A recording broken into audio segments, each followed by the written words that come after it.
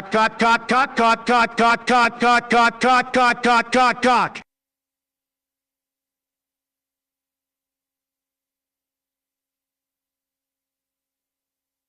Wheel.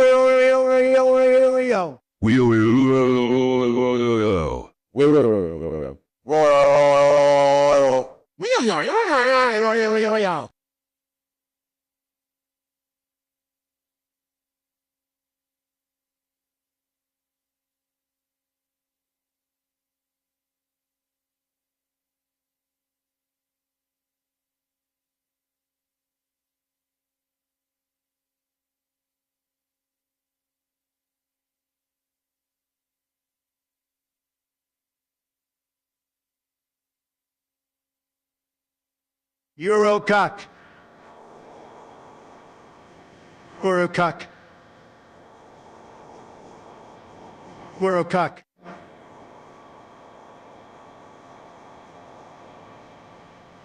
Eurocock. Eurocock.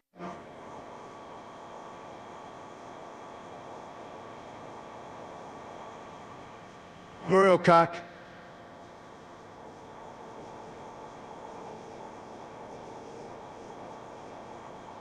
Eurocock.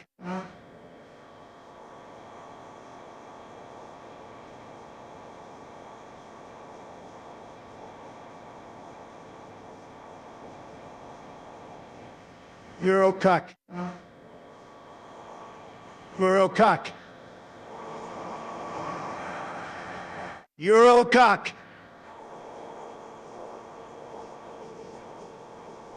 Okay, sorry, I'm back. Hello? Okay, right. Oh, sorry. Hi. Hey, I forgot I was muted. Stephen, I don't think you understand. All right, I wanna take one more swing at this. I'm gonna get a little bit more theory heavy just to see if Uh-oh. Okay. Hello. not theory heavy. I promise you. Welcome So I to the- studied like journalism and political theory in undergrad, but not a lot of queer theory. So other than some Butler, so a lot of this is my own thinking about my own experience, which is a rarity online these days. Okay. So yeah, so I think woman is a category, and a performative created by Performative Speech Act. And while I agree with you that a lot of the behaviors are probably rooted in some biological basis, the category is almost by nature created by us performing those categories. Because like language, that's how like social construct theory works. Okay. And then I would define a woman as a person who desires to be recognized as being included in that category of woman. Because a lot of my kind of personal theory on self is like rooted in Hegel and in like as a departure from Descartes. Like it's not I think therefore I am. It's we recognize each other, therefore we both are. And so I think a lot of like someone's essential personhood is rooted in being recognized and affirmed by others around them. And so the experience of dysphoria I would define as I mean, the DSM defines it as a clinically significant distress or impairment related to a strong desire to be of another gender.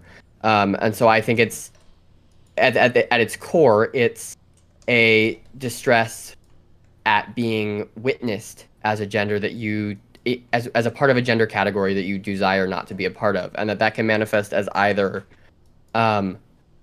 physical distress with your body, or the social distress of being misgendered and but at the end they're both rooted in the same I am not being witnessed, I'm not being included in this category that I feel I am a part of. And that deep feeling we can call biological, because like all preference is at the end brain chemistry. Or we can call it like qualia if we want to be annoying about it. But I don't think those two feelings, the one about the body and the one about being witnessed, I think they're both about being witnessed in the end, just on slightly different levels. And I don't think drawing that distinction separates people meaningfully in terms of who is and is not trans. Okay. Yeah, so that's sort of my take, and that the categories obviously originally existed due to sex differentiation and maybe still do to some degree, and that those behaviors might end up not distributing evenly, but today are largely socially constructed categories. And that we can see, and a lot of this comes from the fact that we can see that trans people exist and have this distress, and that socially transitioning can alleviate dysphoria. Like that's a recognized tactic to alleviate dysphoria. Yeah, those are my answers. Okay, I mean I understand them. I just disagree, but on the differentiation between the two types of dysphoria. Well, I mean I think they're wait. Say that part again. Which I'm just asking which part of that summation do you disagree with? I guess all of it. I guess I don't know, or the I guess I just view all of it differently. Like foundationally, like I feel like there is an internal experience of. Well, I guess like so. Here's a question from chat. I guess if a 6-foot bearded man said that they were a woman and everybody treated them like a woman, do you think that person would feel like a woman? I think the answer would be no, and I think that's the stem of our disagreement. I think the answer would be maybe. Okay. I feel like the answer would be always would be no. It would never depend. It would just almost. If this person is a trans woman, like a 6-foot bearded. Even if they were a trans woman, yeah. That if they requested the right pronouns and were treated as a woman, I still think that person wouldn't feel like they're a woman. I think that there would be another problem going on. Yeah, maybe. For another backing evidence, like even trans women that pass that I've got emails from that are like they get correctly gendered without ever introducing, even these people sometimes feel like imposters. So, right, I'm not denying that that type of dysphoria exists, like this physical dysphoria. But I think that to some degree, at least, that's inseparable from the roles in that it's you witnessing yourself as the wrong gender. That we associate these, like in a society where being 6'4" and bearded was accepted as a trait implicit to the woman category. Sure. Someone might. But I guess we would need a different biology to get there, because you're never going to have a society where it's normal that there are 6 feet women with beards. We would have to be fundamentally altered species to do that. But we live in a society now where we have trans women who are 6'4", and in a world where we accept that they don't have we accept that they don't have to shave. These people are always going to be less than 0.5% of society that are. Is that the stat? I think it's 0.7%, so half of that for trans women versus trans men. Yeah, it's going to be like less than 0.5%. It's never going to be normalized enough that any trans woman will feel like they could be a 6 foot tall. And most of those people want to pass like socially too. So I mean, like, I don't think you're ever going to have a human society where you have people that are 6 feet tall with beards that are like, oh yeah, I feel like a woman like everybody else. I guess I mean, it's okay to disagree. Also, you don't have to agree on this. Yeah, no, I know. I guess I do disagree. I don't know if a woman like everyone else. I feel like a woman. I feel accepted as a part of this category. I don't feel like there is some dissonance between what we consider to be a woman and me. Okay. Because you have like non-trans people who experience this kind of dysphoria. What does You that have mean? I think historically, like butch lesbians can experience gender dysphoria because they feel excluded from their gender because of the way they choose to present. I've never, my aunt is a butch lesbian. That's the only like perspective I have, Sure. but she's always felt to me like quote unquote one of the boys, but she always feels like a woman. I don't think she's ever had problems with that. Like, so she I might don't be know. included with like people, but I don't think she's ever felt like gender dysphoria before. Sure, I'm not saying all butch lesbians feel this way. Sure, that's what I'm saying. That's the only perspective I have to draw from. I've never heard of a butch lesbian given that take, but maybe they do. Then I just haven't met There them have before. been, I mean, there have been lesbians, probably less so now, because trans identity is more accepted. But historically there are examples of butch lesbians taking testosterone and even getting top surgery in an attempt to fit in with men because they feel so excluded from their own gender and community. Okay, that would definitely be interesting. I just have no perspective of that if that is true. But I mean, that'd be interesting if it was true for sure. Right. So, sure. I guess I just get examples like this in which, yeah, I feel like the core of dysphoria is being included in these categories that we've structured. And I don't feel like just because we've historically had these structures rooted in biology, or at least tied to biology in some way, I feel like we can see that trans people exist, and we now have the frames of analysis to do gender theory and understand gender as this structure that we can affect. So why not advocate for a world in which more people can feel included in the gender that they exist in, while at the same time, right? I mean, and while at the same time, like giving trans people the rights and access to transition to the gender roles that they're trying to reform. I didn't follow that whole statement. Try that again. Sure. Why, in a world where we no longer necessarily, even if gender has been historically tied to sex because a lot of these behaviors are rooted in sex, if we now have the analysis to understand that this category could include more than just these sex-based behaviors, why not work to expand them? I mean, we can slowly, but it just has Sure. to be reasonably done, I guess. And right now things so have what gone really fast over the past 5 or 10 years. If this 6'4" bearded person wants you to use she/her pronouns and refer to her as a woman, I have no problem with that because that's just a respect thing. It's whatever. sure, then But the issue is that if we start Is she not confusing the trans? public, well, is she? I don't know. That only she can really know that, right? I guess. right. But if she asks you to refer to her with she/her pronouns, she wears a dress, but she has a beard, 6'4". Why are we suddenly saying no? You can't be trans. You have to be something else. Why are we? What is the Well, point just of this for new all category? of the things that I went over earlier, but we'd just be running over everything. I just think that. Well, I guess I don't think that person is meaningfully distinct from me, a person who is on hormones, except for that I need healthcare. But like, people need lots of different healthcare. Lots of women need different types of healthcare. Sure. The need for healthcare and advocacy, I don't think, like, this person is still facing a lot of the discrimination that What's I the face. issue with All Lives Matter? Well, right, that's what I'm saying, is that the issue is that white people don't face the same type of discrimination as black people. Well, so that's exactly the issue, right? This is But I why don't think- All Lives Matter was shit, is because there are certain groups that face specific issues that they need redress for, and when you blow that up to All Lives Matter, which is something what you're doing here with like trans people, all trans lives matter, you're making it into like anybody can be trans and they show, but well now you're kind of like glossing over some of the issues that trans people have. Right, but like gender groups can have a range of issues. They don't all have to. They don't. It doesn't have to be. And humans can have a range uniform- of issues, right? If Black Lives Matter, why don't we talk about black crime more? Well, you do.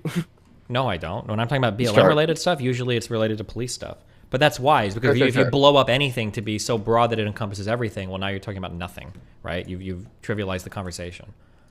Right. I Or don't like think when this women are talking about like, oh, I 6'4" get harassed online. It's like, well, everyone gets harassed online. Oh, well, thanks. I don't solved think that, this 6'4" bearded person who wears dresses and wants to be identified with she/her pronouns is having a distinct enough experience from me that like we need to force her to be in a different community or like use it, like make up a new word for her. Okay. Yeah, I understand. I mean, we disagree, but like I understand. Right, and I feel like all of my argument for that is just anecdotally, like the trans women and trans people I know. And I feel like you do believe what's your stance on non-binary identity right now? They're probably real as long as they experience dysphoria. What dysphoria are they feeling? It's more difficult for me to relate to non-binary people, but sometimes non-binary people, when they've emailed me, they told me that they can feel dysphoria when they are identified strongly as any gender, or that can vary from time to time, is what I've been told. Right, but that's about being identified. That's not about a physical... Well, I'm sorry. Being identified as or having the characteristics of like a certain gender can make them feel dysphoria, not just a social thing. But that's not like male brain in a female body, etc., right? I don't know what it is. Non-binary is significantly more complicated for me to understand. Sure, I mean, I feel like my model more adequately accounts for non-binary identity. That would be one of my defenses. Okay, maybe. And that is rooted in the fact that I know so many non-binary people some who bind, some who don't, some who are on hormones or were on hormones some of the time to get like half effects, some who just dress like crazy gay people, some et cetera, et cetera, et cetera. Yeah, so that's anecdotal, but from someone who lives and breathes trans community. Okay. Sure. And then, yeah, I guess I don't feel like just because Demon Mama and Doe are going to call you trans meds, I don't think this opinion is necessarily trans medicalist, because I really do think the online conversations are today, if you require dysphoria to be considered trans, you are by definition today a trans medicalist. That's where the online conversations are. I can say that I'm not, but then people just accuse me of lying my positions. But I mean, I don't really care about the label one or another. But that is. But you're not gatekeeping. I am gatekeeping to people who have a medical diagnosis. Oh no, not necessarily. But I'm gatekeeping to people that I think are actually trans and not just IDing as it. But sure, I guess I just feel like dysphoria is the desire to be a gender you are not, and the distress caused by that. And I don't think. I don't know. I guess, sir. I guess if I accept your definition of dysphoria, that is to some degree trans medicalism. But I don't know. It feels more nuanced than that. And to claim the label of trans medicalist feels like a huge concession. I'm taking it because you back, get grouped in with people like, but you get grouped in people with like Blair, and she's also not very bright. Probably not. At this point, it sounds like I'd probably agree with Blair White more than like Demon Mama or Doe when it comes to gender stuff, though. So I don't think most trans people are Demon Mama or Doe. The online conversations, I think that they're more mainstream. Those types of people, yeah. Who are the mainstream sane trans people online? Online, I mean Natalie, but she's not canceled constantly. Yeah. So sure. Abigail. Abigail might be. I know you don't like. I know that everything she has to say about philosophy and economics is stupid. I don't know about the gender stuff. I haven't seen her make videos on. She did. I mean, when she came out, she did a video about her experience. I don't know. I mean, I agree. In the world, in like the communities you run in, the big names are like Demon Mama and Doe and Riley and Taftaj, right? Riley is decent. Taftaj is okay, but I'm pretty sure people think she's a fucking Nazi. So like, seems to. I mean, I know a bunch of trans women who are very online and have large followings, but they don't do like politics. So I don't know. You're right. In the spaces you exist in, I agree that a lot of trans conversations are dominated by some people maybe I've been too harsh, who I would disagree with strongly. But I don't think that you have to be able to defend gender theory to be trans, and I also don't think I don't think being trans makes you an expert. Like I don't think that because these voices have gotten incredibly stupid, that these stupid voices have gotten incredibly popular, means that this is a representative of trans people. Because I mean, you would agree that Trump isn't representative of the Republican voter? No, I would, because of the amount of Really? support that he gets. Yeah, The average that guy is Republican loved. voter? Yeah, he's super loved, or at the very least, It's a bad example, Yeah. I guess. Or I mean, yeah, he is super loved, but I don't know. I guess I feel that stupid, really headstrong opinions have always been incredibly popular, and that doesn't make them right or representative of the majority. Yeah, maybe. I guess No Opinion, I think, tweeted something about this that I thought was really interesting. Like, I really liked the white suburban liberal elite of like the 90s and the 2000s. The people that were like, I think we need to do something, maybe even something radical, like reparations for black people. I think gay people should get married. We need to legalize drugs.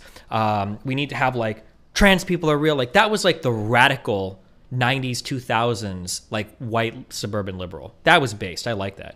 But now those radical positions are like ACAB, defund and destroy the police, all billionaires are evil, get rid of capitalism for socialism. Like it's insane now. Like, and these are like the mainstream, like white liberal suburban positions. And they're like, it's like Hasan, like it is verbatim that. And that just seems to be way, way, way worse to me. Don't you think even in the 90s and early 2000s, like college kids were being crazy and annoying in college? Yeah, sure. But again, I think that's fine. But they weren't all, but their crazy and annoyingness wasn't all labeled trans. Whereas today, everything is trans. So like you can't get away from it or call it crazy and annoying because now you're transphobic. I mean that like young, stupid people have always had much further radical opinions than you think. Yeah, they are, but they were still more assailable vocal now, on the internet. But they can't be criticized now. You could criticize them before. You can't criticize them now. Because now you're transphobic. think? Yeah, of course. You think you think you go on college campus and be like, I don't think some of you guys are actually trans. I think some of this is a little bit weird. You'd get destroyed. Sure, but in the fucking in like the 60s and 70s, if you went on college campus and said, I actually think it's good that we're in Vietnam, you'd be like just as hated. Sure, and I think, but again, like look at the difference. Like back then, like that was the radical position, was like being against Vietnam. That was the radical position. I think Demon Mama is a crazy radical person. Yeah, but now they have social media. They get affirmation from everybody across the entire country, and if you try to combat them at all, you're literally considered like transphobic. I think it's a fundamentally different thing now, or it feels fundamentally different to me. But. Whether or not Demon Mama is an idiot has nothing to do with whether or not she's trans.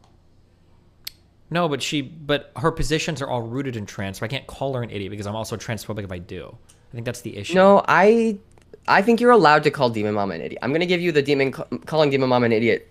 Every single time I feud with a trans person, like I get called transphobic, almost no matter what. Yeah, that fucking blows. Absolutely.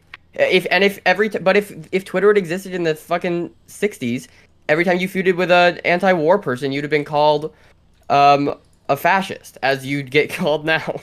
Sure, but like look at the difference. Like, but there wasn't social media back then, so social media has changed things, right? Sure, but that doesn't mean the positions are wrong, right? Like the position, just because Demon Mama is an idiot doesn't mean that her opinions have become. Sure, I'm not saying they're necessarily like wrong, true but or even mainstream. It becomes a hell of a lot harder to attack them. Sure, it's harder. It's hard to criticize trans people's opinions on the internet. Is what we're identifying right now. Yeah. Yeah, absolutely. I mean, I think there's a trend online of like collecting labels, right? Sure. And putting them in your bio as defense against any criticism whatsoever. Any criticism whatsoever, for sure. But like we've watched the internet go through phases, and I just think there's like, and maybe this is just maybe this ends up being just an appeal to like better use of your platform. Like trans people are a historically marginalized community, and half of the country is actively working to strip them of their rights. Like there are better things to talk about. I can't talk about those other things while this vocal group is dominating the conversation, though. That's my issue. They're doing more damage than like the conservatives are in some cases. Like that's the issue I'm having. I don't think Demon Mama is doing as much damage as the conservatives. Okay. We're talking about legislation. Yeah, but versus legislation in response to Twitch what? Like, streamer. what are they being shown that's making them like so hateful? I mean, like, I think the Leah Thomas stuff spurred on a lot of it. That was unbelievably fucking stupid. but transphobia is not new. I'm not because of saying the transphobia Leah is Thomas new, thing. but I'm saying that Leah Thomas is a really good, it's like the perfect ammunition bait. And now you've got people saying, like, we should get rid of women's sports. And that's, like, not even an unheard of opinion. So, like, you're like, not you in particular, but, like, people are handing these positions to conservatives on a literal silver fucking platter. And it's like, well, fuck.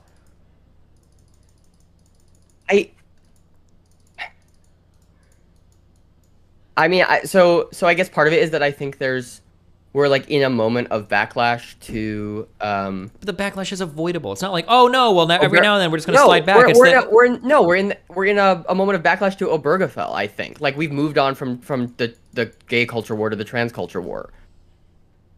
Right? Like I don't think this level of transphobia is new. I think it's just more visible because yeah, but the positions they being lost a position in the culture war. Sure, but like it's really hard if it's just like a bunch of normal trans people that just want to be accepted and have medical treatment and stuff and like are non-threatening or whatever. It's pretty hard to attack that group of people. You'll look insane doing it, right? You still can, and there'll be some people that will follow you, but you're gonna look pretty bad for doing it. I don't think that's true. No, I think you're dead I wrong. think I'm just saying. I'm telling you, you're wrong. This isn't even an opinion. You're wrong. When you have a group of people that's getting attacked, you can see this in protests and riots. When you've got a group of people that are like pretty chill and they're getting attacked, that's really good fodder for your side. It's like, well, look, these people just want to be accepted and chill. Like they're not like, what the fuck is wrong with you? But when you've got people saying shit like, we need to eliminate women's sports, we need to have trans women competing at all levels with other cis women, and we have like legislators saying these things. Saying no, you've got this is like mainstream cultural thought. The Leah Thomas thing was a mainstream debate in the United States. But like, whether Leah Thomas should be allowed to compete in women's sports, but that's not abolish the category of women's sports. It's getting to that point. Like, it's literally validating everything TERFs have ever been complaining about. Then you have people like Vosh, cis men, for all intents and purposes, going mainstream, saying things like fuck women for ever trying to stand up against trans women. This is like the biggest like TERF ammunition. Like they couldn't pray for better TERF ammunition than stuff like this. Or the Leah Thomas stuff. Like, oh, well, like, or like the things like, well, you're not a woman having a period, you're a person having a period. Like, this is literally what TERFs talk about, is the elimination of women's spaces. And I think historically, that's bullshit. Trans people don't want to eliminate women's spaces, they want to exist in them. Be included in the women's spaces, yeah. But you're not talking about including them when you talk about getting rid of like women periods and calling them person periods. You're talking about eliminating it. Women aren't even allowed to. I'm talking about women that feel like they can't say, "Hey, I have like a woman period." I can't say that now. I'm being transphobic. That is eliminating. No one is saying women aren't allowed to say that they are a woman having a period. That's literally all people who have periods are women. The Dwight guy from The Office like literally tweeted out the other day that he had to issue an apology because he made a joke about, I think, women breastfeeding instead of calling it like person breastfeeding or person people feeding. I don't even think you can call it breastfeeding without some people calling you transphobic. Like this is all mainstream shit. It's not just like randos on Twitter. I don't know. I don't think the people I mean, if we go back to the fucking people with periods argument, I don't think what that tweet is saying is that we can't say that women have periods. We are just saying that not only women have periods. No, the goal is to eliminate that language from like broad general statements to, like public facing statements. Yeah, not like in individual personal use. When you say how to talk about periods and say this, reproductive health, not this, women's health, or say this, people who have periods, not this, women who have periods, you're trying to prescribe like certain language usage to people. Like the public, that's not saying you as a woman cannot refer to yourself as a woman who has a period. How do you think it feels to people reading it? Well, I think to the trans men reading it, it feels inclusive. And then to everyone else in society, how do you think it feels? You think it feels exclusive? You think they're saying you're not a woman anymore? If I go up to a woman and I say you're not a, like, instead of saying like women issues or whatever, you have to say, yeah, of course to them it's going to feel like, what the fuck? Well, women's issues exist too, right? Like the gender pay gap isn't biological. Well, it could be. That's a different thing. Not in the same way that periods are. Probably not in the same way, sure. So one is an issue faced by the category, the social role of woman, and one is an issue faced by. It depends on why people choose different. It depends on why. It depends on why people choose different jobs, which is a whole different conversation. It depends. Like if females gravitate towards some type of work and males gravitate towards others, then.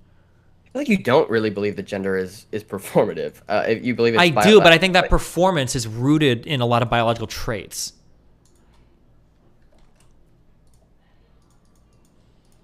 Not as hardcore as society thinks it is, but not as loosey-goosey as some like self-ideas say it is. Sure, maybe. I guess like sure, I have to. Yeah, I'll accept that. Or is it, I don't know if I agree with you. Like if I was arguing against like a conservative, I'd point out like the Polgar sisters, the two chess girls. Have you ever heard of these people?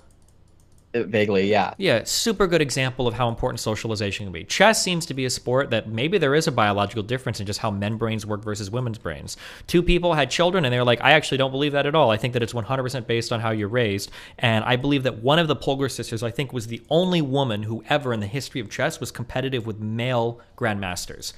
She was like ranked, I think, among other male grandmasters. Just because from birth, her dad was like, I'm going to make you into a god tier chess player. So that's a good example for like socialization, being able to push people in certain ways. So I think that like socialization can play like a heavy factor into it, but we can't just pretend that like there is no difference in biology between men or women, or that like given like a perfectly egalitarian society, people are like going to gravitate, you know, equally towards any particular thing. Like we're probably still going to split based on sex in some different ways. Sure, but like you're not taking this view far. Obviously, you still believe that trans people exist, because some people who hold that opinion then go on to say, and therefore sex and gender are the same thing, and you recognize that that's not true. But you're saying I'm just restating. I think sex and gender probably aren't, the same thing. But even if sex and gender were the same thing, you can still have trans people even if they are the same things. I don't know if that matters that much, but right, because you think there's some internal experience of sex, of sex. Right, that's right. I guess that's what I'm getting down to. But I feel like that's a separate issue from this fucking periods tweet. I just don't think that asking people nicely to say people with periods instead of women with periods is a destruction of women's spaces. I feel like that is a turf talking point. Okay. I don't know. Like, yeah, person first language I does not feel particularly dehumanizing to me in this case. Well, this isn't about person first language. This is about eliminating gendered language, right? Sure, but that's true. Yeah, I don't know any women who feel this way. Well, you probably don't know very many TERFs. Right? Right. But I don't know if we should be capitulating to TERFs. No, but we probably shouldn't be proving their arguments right, that like trans people will lead to the destruction of women's spaces. How is the sentence women who have period... Well, women being held hostage when it comes to talking about their health and not being able to say women's health feels like a destruction of women's spaces. Who is holding women hostage and saying they can't use the word women's health? It's just that... Well, because it's how it starts. Right now, it's a suggestion to use it this way. Tomorrow, it goes out as some fucking WHO guideline. And then the next day, that if you're saying... slippery slope argument. It's not... It's only a slippery It's slope. absolutely slippery. What is a slippery slope? Fallacy. What does it mean if it's a fallacy? It's when you can't connect the dots between A and B. Exactly. Destiny. But I think you can connect these dots. I think you can connect these dots pretty easily. I can see it going from one to the other. Right? I remember arguing because I've seen it happen to a lot of things that I said were slippery slopes. 5 or 6 years ago, I would have said general preference is absolutely not transphobic. Nobody's saying that. And 5 or 6 years ago, nobody was saying that. Nobody online is going to say if you don't want to fuck a trans person, you're transphobic. That's insane. But nowadays, that might actually be over 50% depending on the community, where most people think you're transphobic if you want to have sex with a trans person. So like, I don't think it's fair to just say, oh, slippery slope, oh, slippery slope. Like, I don't know if you can just say that anymore. So two things. One, we still don't have any legislation, right? Nobody's still been arrested for misgendering in Canada, like Dr. Peterson was worried about. Correct, but that was never going to happen because his whole Peterson is fucking so stupid when it comes to anything having to do with politics. So I'm not like holding up anything that guy has to say. I think that has more to do with discrimination than just like accidentally misgendering somebody, right? But when we say like the sentence "women have periods" is transphobic, we're not It's like when we call something racist. It's like a systemic critique, not an individual one. No, right? that's bullshit. Nobody understands the difference between that. And people purposely conflate them all the time anyway. To where if I make a systemic racist comment, people say you're being racist. And then people use that distinction to just be racist towards majority groups, like white people, and then say, oh, well, it's not racism. LOL, cracker, white mayo side loser. Okay. Like, and it's like, okay, between you and me, two people who understand what the word systemic means, can you agree that the sentence "women have periods" is an example of systemic transphobia? No, because linguistically, transphobia. I would say there's a linguistic game being played where when women can have periods is being said, you're saying that instead of women, what you really mean women do. Women have periods. Well, not all women do. That's what I'm saying. Yeah, but even even cis women, not all cis women have periods. Sure. But like when people say women have periods, what they're saying is periods come from the female biology, which is true.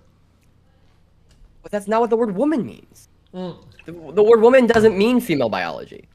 I think it's a stand-in here for what people mean when they say that. Because people don't know anything about transness. Okay. Like, I mean, I think despite how big it is online, like trans issues are not like widely talked about or understood. Sure, but like trans communities online aren't doing themselves any favors. Sure, I agree.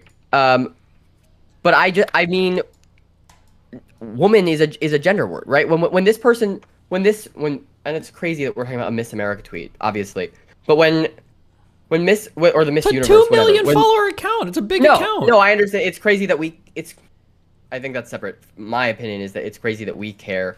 Anyone cares what the Miss Universe verified Twitter account has to say about gender. I think it's crazy anybody cares about what Vosh has to say about anything, but this is the world we live in, so. Right, but Vosh at least like makes his whole deal pretending to know things about politics. Miss Universe is not that. Anyway, when this is an implicit prescriptive statement, right? What Miss Universe is saying, it's saying no, it's an explicit prescriptive statement. This is what you should say. Because we should work to the implied is the justification, which is because we should work to separate our let's just the words man and woman from male and female. Let's run this down, okay? Do you think that it's fair to say that somebody that would agree with this statement would ultimately argue that woman anything should be removed from our lexicon? And it should all be called person anything?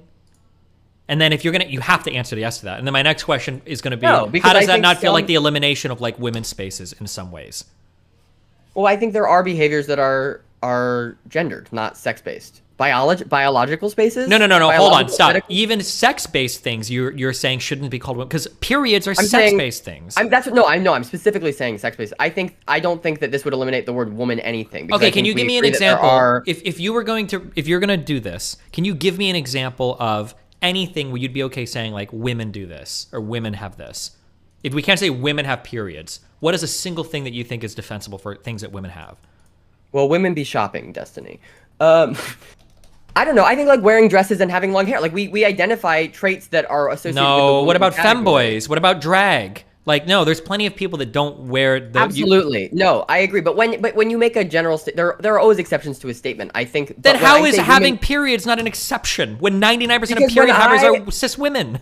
Because when I say women wear dresses, I am not trying to further the political project of separating sex and gender. But when I say we talk about periods, we are actively trying to disrupt the association between woman and female to create a more inclusive society where trans men are more automatically considered when it comes to menstrual issues. I think they can be considered when they hear women because they'll associate with female gender or female sex. Is probably no. When trans men hear people talk about women having periods, they feel misgendered and dysphoric. Okay. All right. I think we're at an impasse. Sure. Yeah, that's fine. We're sure down the drain. Anything else you want to talk about? I appreciate you. I mean, I have many other nothing trans related. I would love to at some point talk to you about socialism. Okay, at some point. Okay. Thank you for having me on. I really appreciate it. All right. It was fun. fun. Can I plug my away. bullshit real Whatever quick? you want to do. Hi, I'm Ella. I'm on Twitter as L Yurman, ELYURMAN. I'm a writer, actor, journalist, stand-up comic, and I write for Some More News on YouTube. But none of my opinions are representative. Oh God, fucking Cody. Oh, you're killing me. How much? I'm sorry. It's okay. All right. What are you gonna ask?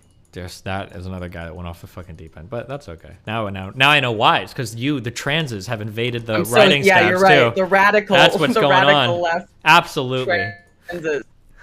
It's funny because I think a lot of the time I end up arguing with, arguing with people to my left and end up getting the same accusations as you thrown at me that I am a racist, fascist, et cetera, et cetera, et cetera. Yeah, but thank you for having me on. I appreciate it. Yeah, no problem. Anytime. You have a good day. You too.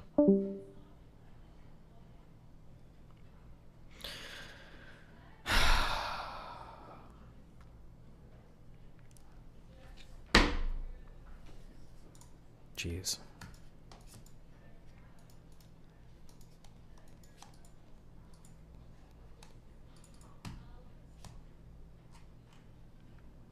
Oh, I should be playing my vampire game. You're right. Why am I playing this? Oh man. What is this? Why did you link me this?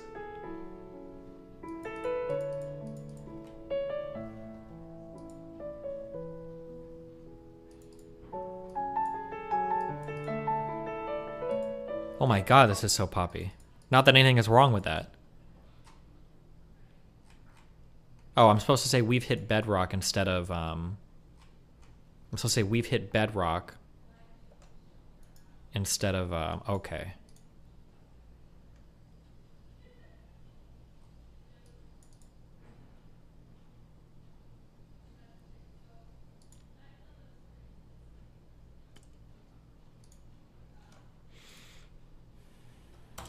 Yeah, let's do it. Yeah, let's do it. No, shut the fuck up. I'm a big boy. Why? Okay, yeah, let's do it. Stop. Nobody hates nobody. We didn't bully him. Just because it wasn't picture perfect how you imagined it to go doesn't mean it was wrong. I don't think you've seen us hang out with Edin, with his friends or our friends ever before. Yeah, this is not the first time we've hung out with Edin Look at this classic anti-vaxxer take. All right, sheep, go wear your mask and muzzle the fuck up and shut up, boy. Do as you're fucking told. Do you understand me? You wear that mask and you be back at home at 9 o'clock. Do you understand? Fucking slave. Yeah, how about that for an anti-vax take? Holy shit, dude. Okay. What do I? Okay.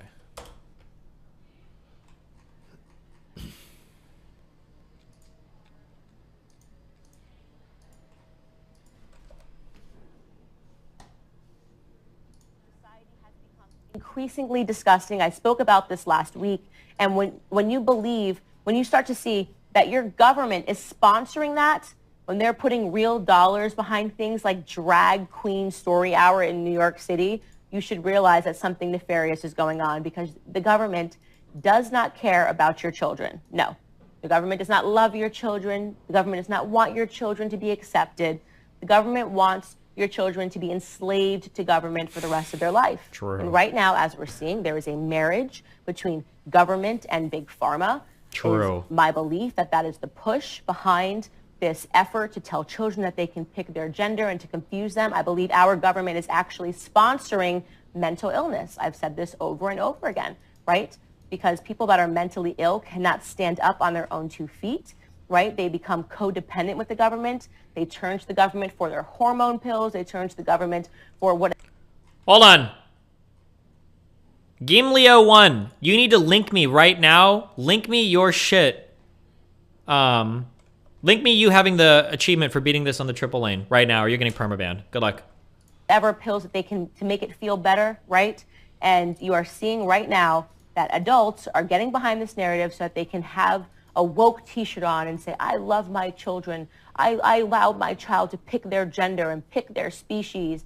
And they feel proud of themselves because they can go and they can say this on Facebook that they're a wonderful, accepting, and loving adult, when in reality, they are underqualified to have children. They should have their children taken away from them because it's child abuse. It is child abuse to put a half-naked adult in the room with a small child and having them read a book. It's just child abuse. That's what it is. It's child abuse to ask your child to take a dollar bill and put it into the thong of a grown adult. It's child abuse. It's child abuse for teachers to be telling children, knowing fully well that it is a lie that they can switch their gender biologically, right? But to encourage that behind a parent's back, That's child abuse. I don't necessarily disagree with her, kind of, but it's just that the things that conservatives are talking about aren't really happening. This idea that like there's this like massive teachers like turning your children trans. If that was the case, that'd be pretty bad. But like, I don't think that there are teachers doing this. Jesus Christ.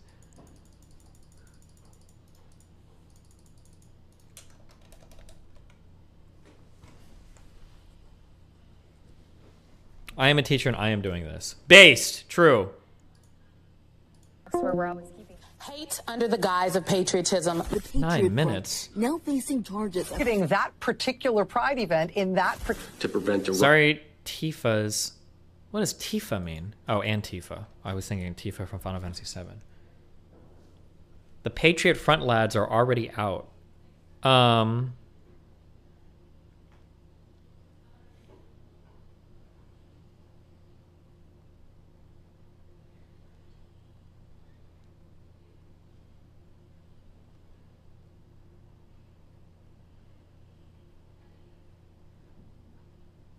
Wait, what did these guys even get arrested for? Why wouldn't they be out?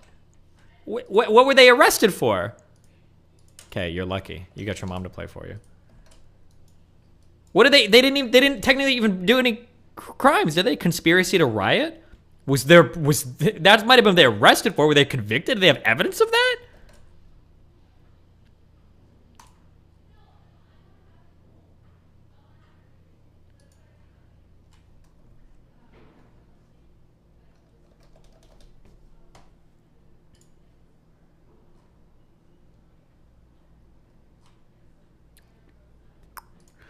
Hasan is coming for you. Why is he... What is he getting into? Oh, he's not going to actually fight, right? He's just a new exercise thing?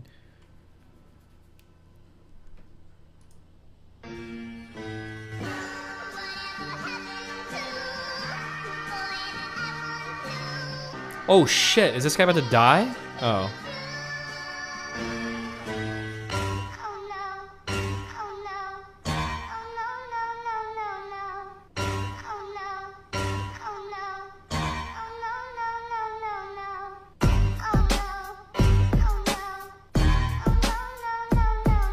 Wait, what is... Whoever did this meme fucked it up so hard.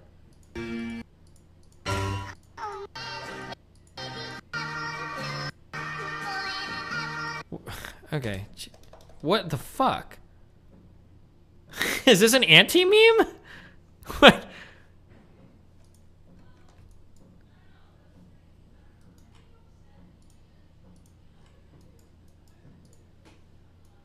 Jesus Christ, guys.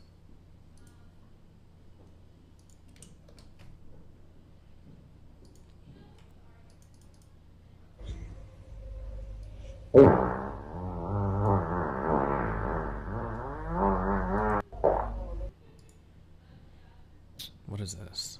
Well, the problem is, like, people tend to fall into the groups that love bomb them and away from the groups that hate bomb them. It's also, it's what happened with, like, everyone. It's what happened with Destiny, you know? This is why so many people who move right say, like, dude, the right's, like, so more chill to Oh, talk. true. You know how much I get loved bombed by all those conservative groups? You guys should look at, whenever I'm talking to Fuentes or Lauren, you should look at their chats. Those guys are love bombing me so much. They love me in those chats. It's unreal how much love and support I get from those conservative groups.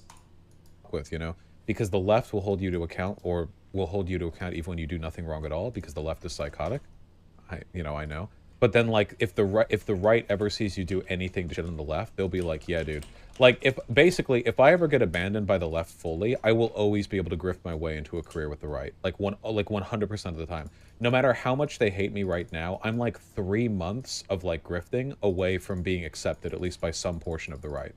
3 months or 2 hours away? No matter how much they hate me and they despise me. They tend to be really pragmatic about, like, you know, accepting the help that they can get. Yeah, if I talk with Tim Pool and I'm like, you know, you were right. These grifters don't actually, these leftist grifters don't actually care about racial justice. They just hate the police. Oh, dude, it would be so easy. Holy, yeah. So people tend to gravitate towards the communities that give them, like, the right love. Yeah. Yeah, the right recruits, the left excludes. Yep. Kyle Rittenhouse seems to have gone full grifter in the last few days. Oh. Yeah, he ended up going full grifter, basically. Or at least he's super leaning into like the palling around with far-right people and so on and so forth. This was a pretty expected outcome. I will own up to the fact that I was trying to discourage my audience from being presumptive about it, but it seems like that's the road that he went down. I still maintain that it's valuable. What? Did he just say he tried to keep his audience from being presumptive about Rittenhouse becoming right-wing? Wasn't Vosh one of the people that was on day 0 calling him a white supremacist? What is he talking about? What if I could turn Rittenhouse around and make him a force for the left? He could be an actual Antifa super soldier. I need to contact him. Fuck.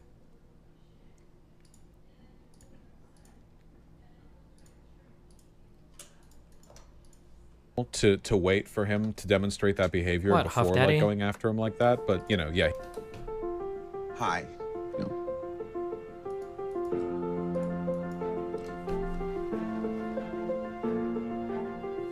Hi, I'm Taylor. Hi, I'm here for my interview. Oh my god, what if this person had a super femme voice and they're non-binary, but AFAB? Never mind. I'm Dorian and I use the pronouns he, him. Are you comfortable sharing how you would like to be addressed? Kill me. I'm sorry, but please. Thank you for asking. I use they, them pronouns. Great. Well, I'd love to hear more about your skill set. Sure. I went to some I'm gonna be you know what? My new goal, anytime I'm in these spaces, I'm gonna be aggressively woke phobic. I'm gonna be woke transphobic. Every time I see a trans person from now on in a woke space, I'm gonna scream at them. Oh my god! What pronouns do you use? I'm sorry. I'm just kidding. New topic. Let's move on. Okay, back to Vaush. He ended up doing it, so, you know. There's no way to, like, perfectly, reliably self-identify brainwashing or irrationality, but there are decent ways, there are decently effective ways of getting a vibe for it. The best way, I think, of trying to determine whether or not you're brainwashed in any way is to ask yourself hypotheticals. This is why, like, people who are super dogmatic hate hypotheticals. Ask yourself hypotheticals if you would still believe X thing if Y turned out to be true. So test your beliefs by pushing the framework that you believe, like, to its logical extremes. That doesn't mean you have to... What? True. Good point, Vosh. Have perfect answers for everything because nobody does. But if there are glaring contradictions in some of your beliefs, or if there are things that you just flatly don't believe, even if it seems like you should, that's a good thing to, like, look into, you know? You can think a good thing of, like, gender roles, okay? That's a good example right there. Gender roles is a really good example. So, if you believe that men and women are equal, fair. If you believe men and women are equal, you know, like, in a basic political sense, right? Like, not, oh, well, do you think they have the same reproductive organs? But, like, in a basic political sense. Then you should believe that they're equally responsible for their behavior, right? That seems reasonable. I think that's pretty straightforward. Careful. So if that's the case, how do you feel about men and women getting wildly disparate sentences in the criminal justice system, right? So a lot of people are principally in favor of the idea of men and women being politically equal, but then, like, they'll have a bunch of inconsistencies when it comes to punishment. They're more willing to punish men. Implicit bias tests show people tend to be like this for black people as well. Implicit bias against dark-skinned black people. Light-skinned black people are actually not very vulnerable to implicit bias, funnily enough. They are still, but not nearly so much as dark-skinned black people. And light-skinned black people are nearly as likely to commit it against dark-skinned black people as white people are, which is interesting. It's almost like there's a subcategory of dark skin, like light-skinned black people that are Man, we're using a lot of scary words here, Bosh. Beneficiaries in some severe respects of white privilege, and dark-skinned black people have concentrated all of the. God, I can't wait for the time when we don't use mulatto anymore, right? Is that a deprecated racist term? It's gonna be so fucking funny if we get to the point where, like, white people are calling, like, mixed black people like white privileged inheritors or whatever. Oh shit, that would be a good ass meme. negative social like conditions, you know? Which is, of course, really, really dumb. James Lindsay is a massive pussy. Destiny debated him at some IRL conference, and after getting shouted down, he literally assumes, like, the submissive pose in his chair. It's insane. James Lindsay called Shark3e6b groomer and Shark challenged him to a debate. No shot James Lindsay accepts. Oh, dude, Shark popped off with this tweet. People were fear-mongering over the drag queen or whatever, and it's literally like, I'm sorry, is this what everyone's freaking out about today? These kids are safer there than they are at school or alone in a Catholic church these days, Lamau, which, yeah, true, and like, what, you know, whatever. Okay. James Lindsay. Wait, what? Who has, how many followers? A third of a million with the 159 like, okay groomer that was sent 2 hours ago. James Lindsay is perma online, so there's no shot that he doesn't see this. I want it to get large enough that he has to reject Shark. But yeah, Shark3e6b is super cool. Arizona cops watch a dude drown. I think the cop acted mega cringe, but I wouldn't expect cops to dive in the water to save a person who's drowning either through a river. Those water conditions are incredibly fucking dangerous. Nowhere in a cop's training is there like rescuing people in turbulent waters or whatever. I don't even know if it's good like policy, like the idea, like if a person's like being swept away in a river or whatever, if you just went down.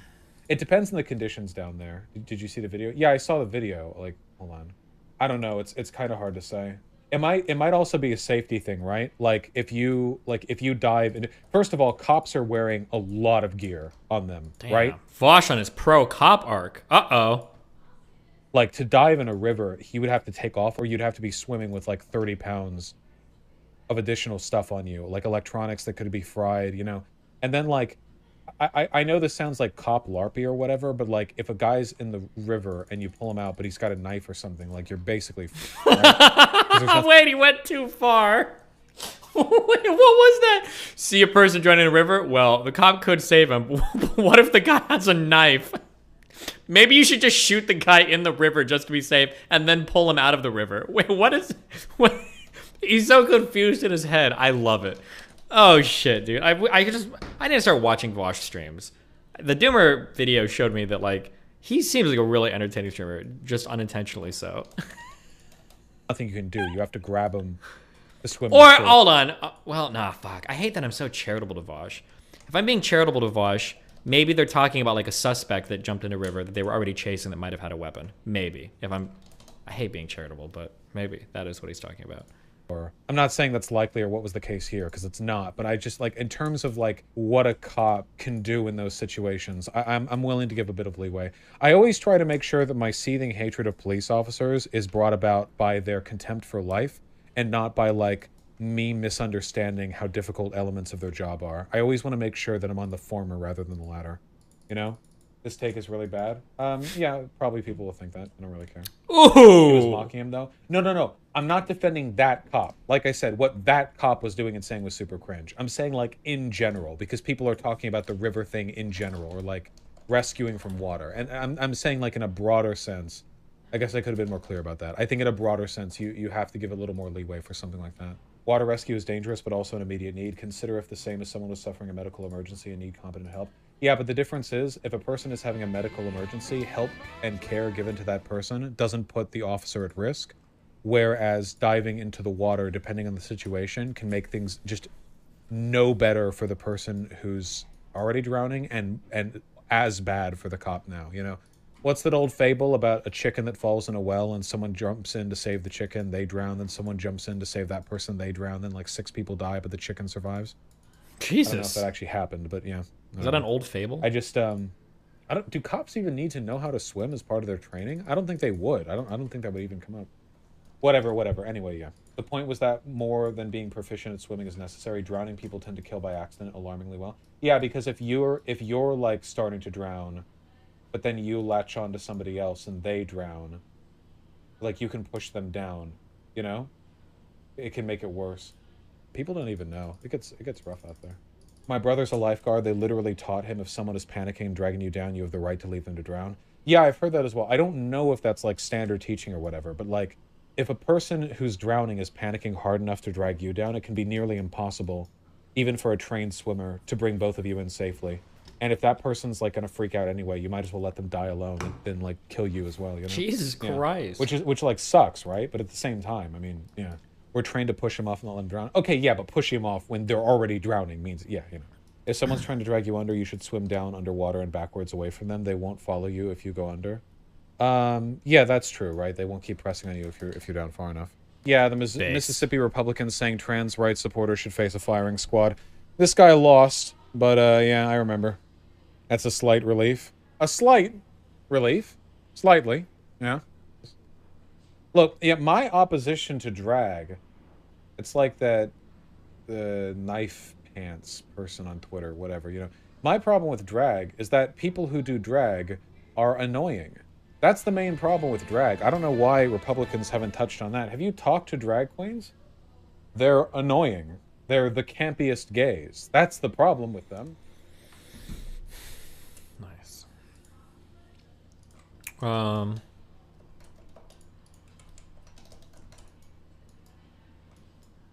Jesus. Call aristocracy? Wait, is she ready to talk? Or Deco, are you getting permabanned? She's not even in chat.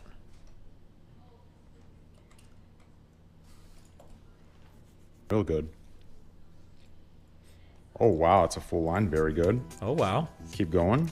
Okay, this is really good. Yes. Hold on.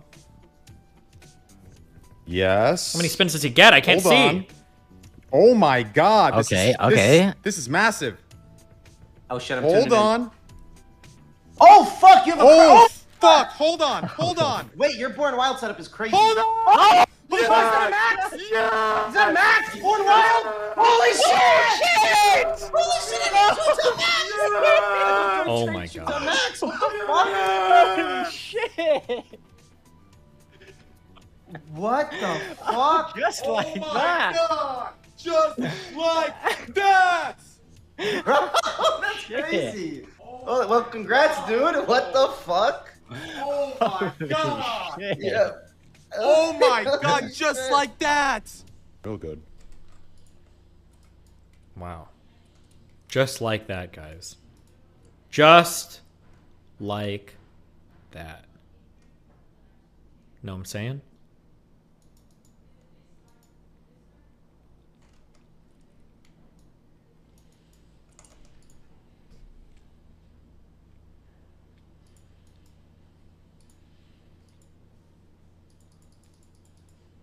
Do you think if I put this here, it'll reach out by 2?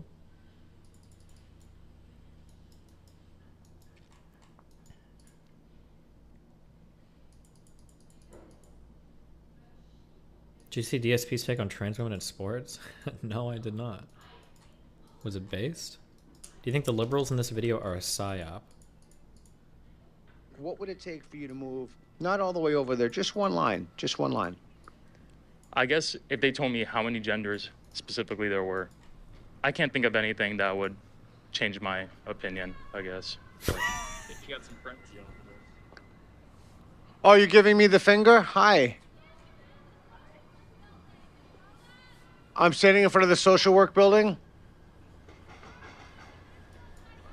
You're harming I'm individuals harming individuals by asking that question. Jesus. Oh no. Well, you want to guys. come down and have a conversation about it? Why do you want to come down and have a conversation? Oh. Okay, so what would it take for you to move to the strongly agree? In this man's class, after a long, controversial 10 weeks of lectures in this giant auditorium on the final day, he posed a question to the students. He says, if anybody has disagreed with anything I've said over the last 10 weeks, come down and sit in this chair in a spotlight in the middle of the auditorium. Here's a platform. Tell me to my face. Which I'm glad. I was the only one who walked down and you gave me an A. Excuse me. Hi, I'm so curious about what's happening out here. Oh, you want to, Okay, how do I find these people? I want to find the people that are really mad and want to argue in real life. Where do I find them? What do I have to set up at? Where do I need to go?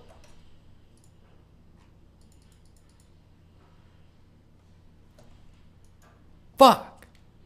We need to find the white women. critical thinking game where we take a look at claims and you step on a line you want to play? Well, You want to watch the game played? Well, we were watching from up there actually because we happened to see the sign from up in the School of Social Work, which is on the 6th floor, and some of our trans students saw the statement. There are only 2 genders. Well, thanks for coming down to talk. Also, by the way, guys, you can be pro-trans, pro-non-binary, everything, and still only believe in 2 genders, okay? You can totally do that. You don't need to subscribe to 50 million genders or neopronouns to have anything to do. This has nothing to do with trans people, okay? 52 trillion genders has nothing to do with trans people. But, okay. It was pretty activating and upsetting not knowing the context. We thought it was sort of a statement that was being made, but not a thought exercise necessarily. Would you like to see how the game is played? No. Is it something that should be a game, though? An exercise? You want to use you want to use defund the police as one? Well, just thinking about what it looks like. Yeah. What does it look like to the see whole like community? 1, 2, 3, 4, 5 white men with a sign that says there's only 2 genders? What does whiteness have to do with the gender shit? What does it have to do? It's like he's reaching. Why not just say like white straight guys? Why not reach white straight affluent guy? Why not just keep adding them on? Like, You could have been like the Westboro Baptist Church for all. What is white? Who cares? What even if the Westboro Baptist just wanted to set up, who cares? Why did you identify us on the basis of our race? Well, are you the best people to be hosting that dialogue about? No, but you. Be representative of that community. Okay, but I asked you a question. Why did you identify me and these people on the basis of their race? What it looks like, right? Kind of like the activating, triggering aspect of it all. So you think that it's morally acceptable to identify people on the basis of their race? It's not a moral question. It's a matter of like the fact that It's just those about power and identities privilege. exist. Yeah, and identity and representation, right? So if you had a bunch of queer folks out here asking those kinds of questions, and there was Well, how do you know we're not queer? that's true. I don't know, but there's not sort of a representative, holistic, inclusive feeling, especially from up on high. We're looking down and we see this statement being made. We're curious about it. We're also just worried about the harm being done to passersby. What is the harm? So there are What's people the who harm? people who went home because it was so triggering and We had activating. some students. So I had think to leave. the got end result is there. You know you're on film, right? That is totally fine. Okay. There are real people who are really hurt by this statement. So I think What were they hurt about? question that because that's not how they identify, and so it seems like a really triggering statement to just say there are 2 genders if that's not been your experience. That's triggering. It's not even a psyop. I can't even say it's a psyop. These are probably all real people. So it's very harmful and very hurtful, and there's human lives that were affected, so I think that's the message we're trying to send is to maybe consider the questions that you're asking or posing before you Bro, give these your things are thoughts, really. unkillable.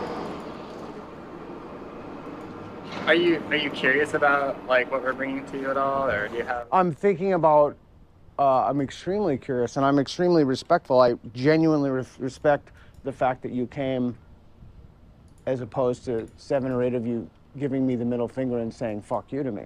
So yeah, so What do you gain from this? Like, what is your reason that you just want to cause trouble, or like why are you here? So, I'm fascinated. I do street epistemology, and I'm fascinated. If Wait, who is this guy? Street epistemology? I've heard of this guy's videos before. I just haven't watched them. Epistemology is from the Greek, basically how you know what you think. Okay, so street epistemology is taking it out of the university and bringing it into the street. So I'm very curious. Okay, a sidewalk or a. Is this a street? What are you saying, you fucking... Campus. This isn't street epistemology. You're doing this on the Okay, if you don't like the word street, you can call it plaza epistemology, whatever. But the idea is you take it out of the university and you see if the reasons that people have for things justify their confidence in it. So this is a confidence scale. We can do this with any claim you want. We can do this with a mayor of the city. We can do this with should the United States be funding Ukraine? I think it's $800 billion. Should the United States, is it more important to control inflation or employment? And we put people on a spectrum. They start on, let me just explain again. So you asked, so I'll tell you. So what am I gonna do? I think what we're just saying is and I think those questions are thought-provoking and important questions to ask folks in our community, I think what we were struck by was the statement on the board that it wasn't a question and that there was no context clues for folks, especially trans folks, to know that this was not your belief, but this is more of a thought experiment. Okay, would you be more comfortable if it was a question? Like if I put a question mark? Sure. Okay, I'm more than happy to put a question at the end. A question is a question and not a statement. More than happy to. Some type of warning or a statement of like what you're doing on another board so people can walk by and like try and understand that. Because from afar it looks... This is a thought experiment. Yeah. Why are you so triggered? Why are you so soft? This is what we're asking people. I'm more than happy to do that. And then that way it can kind of...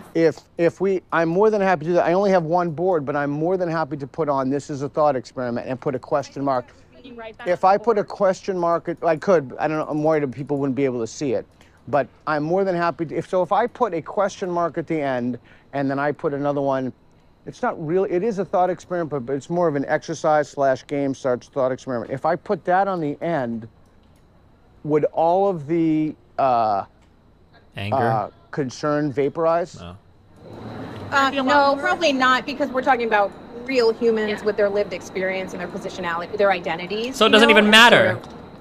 I might have a very different personal feeling walking by because it doesn't target my identity specifically. So we're just sort of here to sort of advocate and elevate who might be harmed by a statement like that. What do you mean by harmed? Harmed? Yeah. Well, people who have been like historically and currently oppressed, right, by dominant systems, patriarchy, whiteness, masculinity, all of the systems that harm people who don't fit within those. I gotta go back to school. I'm gonna only stream 5 hours a day. I want to go to school. I want to go to college. I just want to be around these people. I need to be in the environment. It feels like infinite debates. I feel like you can argue with every single school administrator you walk by in a hallway. Like, these people are. This is the most soy shit I've ever heard in my entire life. Sort of more. Do they even talk about anything, or is it all just going to be? You want a question and not a statement. Can I also ask, like... Now, I just want an answer. That's why you want a question, not a statement? I think a question is an invitation, right? More than happy to make it a question. Participate in this conversation. More than happy to do that. You're representing, with your identity, a belief, perhaps especially when it's a statement. And so what it looks like is you're out here saying there are two genders, and then anyone who doesn't fall within those two sort of binary boxes. I'm more than happy to do that. That's where the harm comes from. More than happy to say this is a thought experiment. No, let me just finish. More than happy to do that. But it seems that if I did that, that would not be enough. You might have. But then I might not be the person to, again, I think asking folks who hold those identities, sort of, if that is enough. So asking queer students, asking trans students, asking gay students, if you're asking about race or poverty or religion, of people who are part of those groups can really inform you better than I can. You wanted to say, I wanted to hear her through. No, I get it. And I'm just wondering, like, are any of you all, like, trained professionals in trauma-informed care? Like, if a transgender individual were to come to the space and participate, and then there was a triggering response where they needed emotional support, like, are you ready? These are the... Bro, really? Really? Come on. No shot is this real. No shot are you this fucking weak. This can't be the case, right?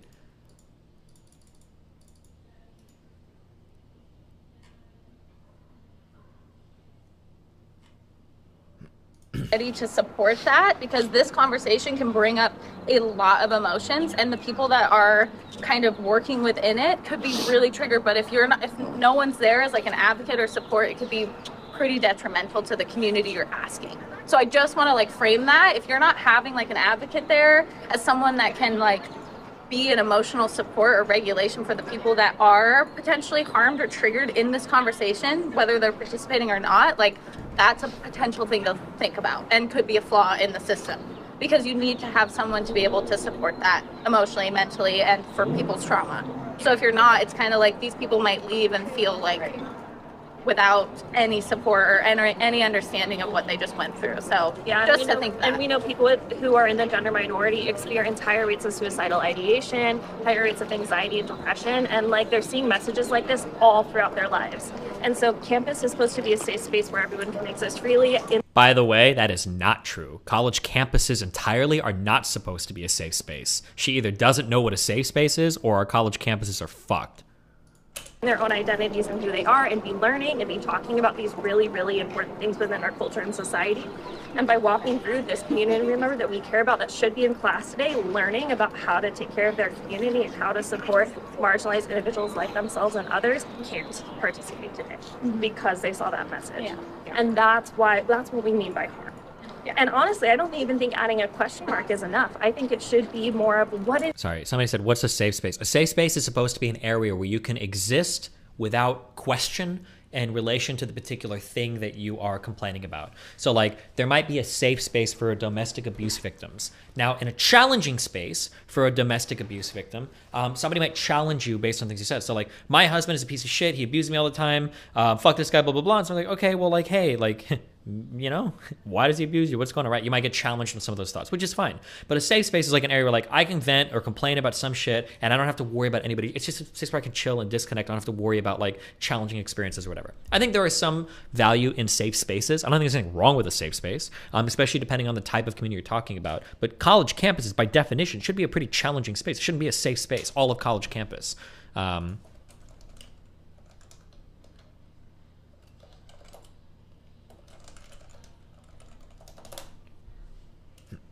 Is your perspective on gender identity? Because then you're opening up the question, or gender in general, right? Because we know that it's not just about identity, it's about who that person is. And by really framing it in the binary, that's where there's harm. Can I put in like my 2 cents as a non-binary person? Cool. I am gender non-conforming. I use they, them pronouns. Do you know what that means? I believe so, yes. Are you aware of like the theory of social constructionism? Yes. So I'm a gender studies scholar. Yeah. So I'm much younger than you. These are all, you know, this is all very new. I understand. Like my parents are boomers. They're in their 60s. They've had a really hard time understanding. So I've had to explain this to a lot of people in your generation. So you're aware of social constructionism. You're aware of gender as a social... Guys, listen. I am triple vaxxed, meaning I have had my 1 series plus 1 booster. Okay, I believe the coronavirus is real. I take all my precautions. I don't think I've gotten infected yet. Okay, I take it all very seriously. Guys, you don't have to wear masks outside. Okay, it's a one-way ticket to Cringeville. You don't need to do this. Okay, you don't need to wear masks outside. You're gonna be okay. All right, you're gonna be okay. You'll be fine. You can make it. All right, don't do this. The construct when you say there are only 2 genders. Why do you care? Because it makes you look like a fucking tool. Okay, that's why. Those 2 genders are just social constructs that we made up. From birth, you are assigned a male at birth because you have a penis, I'm assuming. You present as male. Do you identify as male? Are you asking if I identify as male? I identify as male. Because you were assigned a male at birth. Are you cis? I'm sorry, I'm not sure where you're going with this. I'm trying to understand where you're going. The idea of there being only 2 genders is a social construct because we have this idea of being assigned... Okay, somebody said she's probably just on her way to another building and didn't bother to take it off. So I was about to call bullshit on you because I think you would always take your mask off. But it's probably different for women or non-binary people like this. Masks are really irritating to me, but I think having facial hair makes masks a million times more annoying. So if you don't have facial hair, it probably doesn't matter. But having masks and facial hair the same, it makes everything feel like moist and weird, and I fucking hate it. I hate it. But if you're just like a normal person, or not normal person, if you're a person with facial hair, you can probably wear them a lot more and it doesn't bother you. So actually, that could be the case. Assigned female at birth, assigned male at birth. Now, I'm non-binary. That's something that I have learned about myself over the last 6-7 years. After I was a teenager, I learned about sociology. I learned about gender as a social construct. And I realized that I don't fit into the box of just a cis woman. I like how she's like inadvertently making the argument for grooming. I don't know if she realizes it or not. If how much do I want to step? Oh, actually, I don't care. I'll step into it fully. If you are truly like non-binary, or if you are truly a trans person, you're not going to learn that in a classroom. You're going to have feelings throughout your life. Maybe at some point you'll learn, oh, fuck, that's what it is. But you're not going to feel like pretty chill with your gender, blah, blah, blah, until you're like 20 years old. And then you're like, oh my God, bro, I'm trans. Oh, no, fuck you. Okay. It's not how that works. Now, maybe she's shortening her journey, or maybe she did have those feelings and she's just doing a horrible job at explaining it. But like, she's giving the conservative argument right now for like why we shouldn't teach this shit in school, which is like, I thought it was normal, then I took a gender studies course, and then I realized I'm non-binary. Like, okay, dude. Okay, my gender is completely whatever I feel like in the moment. I'm not just one solid thing. Sexuality, gender, these are all social constructs. So this is like, I'll go even harder, sorry. I think this is like the trans trender that I get emailed about so much. It's women like this. Now online, it's always male to female. Like 99% of the trans people see online are male to female. But from what I get emailed a lot, it seems like on college campuses, overwhelmingly, it's AFABs, which is assigned female at birth, non-binary women that go by they, them, or neopronouns. Seems to be the case. I don't know if that is, I don't know if that's true. That's what I get emailed though. So, and that's who popped up in this video, but.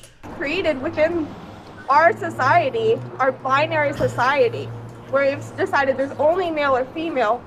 So many people don't fit into that. And like, why do you feel like you're a man? Because you've been socialized to believe these things are associated with being a man. These things are associated with being a woman. There's only 2 boxes. But you don't have to conform to that. That's just what society has told you from birth. Someone said, a doctor said, this person. Also, and again, now the last trans person I talked to disagrees with this. There might be a lot of trans people that disagree. You know, my opinions on this are changing over time, so maybe I won't adhere to this. But the gender roles aren't everything to do with trans people. That like you can't just gender roll away transness unless you weren't trans to begin with. My current opinion on that. Maybe that'll change, but we'll see.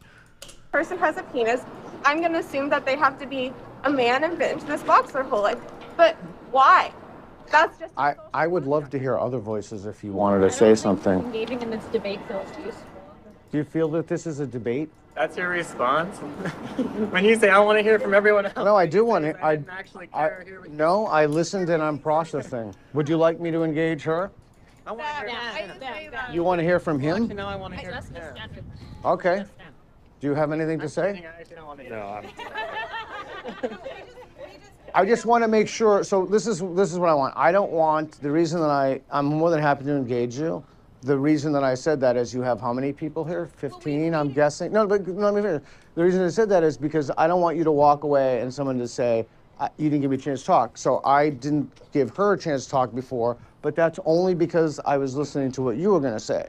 And I realized that the classes here aren't a lot of time. And the reason that I switched from what she had, and I'm more than happy to listen to her, is because I don't want people. They just told you their pronouns and their lived experience. Okay, then Okay, so instead of getting. Experience of someone that doesn't conform to what Okay, so this individual just told me that, and I'm trying to be reasonable, and I think it's better to have a conversation than for you guys to give me the finger and yell, fuck you. So you wanted to say something, go ahead. It's already been you. Aren't you the guy that made up a bunch of academic data to address that she did, like you just called this person a Okay. and they just told you their gender was Okay, well, I apologize, and I say they. This is the school I teach math at PSU. Oh, interesting. It's the harm being done that we were talking about. Do you accept my apology? Okay. It's the generation. It's a generational, education. If you Okay, so. And want to change and learn, that's great. I love that, and I accept your apologies. So isn't it better to have a conversation about this than to scream at someone from the rooftop? Oh, I don't know who. I certainly didn't scream at you from the rooftop. Did any of you guys scream? Yeah, So you guys were screaming and yelling "fuck you" to me and giving me the finger. We were just saying, please go away. You're not welcome. No, I said fuck you. I said. Okay. Okay. So Can I just? My goal is to disrupt this. No. I don't want any more harm to So. Okay. So I understand that you believe. I can't remember where that over there she moved, but I understand that you believe this stuff, and we live in a democracy, and other people don't have those beliefs, and I want to ask people if the reasons they have for their beliefs are justified. And this is that experiment. And your thought experiment, we actually have to go. We're not part of the thought experiment. We're all social workers, and we saw this harm being done, and we just wanted to come here with curiosity and also some information. And do you feel that you've spoken? Do you feel that if anybody else has something to say that you haven't had an opportunity to speak? Do you feel like you've learned anything or taken? But that doesn't answer my question. I just asked if anybody else would like to speak. If you'd like to speak, I'm standing here. Okay. But I think to Joel's point, we hope that this was informative and helpful, and sorry if saying fuck you hurt your feelings. And no, it didn't hurt my feelings. But I'm glad, because our student who was hurt, we're worried about them, and potentially many others. And so that's why we came down to talk to you, just because we have a personal connection. Well, I'm glad. Isn't it better to have a conversation with someone than to? Yes. I mean, isn't that what the whole enterprise should be about? It's not safe for everybody to have that conversation. Sometimes it's hard to just have a simple conversation. It's not safe to just have a conversation? Really? Yeah. This is something we're fighting for and advocating for. This is our job and what we care about, what we're passionate about. So sometimes it's hard to keep all those emotions in when we see someone that we care about being harmed. And do you think that the best way for people to understand, what is the best way for people to understand your point of view? This right now, showing up. Thank you. Yeah. Oh, advocating. Advocating for the people that may feel like they don't have a voice. Okay, so the people who watch this, because this is being videoed, do you think that the people who watch this, who don't agree with you, as a result of having watched this, will then agree with you? I'm not asking them to agree with me. But don't you want to facilitate social change?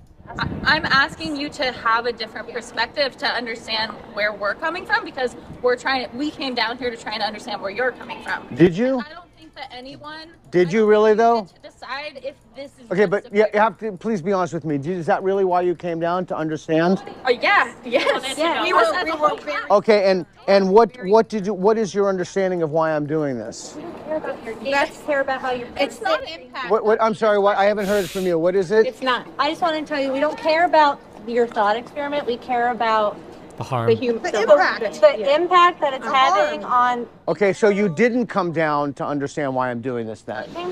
We came down here to tell you like what you're doing is harming others. Right. So you didn't come down to understand. That's why I asked you to please be honest. I truly do want to understand why this even exists. Because we didn't want to know how your game works doesn't mean we weren't coming down here. So what is it that you understand for why I'm doing this? If you said you came down to understand why am I doing this?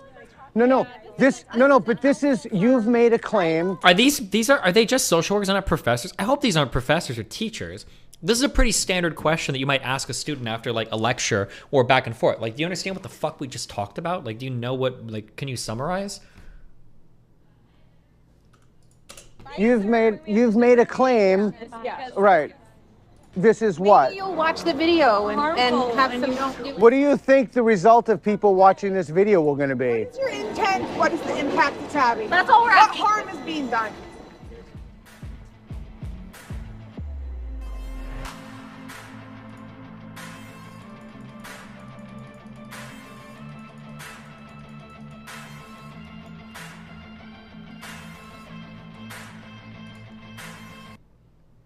Fuck, I need to get in on this somehow.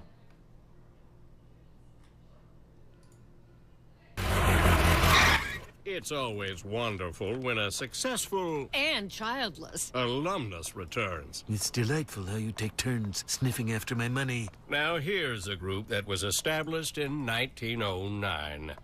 I hate modern music. To the tables down at Maurice, to the place where Louis dwells, to the dear old temple bar we love so well.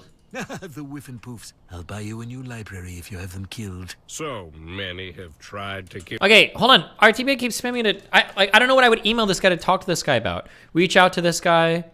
I watched like 4 videos earlier today on Realm. You can probably set something. What would I set up? I don't know. I mean, like, the interesting thing is like fighting with people publicly. I think would be fun. I don't know how much me and this guy would necessarily disagree with or agree with. Like, I don't know what the point is of talking to him, like one-on-one. I don't know what the...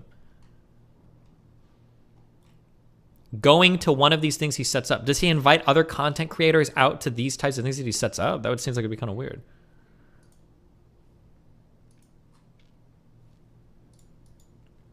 I don't know. Maybe if he does, I'll try to reach out. Okay. Oh.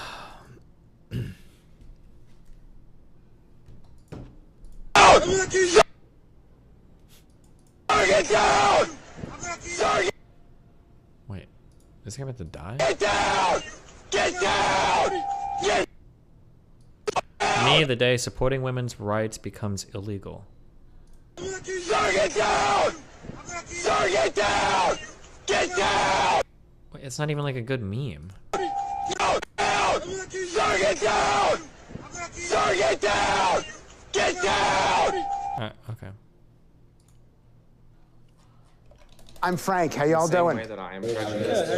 I'm Frank. How y'all doing? I am interested in the civility and respect. We're going to debate tonight, and you're going to tell me what topics. I have 22 different questions, and you guys are going to choose 4 of them. I'm going to do 15-minute debates on each. So I want to introduce you to a special guest who cares what you are thinking, what you are feeling. These are why the cameras are here. So come on out, special guest. Hey, guys. How you doing? Dr. fucking Phil? Why? How are you? Okay. How you doing? What's that, man? So what do I have to do to get that kind of reaction? He's here because he's a linguist. He's here because he understands human behavior.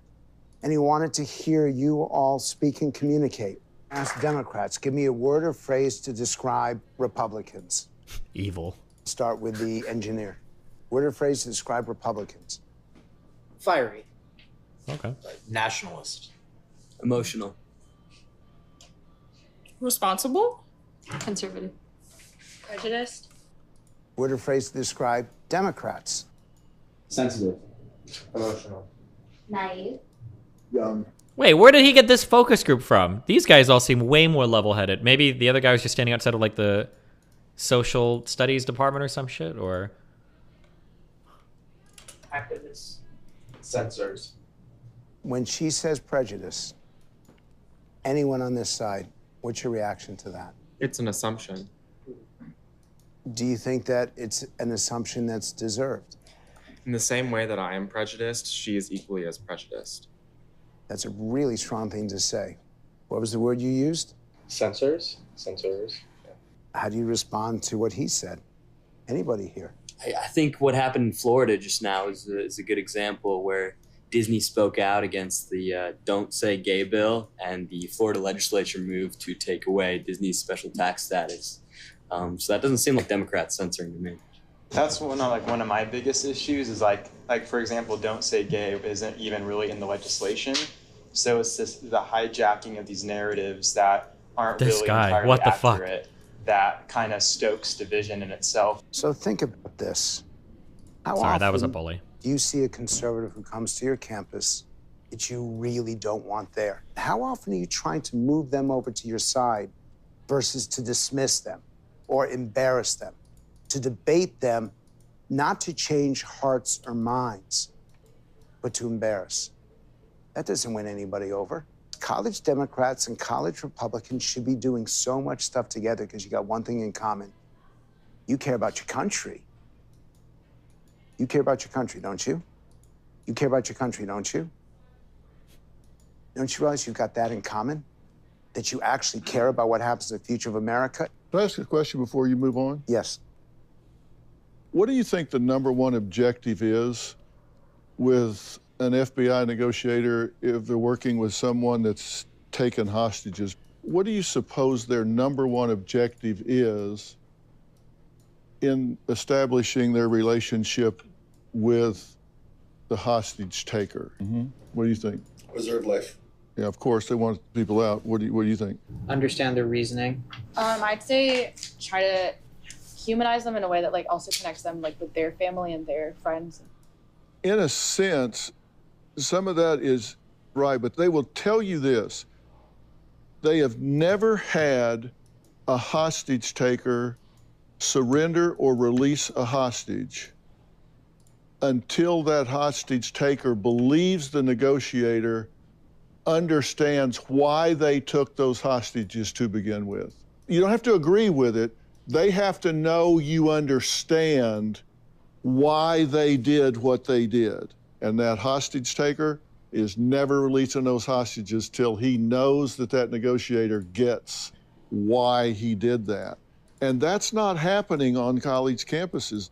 They're not understanding why that person that they're objecting to being there feels the way they feel. I didn't say you have to agree with them, just that you understand why they're taking the position. You may think it's total crap, but you understand why they feel that way.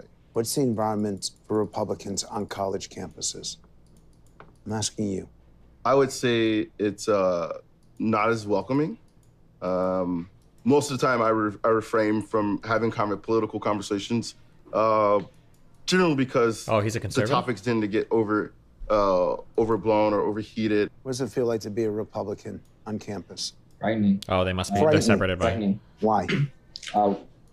I related a lot to.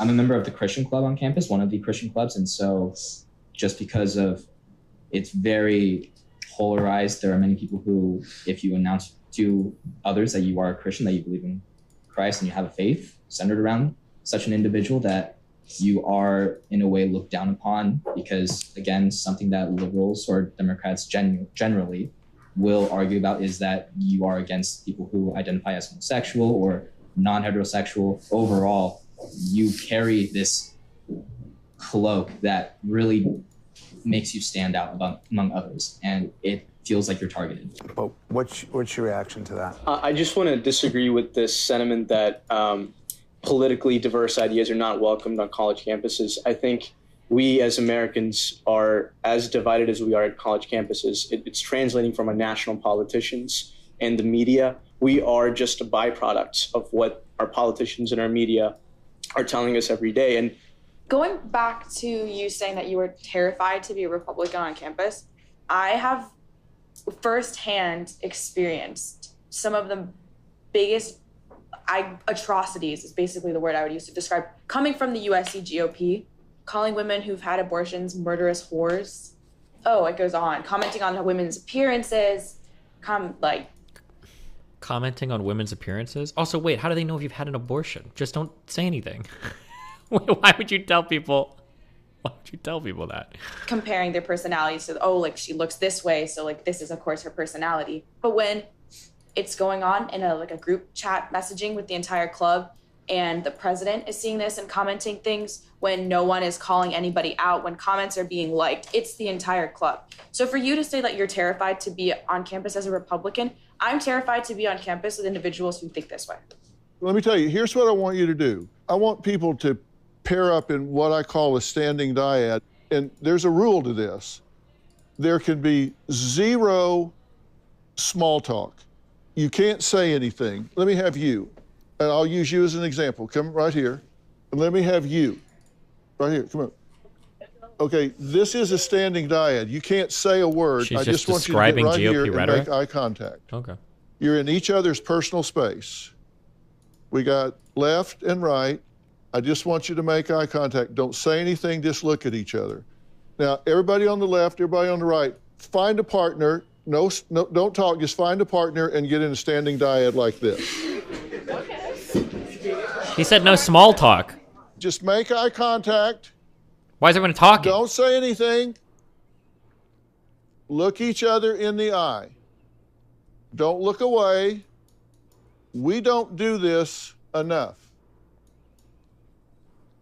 And obviously, I'm leaving you here. This is the ultimate pregnant pause. And you probably haven't looked anybody in the eye this much for a long, long time. I look your mom in the eye. And realize you're looking at another human being. They have parents, brothers, sisters. They get up in the morning. They have to decide what to wear. They have to decide what they're going to do. They have fears, prides, thoughts, feelings, just like you do. Okay? A, tap B on the shoulder. There's just two of you. You'll work it out. A, tap B on the shoulder. Okay, now, when I say go, and not until I say go, A, I want you to say one of 4 things. You're going to say, I trust you, I don't trust you, I don't know if I trust you, or I'd rather not say. Go. I trust you. All right, B, go. Okay,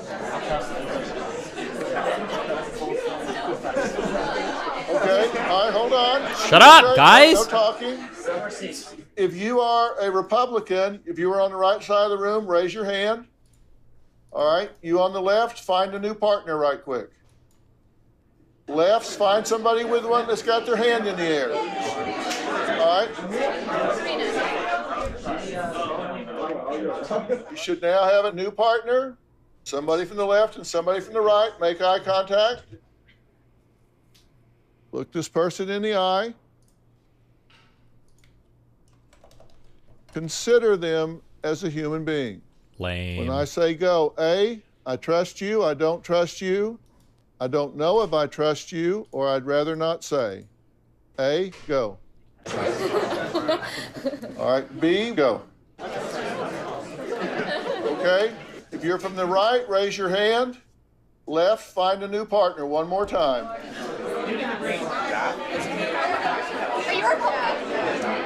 Eye contact, consider this person.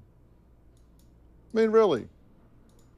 Don't just go through the motions, just think about this person. What did they go through today? Have they lost a loved one lately? Are they having financial trouble? Have they accomplished something great lately? Are they lonely? Did they just get engaged? All right, B, your turn, go. All right. Okay, everybody have a seat. Well, that's just a real simple little experiential exercise. First off, without any structure, what was your reaction? What did you experience? When you were asking the questions about what did they do this morning, did they lose a loved one, like all these questions that you might be asking about yourself and things that you might really consider important to yourself, you realize that there's someone behind these political ideals, someone that may be dealing with issues that you yourself might be dealing with, and it's not all just about what we disagree on. Wow. I completely agree with you. I think I felt very, with each and the 3 of them, I felt very connected. Wasn't even considering their affiliation or their identity. I just saw a human being and had that empathy. It also made me think that it's a lot harder to say you don't trust someone to someone you're looking straight at, whereas it's so much easier to hide behind a screen and kind of assume things about people when you're looking at them in the face and kind of thinking about these questions, like seeing them as a person. Interneters called out. When you were asking me to look at this person and view them as a human being, it was something that I already knew what to do, but at the same time, I also realized that I sometimes personally forget to do that. Yeah. How about you? I just saw everyone as a human. Before you ask those questions, you know, and my partners that I had, they can testify to this. It was just, we looked at each other, we laughed. You know, there was no tension. There was no, oh, I wanna strangle this person. Not that I ever feel that way. I'm just saying, like, it can get to that extreme, right? If we're pushed to those limits. But here I was with a stranger. Mr. Girl moment. So I'm going to give you 2 pieces of advice. Number 1 is you really need to show and you really need to mean that you get it, that you understand it. I get that something really bad happened to you, but understand why it happened. Second, please don't make a statement. Make a difference. My students know I say this all the time, and I mean it so much. I actually want you to be successful. But the only way you do so is not by trying to own people or embarrass them or use language to insult them or drive them apart. You should be bear hugging them. You should be pulling them to your side, not pushing them away. True. Love them more than they love each other. Respect them more than they respect themselves. And watch how many people will listen to you and learn from you, and their ideas may change. What would you give them? I spend a lot of time hearing what isn't said and reading what people say non-verbally. When I saw you talking about your experiences on campus, both sides, you articulating what you were saying and what you were reading and on the screenshots, I felt a lot of pain being experienced. I think anytime I see anger, I see hurt, fear, and frustration. If you look past the anger, behind it is hurt, fear, and frustration. I believe in the principle of reciprocity. You get what you give. What you put out in the universe is what comes back. If you look within yourself and give away what you need the most, you'll be amazed how fast you fill yourself up. If you feel marginalized on campus or you feel attacked, reach out to somebody that you know has got you feeling that way. Like when he was being attacked, for example, if somebody had gone and say, man, this must really suck for you, and I'm sorry about that. I know you're a human being, and I love you. Does this feel like too little too late to you? Even if we had 1 million Dr. Phils, do you think this kind of seminar would change anything about how divided we are today?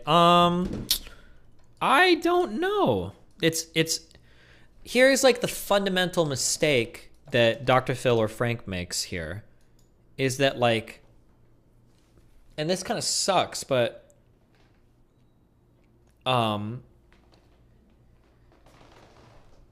historically, we imagine politics to be an exercise that we do to gain power in society, to enact some sort of agenda. That's what we think. But a lot of people today that practice politics probably do it as a form of like social signaling. They don't really care much about like the political side of it, especially college students, who a lot of these people, black, trans, or whatever, probably aren't really that impacted by a lot of legislative things. They're wealthier, so they're insulated from society's problems. They tend to live in really progressive communities anyway. There's not a black student on a UC campus that's worried that like the KKK is going to be driving them down or some shit, right? There's not a trans person that can't find drugs in other places from people online, that goes to like a wealthy private school or even big state schools that are worried about this, right? So to some extent, you have to think that do these people actually care about like practicing politics, or is it a form of social signaling? Because if they care about practicing politics, I think you can change a lot of people's minds on things. Because you want to be an effective, you want to be an effective proponent of whatever it is you believe in, right? I want to convince as many people.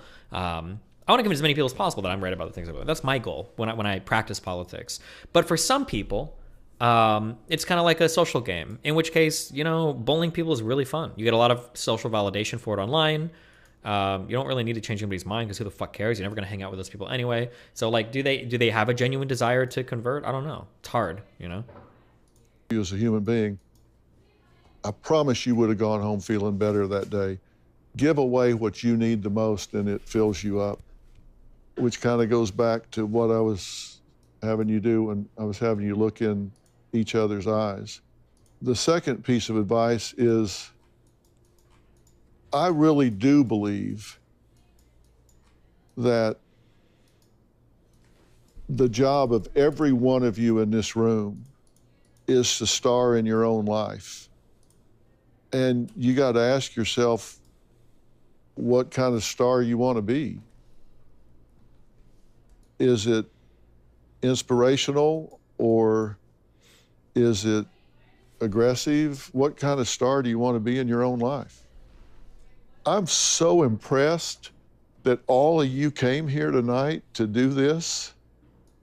It just blows my mind that you give a shit enough about this life, this world, where we are right now, that you came here tonight just to talk about this and express yourselves and hear each other.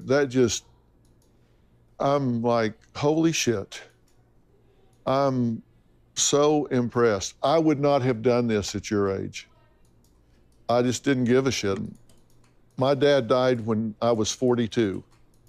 And at that time, I was doing pretty good. But my dad, I was born, lived, and he died without ever telling me he was proud of me one time in my whole life, ever. Graduated #1 in my class, went to school on a football scholarship, but I figured out sometimes you got to give yourself what you wish you could get from somebody else. And so I decided I got to star in my own life. And I hope all of y'all do that and decide what kind of star you want to be. Thanks, Dr. Phil.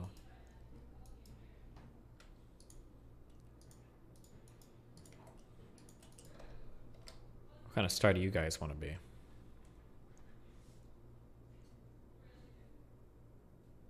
How do we get to the people you mentioned earlier then? Can we start acting like making a genuine change to syllabus and goal? I don't know, it's hard. If you want to talk to another person in this video or stuff you want to talk about, what as long as you have like if you've got something explicit or like that you have written down you want to talk about, yeah, sure. Hold on. Alright, what's up, babe?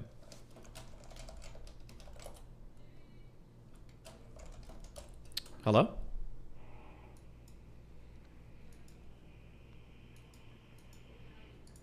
Hello, Moody Booty. Based. And gigapilled. I'm an idiot. I just didn't click my mic. It's okay, you know. Some people just. Talking too. I had a good. I even had an opening, but it was too late. Let's hear it. What was it? No, just do it again. We didn't hear it once. I know it sounds awkward repeating, but you know. It's no, it's all good. Just say it. It's better. The meme is better if I just don't even do the opening. No. Okay, go ahead. What's the meme? Well, no, there is no opening. Okay, I lied. There is no opening. The lost tapes there. Okay, that's okay. It happens. What'd you do on what'd you do on stream today? We played the Quarry. It's like one of those Telltale games where the choices don't really matter, but they try to make you think that they do. Okay. How'd that go? It's fun. I'm enjoying it. Yeah. I did the 50 nugget challenge. I got 30 nuggets down, then I quit. Jesus Christ. Yeah, I won't be eating the rest of the day. I think I upped from my last one, which was like 27. A lot of people think they can eat 50 chicken nuggets. I don't think most people can. I don't think the average person can. Not everybody's built that way, huh? No. You think you could eat 50 chicken nuggets? If I was hungry all day. My mouth was getting tired after fucking like 25. How many calories is 50 chicken nuggets? Like 2K-ish. 2,000 calories in one sitting of chicken nuggets. Are you allowed a dipping sauce? Yeah, I dipped. Otherwise, it's like torture. 2,000 calories of chicken nuggets. I don't think so. I don't know. That's a lot. It's a lot of fucking chicken. It's a lot of chicken. It's a lot of chewing.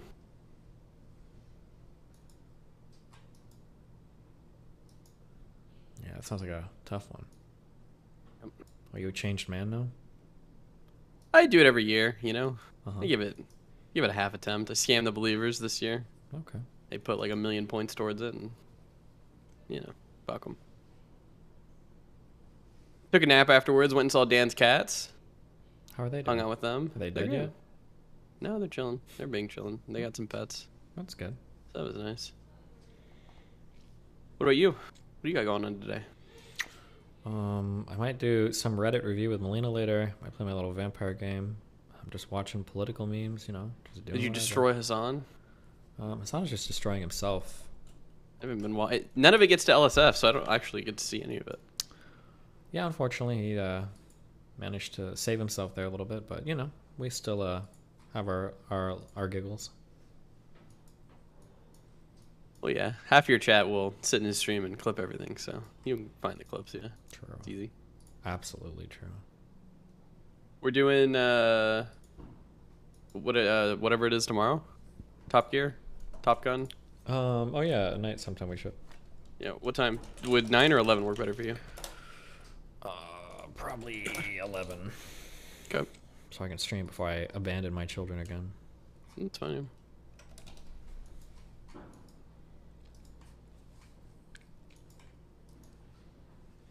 You seen the first Top Gun? Oh no! Should I watch that tonight? Do I need to? I don't know. Probably should, right? I've like. Fuck it.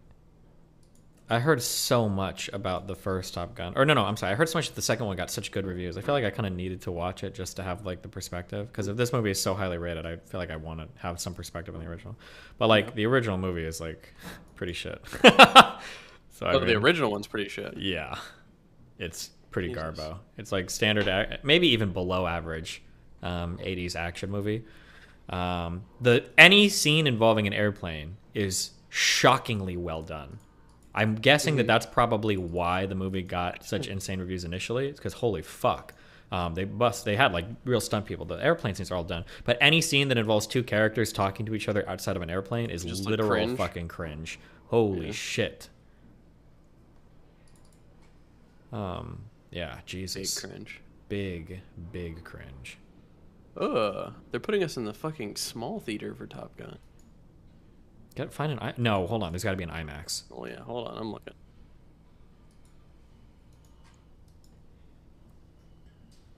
True. We only see IMAX. Well, and like this is an IMAX movie. Like, damn.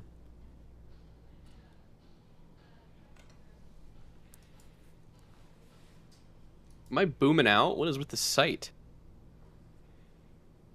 Are you booming? My ad blocker blocking it? Oh, yeah.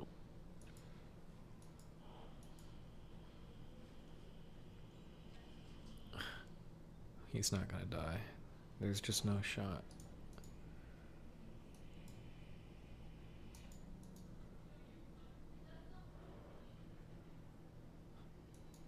Based.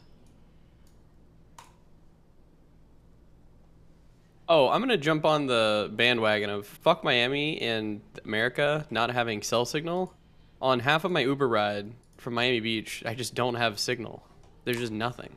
Yeah, this whole it's like a Europe thing. Europe did cell phones well, and we just don't believe in them over here in North America. I guess I don't know. Being based. It's fucking annoying as fuck. I don't know. I'm trying to think if I had good. I don't think I had good signal in Montreal either. Montreal, Toronto, Vancouver has all been garbage too. It's just fucking trash. But I'm also roaming over there, so I can't tell as much. Every major city in America is fucked for signal. It's so garbage. Is it just because we're so fucking big, or is it just so many people in the cities? I think it's a combination of both, but we just don't do the infrastructure or anything. I don't know. Like, yeah, I don't know. Like, even the problem too is that a lot of the towers I think are oversold, because like even in towers where I have 5 bars or full bars, it's not 5, it's just full on my phone. My bandwidth is trash. I can't watch a YouTube video or whatever. It's just trash. Like, I don't know. Garbage. Oh my god, I know what they're doing. What? They're showing that Jurassic fucking World movie in IMAX. I guarantee it. That I watched the last. I think it was the second one, number 2 that came out. Probably those one of movies these. Need to stop happening. One of the worst movies I think I've ever seen in my life. They're just actually so like bad. so unbelievably trash. I bet it made over $1 billion though. Probably, because the average person is fucking stupid. Oh, is the new Buzz Lightyear movie out? Is that what they're playing in IMAX now? It did $1.3 billion. Nice. This really released all the way back in 2018? Did I see this in Nebraska? I might have. What a horrible movie. They're all just like... I think I watched this with Erin. I don't know if she's here. The worst movie I think I've actually ever seen, though, and I hate to say it, was Morbius. I think that movie actually takes the cake. Have you seen it? I have not, but... I got through about half of it. Maybe 2/3. And it genuinely is one of the worst movies I've ever seen. And I'm not kidding. People were like, oh, just go into it. It'll probably be like, it's like a fun movie. Like, you'll enjoy it. It's not a great movie. No, it's actually terrible. It is horrendous. You need to see it. All right, I'll think about it. Hold on, I'm going to warm up. So 1 sec. Yep. He never says it's Morbin time, though. At least to where I was at.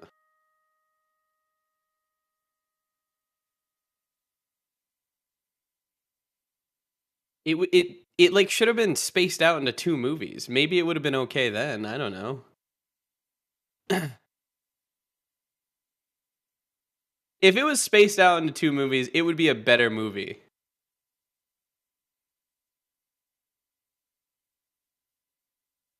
The issue was like the terrible fucking pacing. It is so bad. God, it's so bad. I wanted more.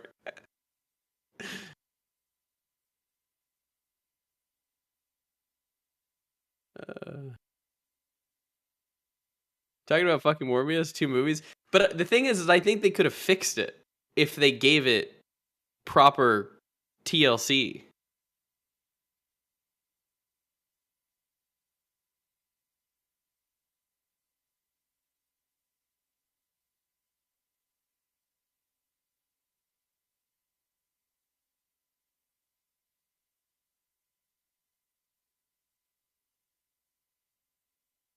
Did I get to the musical act? No. I got to where he started fighting his friend in like the alley or whatever. That's where I got to, and then I was like, "This movie is absolute fucking gutter dog shit." I don't think I've ever walked out of a movie, but I could see myself walking out of that movie. It was so bad.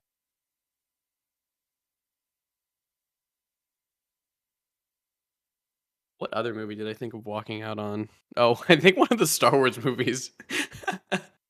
I think one of the newer Star Wars movies. I don't remember which one it was. I thought about it, but I think I was with friends, so I didn't do it.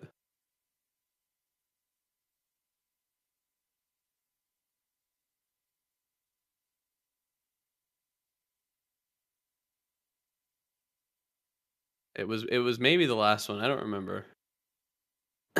It might have been the second to last one with the hope scene. Or one of those. I have fallen asleep during one movie. It was one of the Hobbit movies. I think I just I finished work that day and I was just so tired and it was like a really late showing that I did fall asleep during it.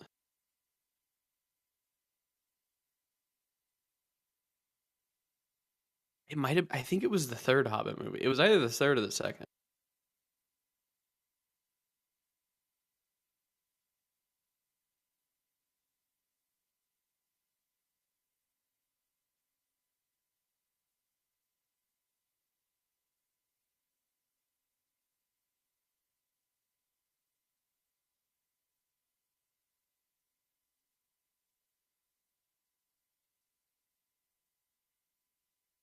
Watch the new Doctor Strange movie. I was hyped for the Doctor Strange movie. I haven't seen it yet.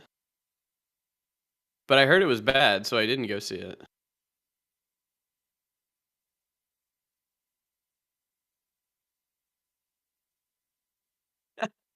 Is there actually a musical number in Morbius? I might keep watching if there is.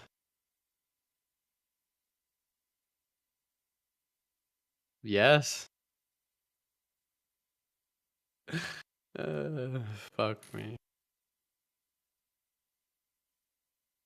Excuse me.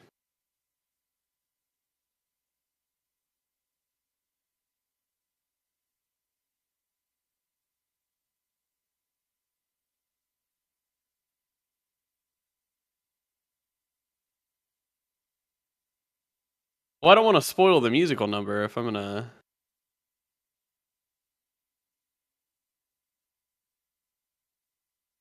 Okay, I'm spoiling it now.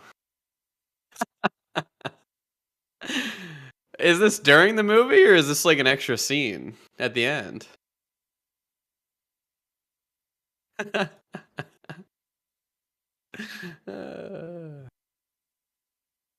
They spent 44 seconds of the movie on this. Jesus Christ. Hello. Hello. What's up? Hi. How goes it? It goes good. I just wanted to say hi. You think they want to talk to you? I don't know. But I saw that you were here.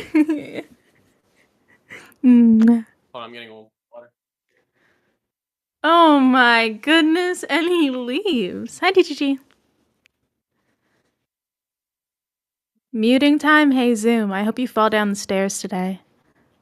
In a video game. Don't talk to people like that. Nope. In real life. Sorry. Okay, well. We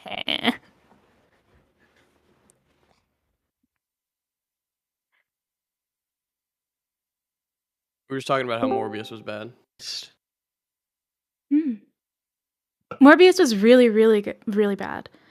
I thought it was going to be more funny bad because of the way the DGG was like describing it. They were like memeing on it, but it was so bad that we couldn't even finish it. There was no redeeming factor in Morbius. It's just Yeah. just bad. Not even one. They just turn into vampires, right? Is this based in the Marvel Cinematic Universe? Is this the same one as like Captain America and shit? Hey, Millie Mel.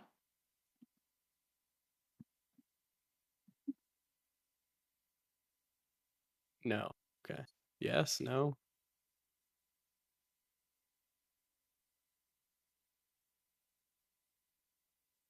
He fell for the memes? Wait, was it just a meme Alright, back, to what's get... up? Oh, hello, Mr. Benelli. Hello. Yeah, we Hello. fell for the Morbius memes, thinking it might be a funny movie. Did we fall for it? We knew it was going to be bad, but I thought that it was going to be like bad funny.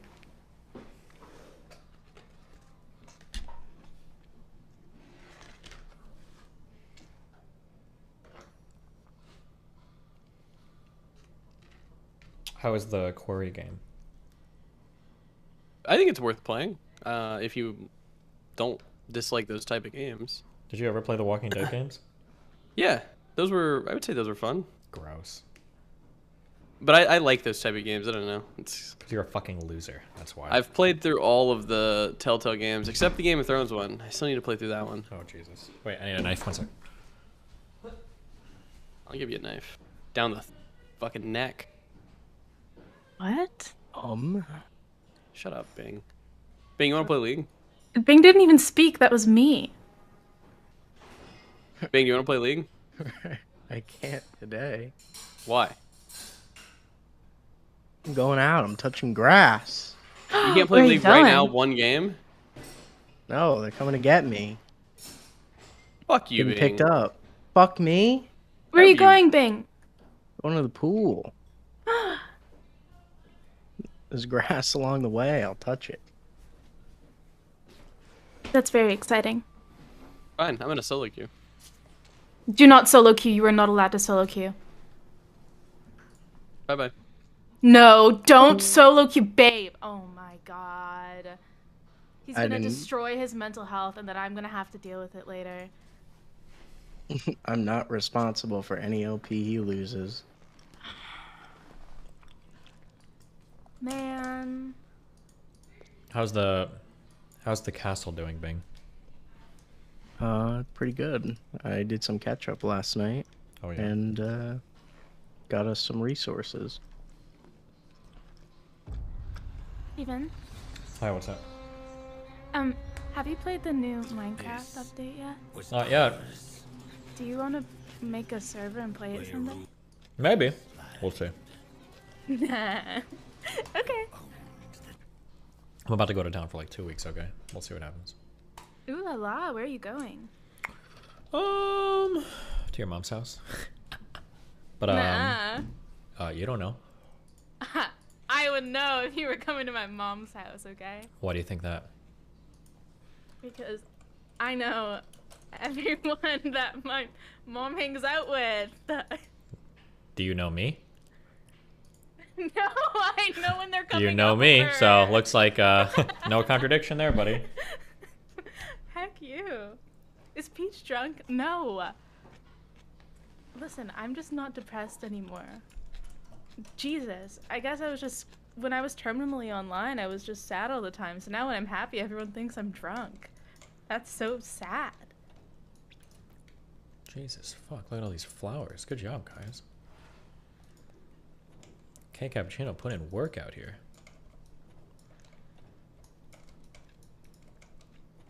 Okay, I just wanted to say hi. I saw Moody Booty in here. And also I miss being in here. Okay, have fun, be careful. Bye! Time to touch grass. Bye-bye. Has anybody got... Oh, they both left. Okay. Thanks, guys. Real life politics article. White parents rallied to chase a black educator out of town. Then they followed her to the next one. What is this? We have to do this battle over gender therapy thing and then the Mr. Girl post. People said is he schizo posting on the subreddit?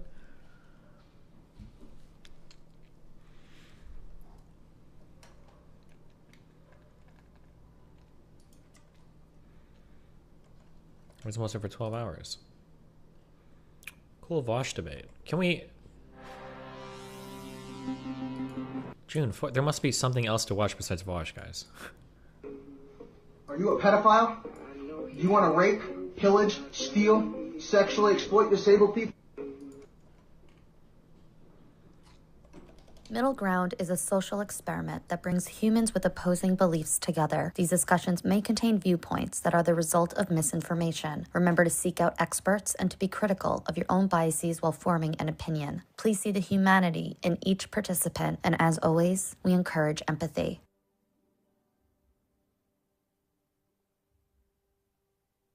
You're equating some minor inconveniences in your privileged life to Why would you assume my life is privileged? Unsupported. But why would you assume my life is privileged, though?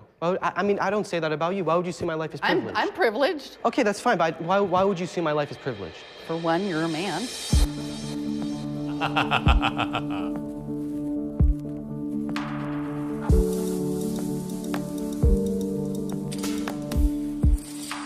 Step forward if you agree with the prompt.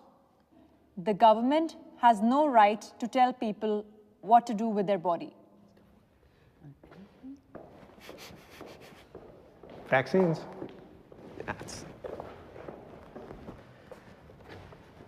Yeah, I don't think the government has the right to tell you what you want to do with your... step back, sorry. Okay. I stood here because of vaccines, but I know a lot of you guys probably look at me like, oh, what about abortion? Now, the thing is, when it comes to abortion, two bodies are involved. It's the woman and it's the fetus. The fetus, you know, has a heartbeat, it has DNA. It should have rights. When? Life begins at conception. That's not when the heart's there. Heartbeat starts at 4 weeks. It's not just a clump of cells, it is life. At 21 weeks, it can live outside of the womb. Abortion ends with murder and death. Over 90% of abortions happen within the first 10 weeks. That's still, I think that's not acceptable. But they still have the potential of having life, though. The mortality rate of a fetus getting aborted is 100%. It's going to die when it's aborted. And you're very lucky you'll never have to experience what it's like to have to make that choice. But what if I become a father and, you know, the woman who I got pregnant wants to have an abortion? It's going to affect me. You would have a discussion with your partner then and decide what you're going to do and be glad that you have a choice to even discuss with that partner. Unfortunately, human... Wait, but you don't have a choice. They can do whatever they want. They can have the kid or fetus delete us, and there's not much you really can do about it. Nature, if you take away the option or the right to do that, then they'll find it another way. And it will be unsafe. And would you support the mom? Would you support the mom in that scenario? If the mom had an abortion or the No, mom went... No, if she gave birth. Oh, of course. I would support her. I'd say what you do is a good thing. And No, support her financially for the rest of her life or for the rest of the baby's life. Are you talking about, like, what do you mean me support her? Like, as a citizen or? If somebody has a baby... We do have child support, and it comes from taxpayer money. There's foster care, there's adoption, there's mothers waiting. Those systems are very Right, child support is paid by individuals, not from taxpayer money. I don't know what you meant by that. Unless it just means welfare in general. broken, and people all the time are trying to stop funding for programs like that.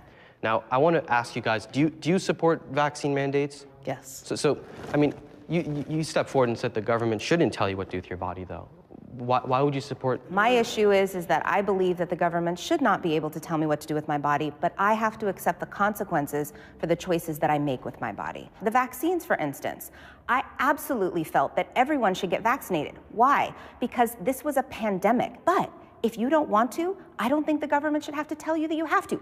But you then have to suffer the consequences of your choices, which means you cannot patronize certain places. You can't put other people at risk. I know you're saying they're doing it to protect us, but the coronavirus has, I think, a survival rate of almost 98%, 99%, and we're mandating these vaccines. Why are we not mandating the flu? What's frightening to me is that you're equating some minor inconveniences in your privileged life to Why would you assume my life is privileged? Unsupported. But why would you assume my life is privileged, though? You don't know my life. I mean, I don't say that about you. Why would you assume my life is privileged? I'm privileged. Okay, that's fine, but why would you assume my life is privileged? For one, you're a man. You know, most people commit suicide are men. Most people who work in dangerous workplaces are men. Most people who fight in war are men. And who set that system up? Men. I'm going to ask wow, last word. Forward. Well, I think I give a unique perspective on this because I actually do agree with the vaccine mandate. I think COVID was just a huge disaster, and I think it could have ended a lot sooner if things were more organized.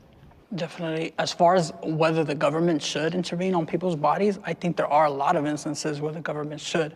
One, to protect the society in general, especially in cases such as a pandemic where the disease could literally wipe out cities.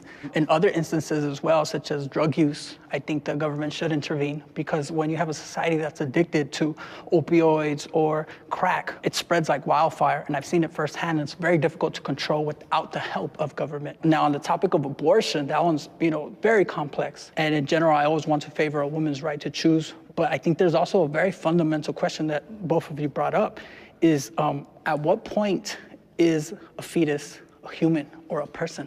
Let's say a child is 8 months in the womb, and at that point, the baby has a heart, the baby has a brain, has legs, has arms. Do you think it's okay for that to be terminated? Nobody is doing that. And nobody is having abortions with viable fetuses unless it is a medical emergency that will kill the baby and the mother. I mean, that's not true though, but. My name is Ben. Most of them I'm are a first business trimester. consultant for a telecom company, and I'm a liberal dad. When it comes to the abortion issue, I am not exactly sure where I stand. I am not pro-choice or pro-life. My name is Dawn. I'm a regional sales manager for a dialysis company as well as a therapist, and I'm a liberal parent. As far as my views on abortion, to be honest, it just makes me very sad. I can't believe that we are moving backwards by taking people's rights away to choose what's happening to their body. Not being an LGBTQ plus ally makes someone a bad person. It's strong, It's isn't it? It's a little it's a strong. general way to put it. I would question someone's empathy. That's it. And their awareness of the other people around them, because I guarantee you know someone that's Absolutely, LGBTQ. and their environment. Right. Discussing the validity of the existence of other human beings isn't a political issue. That's like... It's there. whether you There's like it something or not. wrong with you Yes. if you no, trans people don't exist. Obviously they do. I would like to think that it's a safer world Yes. to be LGBTQ, but that Yes. would be naive. Of course. People are getting murdered for being trans. You know? Yes. Yes. I don't think that's true. Unless I missed something. Somebody went through my sub trying to find this idea that like trans people are like murdered at these highly elevated rates. I don't think that's actually a true thing. Now, suicide for sure, but like murdered for being trans, I think that's pretty rare that happens. And gay. It's scary. I have 3 kids. I have 3 boys. Oh. One of them is trans. I worry that, I mean, for however progressive a new generation seems, that, I have to think about, will there be violence done? Which, I mean, every parent worries about violence. That's part of the gig of being a parent. Yes. And I've got a new layer. My child is in a wonderfully privileged situation where they have a lot of support. Okay, that helps. But as they get older, their circle gets wider, and my sphere of influence gets less effective as they get older, you know? Hi, I'm Cindy. I am a stay-at-home mom, and I am a liberal parent. One of my children came out as trans 2 years ago. Mine and my husband's response was, that's great. Would you like to go by these pronouns? And would you like to pick out a name? Let's make sure that we talk to a gender specialist so we know what options there are. And we'll just take this one step at a time. We'll move forward with the best information possible. Can the disagreeer step forward? I can provide a unique perspective on this because I'm actually bisexual. So I think not being an ally, as long as you're not harming people, you're not harassing people, you're not posting on social media that these people suck, then I don't think you're a bad person for that. As a Christian, I don't think that being LGBTQ aligns with God's view of the family. It doesn't mean that I will disrespect them in any way. I just think that it's a sin. As far as your faith is concerned, what would happen if your child came out to you that they were gay, bisexual, trans? I think that if the sin is not practiced upon, it's not a problem. It can be dealt with, especially with transitioning. It usually comes from mental problems like depression, anxiety, and all those things. So you think they can be kind of taught to not be gay? No, I think Pray the gay away. You support conversion therapy? No, I don't think that we can convert anyone into doing anything. I would not ostracize my child, but I would not support it, just like I don't support any sin. So I think that if you want to be transgender, you could be transgender. We live in a again, I said a free nation, but if you're asking for my opinion, I believe that men and women are completely different. We have different chromosomes, different bone structure. If you are a transgender woman, I still view you as a man. You could, express yourself as a woman, that's fine. But I don't believe that society should automatically, say that, okay, you're a woman. Let's say, for instance, there's a 18-year-old biological man, but says that they are a woman now. They still have male genitalia. They could walk into a woman's locker room and show off their male genitalia. I don't agree with that. I don't think that's okay. That's not happening. It is happening, though. Is it really happening? That is literally transphobia. transphobia. It could happen, though. It's rare, though, but and not even a trans. It could just be a creepy guy, like pretending to be. Yes, creepy guys are. I'm in much more danger in a women's restroom from a cisgender straight creepy guy than I am a trans person. That gives them the excuse, that's what I'm trying to say. So do you support gender-neutral bathrooms, like women and men can go into the same bathroom? Do you think that could increase the chances of rape or assault? They already exist. It's interesting that men There's literally no problem with gender-neutral bathrooms. These are all over Stockholm. I never saw anybody get raped, not even one time. My entire time in gender-neutral bathrooms. It's totally fine. Like, you can do this. We're only concerned about this rape in the bathroom when we're having a conversation about trans folk. But gender-neutral bathrooms just stem from this idea, though. No, this idea that rape is going to suddenly go on the rise because of gender-neutral bathrooms stems from transphobia. I'm Eden, I'm 16 years old, and I'm on the conservative teen side. I think that transitioning does more harm than good, and I think that we are born in the body that we're given, and we should stay... Okay, hold on. For people saying, like, would depend on the location, where the rapes are before, etc., etc. Okay, if you're going to tell me that you can't make laws against guns because bad guys will still get guns, even if there's laws against them, you can't in the next breath say that, like, a potential rapist is going to be dissuaded by, like, a woman's sign. Like, there's an evil, crazy rapist chasing you that run into the woman's bathroom. It's like, oh, fuck, the force field is activated. I can't rape her now because she's in the woman's bathroom. Like, come on. All right, it's one or the other. I think if a guy wants to rape a woman, I don't think the woman's sign on the bathroom door is going to keep her from doing it. That way, God has created us in his image, and I don't think we should change the way we are. Owning a gun is a basic human right.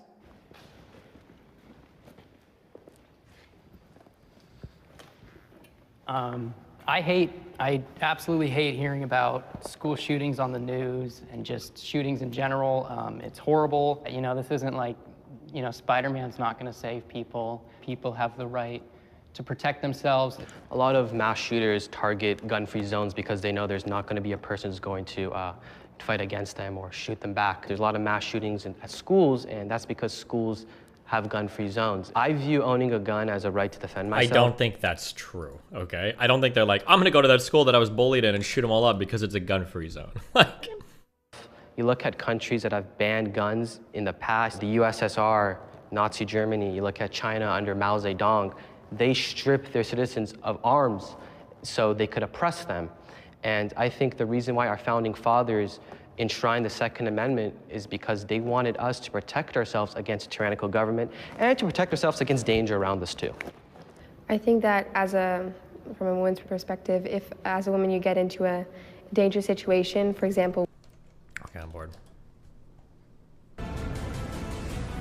What game is this?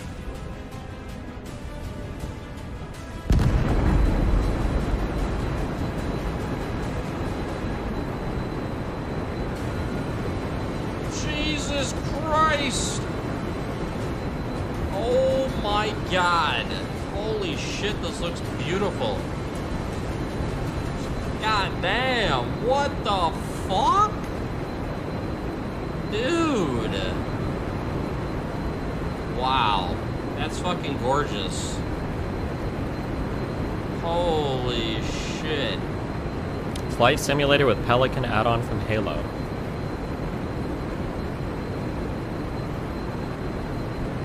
Damn.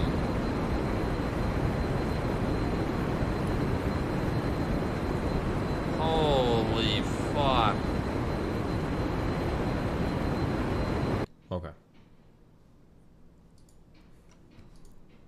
There's another car coming up behind us. What way should I go? Straight or right? I'm sorry, wait. I guess straight? I don't know either. Just pick one. I'm gonna pick straight. Bike on this road, so there must be civilization somewhere over here. Looks like there's a town up here, or a little village.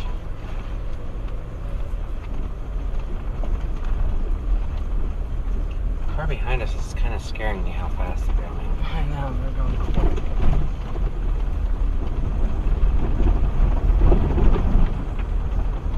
It's not scaring me. It's scaring me because what if they're speeding up on us to rob us or something?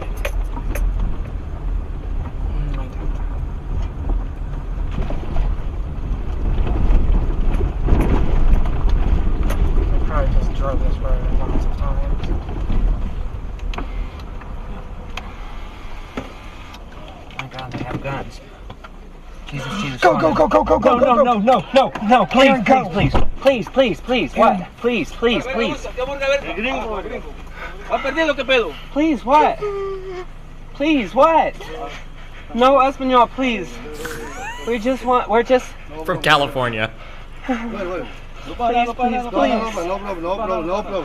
What, they think they were like other like cartel members or people trafficking or whatever?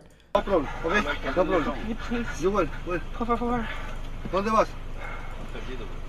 Hey, vamos, vamos. Please. No problem, okay? I'm about to pass no out. Problem, okay? No problem. Logan, don't. It's okay, Oh, it's okay, hey. it's okay. No problem, okay? What? You will. Can we go? Well done.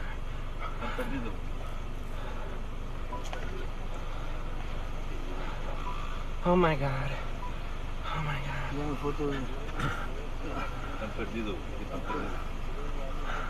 Please, please, Yeah, please. no, okay. They're not part of our cartel because if they were, they'd see American tourists and kidnap them for money. They're probably a local militia or something. So Lauren told me this, and I read this in one other part of the internet because I think I went to look it up to see if it was true. Now, your mileage may vary, so don't take anything that I say at face value. But I've heard that if you're in a lot of cartel-ran territory in Mexico, like, it is strictly forbidden to fuck with tourists. That if you do stuff like that, like cartel people will murder you. Because if towns get reputations for like kidnapping white people or for killing people that are tourists or whatever, nobody will go visit that city and everybody there will be pissed the fuck off. You can't sell drugs, you wouldn't be able to do anything, and that those towns will like drop. Now, I don't know if that's true or not, but I've heard that cartels are like very strict in terms of like edging out. Now, that's not to say if you're not like super wealthy or billionaire, you won't get kidnapped or something, but, or if you're like a special person like me, I might get kidnapped. But hey, no. Easy. No para nada. No problem. Hey, okay. Easy, okay?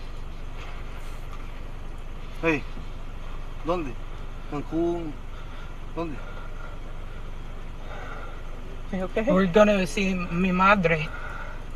You where? Cancun. You? No problem. No para nada. Tranquilo, pero... No para nada. What's your name? Aaron. Eh? What's your name?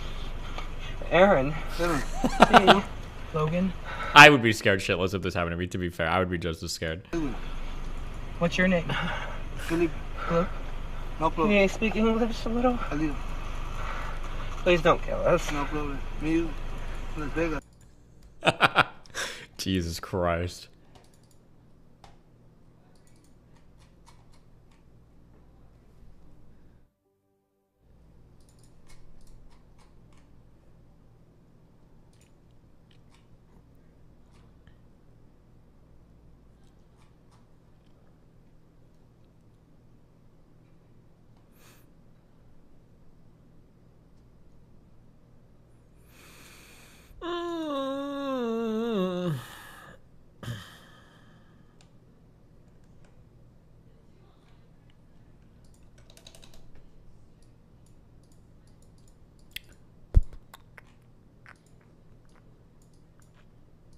Not you literally resembling toxic masculinity and weaponizing your neurodivergent privilege by asking me to take out the trash.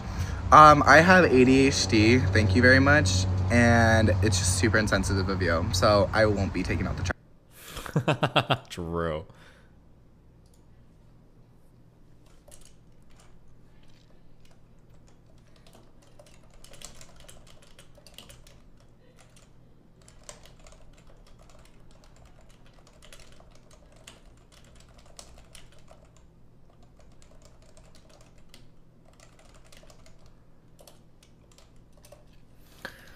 Oh, can you play this? What are you asking me to play a shitty MIDI for?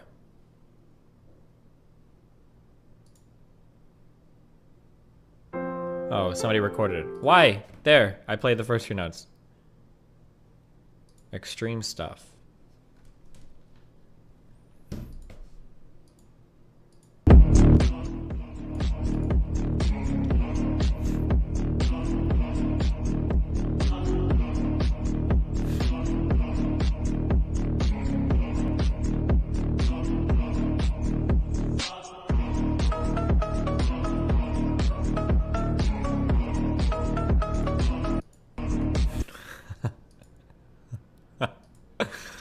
Trying so hard not to make a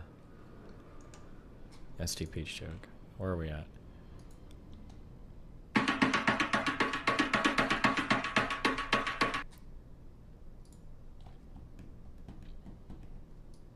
This is a. We watched this. Based.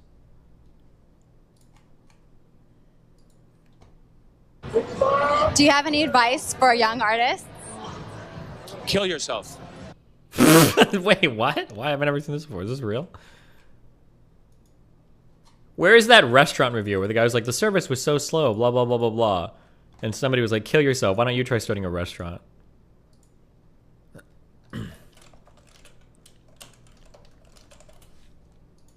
When the documents were in place, Buford, you listening? Now get this. That's when the subcommittee had to reallocate the funds when the documents were.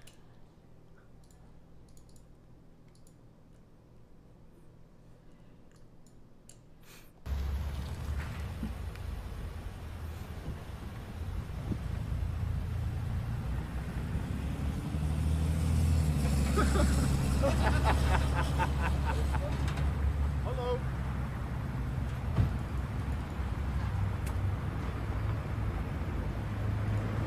Hi. What's going on? We didn't call you. I don't answer questions. He did. Okay, we'll go talk to him. No, I'm going to be talking. No, to you're you. not going to talk to me. Yeah, You ain't gonna talk. You ain't gonna talk to me at all. I ain't got shit to say to you. Not nothing. So go talk to the guy that called you. Isn't that procedure? When a complaining party calls, you go talk to the complaining party? No, you don't get. Sure it is. Sure it is. Sure it is. Go talk to him. He'll tell you what's going on, and then you can be like, "Oh, nothing illegal's going on. I can go back to doing my real job." Close your hood. No. Touch our vehicle. You are. Listen, don't touch our vehicle. You didn't pull us over. Yes, I No, did. you did not. We was parked here, idiot. We were parked here. Okay. You didn't pull us over. Don't try that shit. What the hell's wrong with you? We'll wait till we find out what's going on. Go talk to the guy who called you. I got a camera on you too. That's good. What's your name, badge? Officer Ranelli, 376. You can't see it. It's right there. You can't read. Is that what you tell the judge, smart ass? Yeah, I don't have to answer your question. Is that? Yeah, you do. You're a public servant, bitch. No, I don't. You're a public servant, bitch. No, I don't. You work for the public. You're paid by tax dollars. Both people are so unnecessarily escalatory. Just take a deep breath and fucking chill. Oh my god. Policy and code of conduct for your agency requires you identify by name and badge number to a member of the public when they ask. Really? Yeah. My God, are you? Yeah, brilliant. he is an arrogant little piggo. Pigotistical. He's ignorant as shit, though. That's for sure. He says he pulled us over. No, we was parked here. Hey, look, do you not see my lights? I don't give a shit about your lights. I don't give a shit about your lights. You can't pull us over when we're parked because we didn't commit a traffic violation, idiot. You're a dummy. Hell, I was behind my car. Right.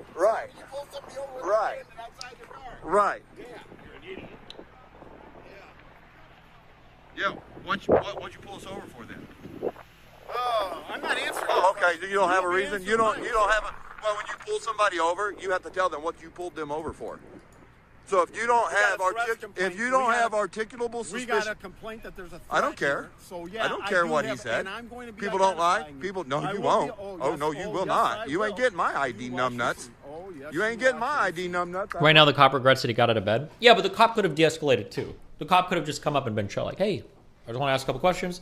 If you don't want to answer, that's fine," and then leave. Like the cop could have been chill too. Like he's also like, they're both riding each other like hardcore right now, like trying to get each other as riled up as possible. But either side could have de-escalated, cop included. I would have a higher expectation on the cop to be able to do it because he's the one carrying the gun, right? Promise you. Hey, I want to complain that guy called a bunch of armed gunmen out here for no reason. Yeah, for no reason. Oh, he called him and said we was making threats. Gunmen? Even though we got it all on video, nobody ever threatened anybody. You guys have guns. Yes or no? Do you? If the guy's calling him pignorant, I don't think there was any way that was going to be de-escalated. I will tell you a trick for dealing with human beings. You absolutely cannot be mean to somebody that is continually being nice to you. It's actually impossible. You can't do it. You will feel like shit. Unless you are actually an evil human being. If somebody's being like respectful and chill and talking to you, figuring out, it is really, really, really hard to continue to be mean to that person. Like 99% of the time. Like it's almost impossible. It's none of your business. I don't answer your questions either. You must think I'm fucking stupid. You are fucking stupid. I don't answer your questions either. You're doing a good enough job proving that right now. Yeah, he done proved how stupid he is. You guys are brilliant. Obviously smarter than you are. Please tell me you are not a detective. Oh, he is. He's a detective. No, tell me. He inspects dicks. Detectives are supposed to be a little smarter than this. He detects dicks. What? He said he's going to identify me. I bet he don't.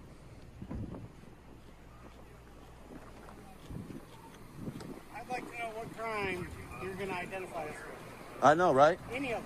Yep. What crime? Hey, you have to have a Wrong. You can get away from the car. You can bike that. You can get away from Hey, keep your hands to yourself. Keep your hands to yourself. No, you don't. You don't get to put your hands on people. What the hell's wrong with you, dude? That badge done went to your damn little head, didn't it? Take a walk. Go get away from You my take car. a walk. I'll stand where I want to stand. I'll stand. It ain't your car. He says get away from my Get car. away. We pay for it. He said get away from my car.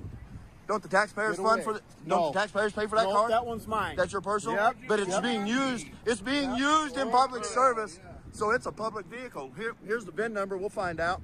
Jesus. Yeah. Yeah, Sarge. You need to put this little bitch in check. Put this little bitch in check.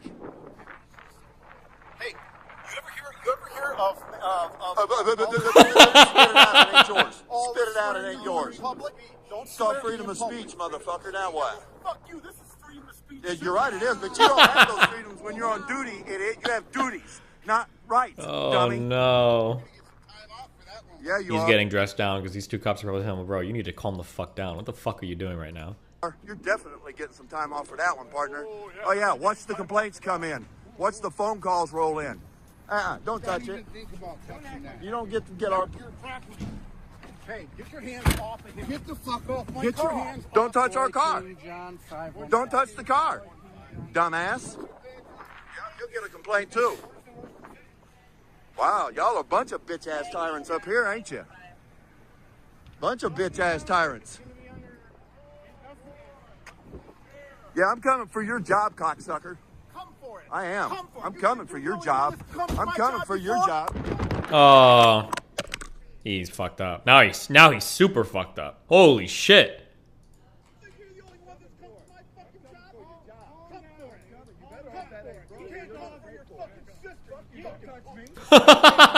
What? Bro, at least go clock out first. What are you doing? You gotta I got freedom of speech too. I got freedom of speech too. 10 feet. 10 feet. And you better hope my phone ain't broken. 10 feet. $1,000 phone, bitch. 10 feet. Fucking phone. 10 feet. Stay 10 feet away from me. $1,000 phone. Fuck you, you asshole. Bring it. Little dick sucker. You're a little dick sucker. You ain't shit without that badge and gun, punk. You ain't shit without that badge and gun. You ain't shit without it. Dismissed, asshole.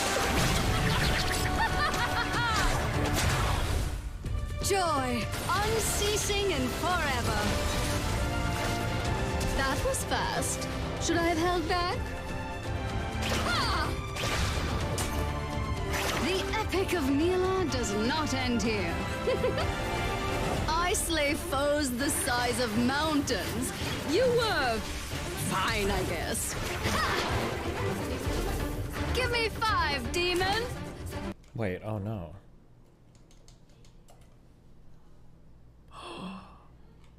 I didn't even know you could get demoted. I thought that was impossible. I thought it took like 200 games. Oh no. I don't know. I thought it was like 10 games. This guy I got inted, bro. But I'm not too mad. But I didn't even have the red badge, dude. What is a red badge? Well, people were telling me that you only should be scared when your like demotion shield is like red or whatever. There's a demotion shield now? Like, apparently, I guess. Yeah, I don't know how it works. But apparently mine was like green or some shit. So I wasn't like scared with this game at all. So I was just like, ah, fuck it. What the fuck? But it's all good. I will face the great villains of myth and live forever in song.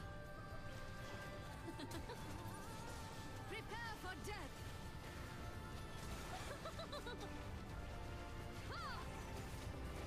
Now you know what you're up against.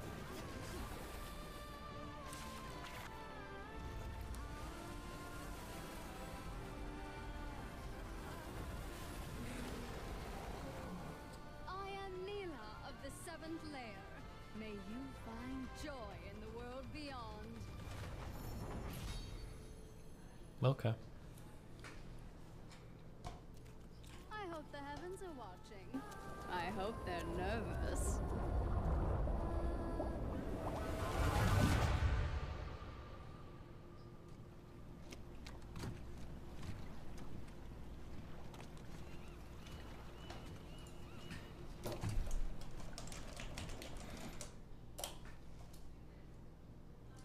Fuck.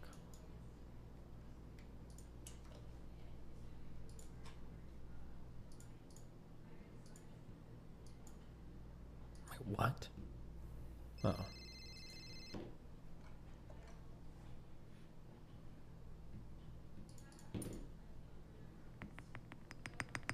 Ceramic keycaps? How heavy is this keyboard?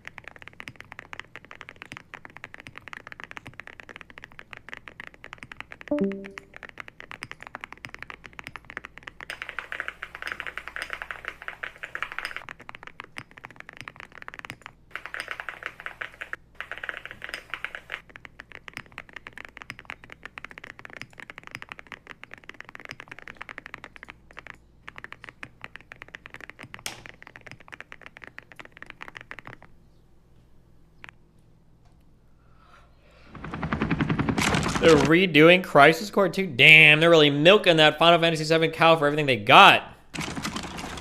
Boy, oh boy. The price of freedom is steep.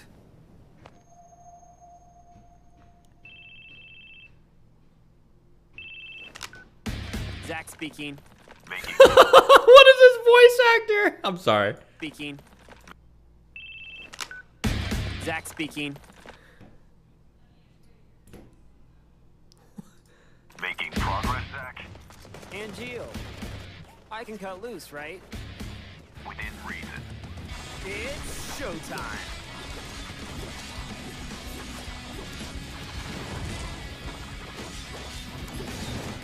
Soldier First Class Genesis. A month ago, he went missing during a mission in Wutai. Eris is gonna appear in this trailer 100%. Not Tifa. Dumb fuck. Don't you think it's sort of a waste? Use brings about wear, tear, and rust, and that's a real waste. Wow. Is this a mobile game, or why does this look so...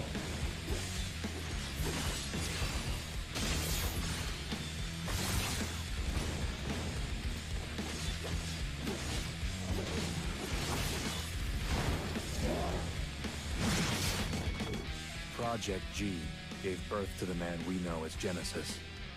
Project G. Project G. Project Genesis. Oh. Settle down, Zach the puppy. What do you know? Shit, lapdogs! Oh. All games look like shit? No, the Final Fantasy VII Remake looked really good. For however you feel about it, it looked good. Oh, this is just a PSP remaster. Oh, okay.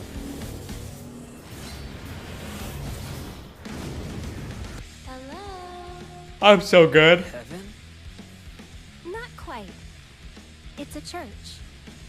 By the way, what is your dream? To become first? Is it? No, to become a hero.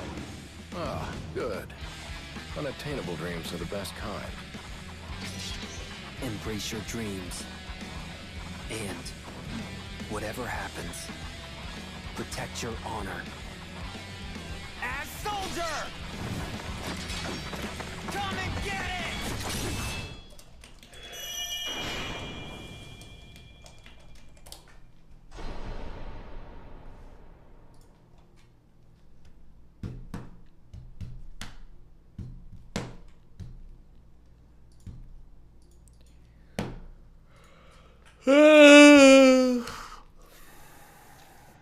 Stop.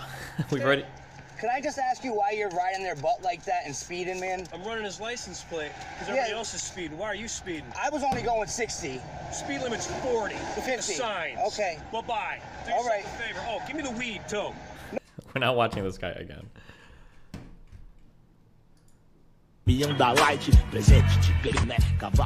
Whoa! Nem tudo que brilha é joia, não lembra aquela fita lá? Oh, fala aí, João. O bico veio aí, mó cara de ladrão. Como é que é, rapa? Wait, this was a setup, even for. I don't believe. No shot.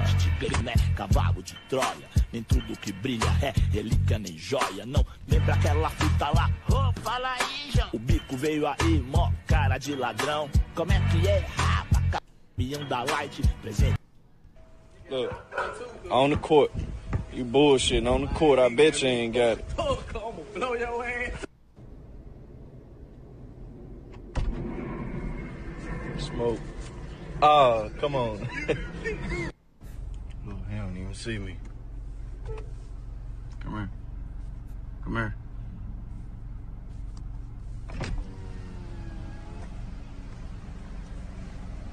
Why you out here playing without your shit? Damn. Why you playing without your shit? Where your shit? Why you lagging? Oh, that bitch got it on him. Jesus. Why you out here bullshit? Why you out here bullshit?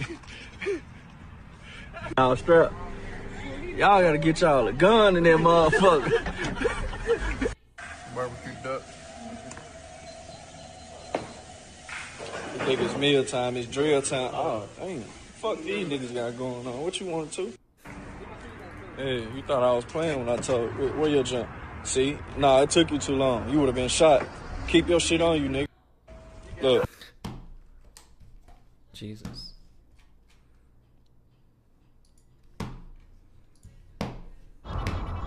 This is the Onion News Network.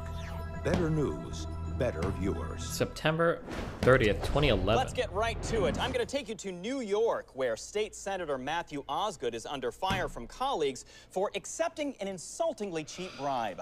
Osgood allegedly promised an FBI informant lucrative state contracts in exchange for $3,000. New York officials were, of course, outraged.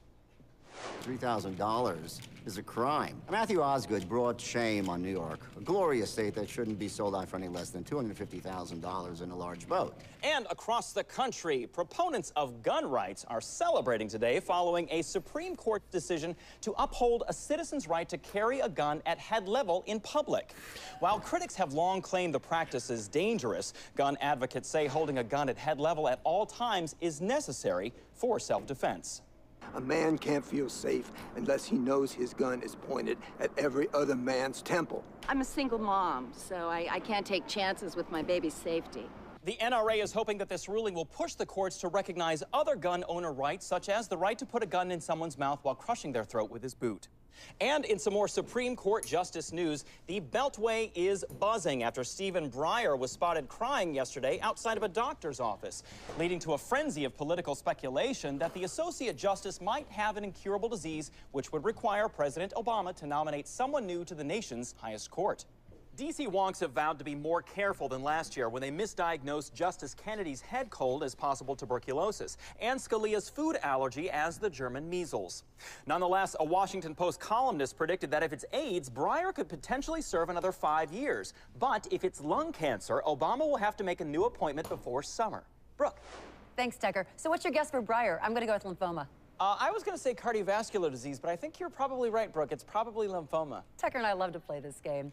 Well, we need to take a short break right now, but you can always stay connected to the Onion News Network online. Right now. Jesus. Y'all, so I'm at the movies. But the movies is not movieing, okay? Because I'm supposed to be here. I'm supposed to be here watching, what is it? I was about to say The Greatest Story Ever Told, girl, because I'm low-key lit. They didn't give me 2 drinks. I'm supposed to be watching everything all at once, all at the same time, everywhere.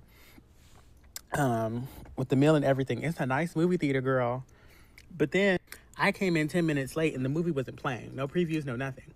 Then the little lady came in. She was like, I'm sorry for the delay. They working on it remotely. I was remotely. The remote work is getting out of hand.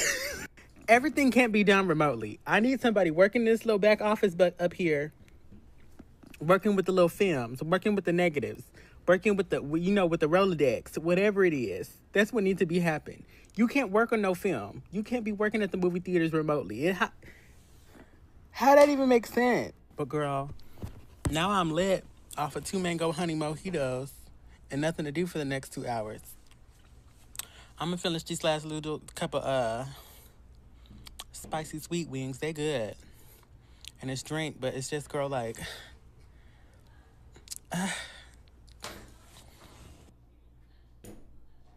What was the point of this?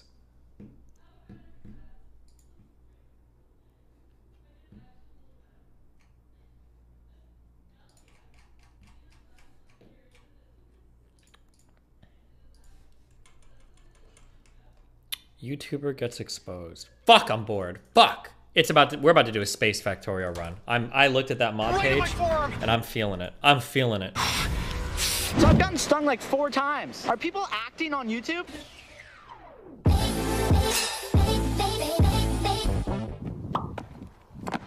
Woo.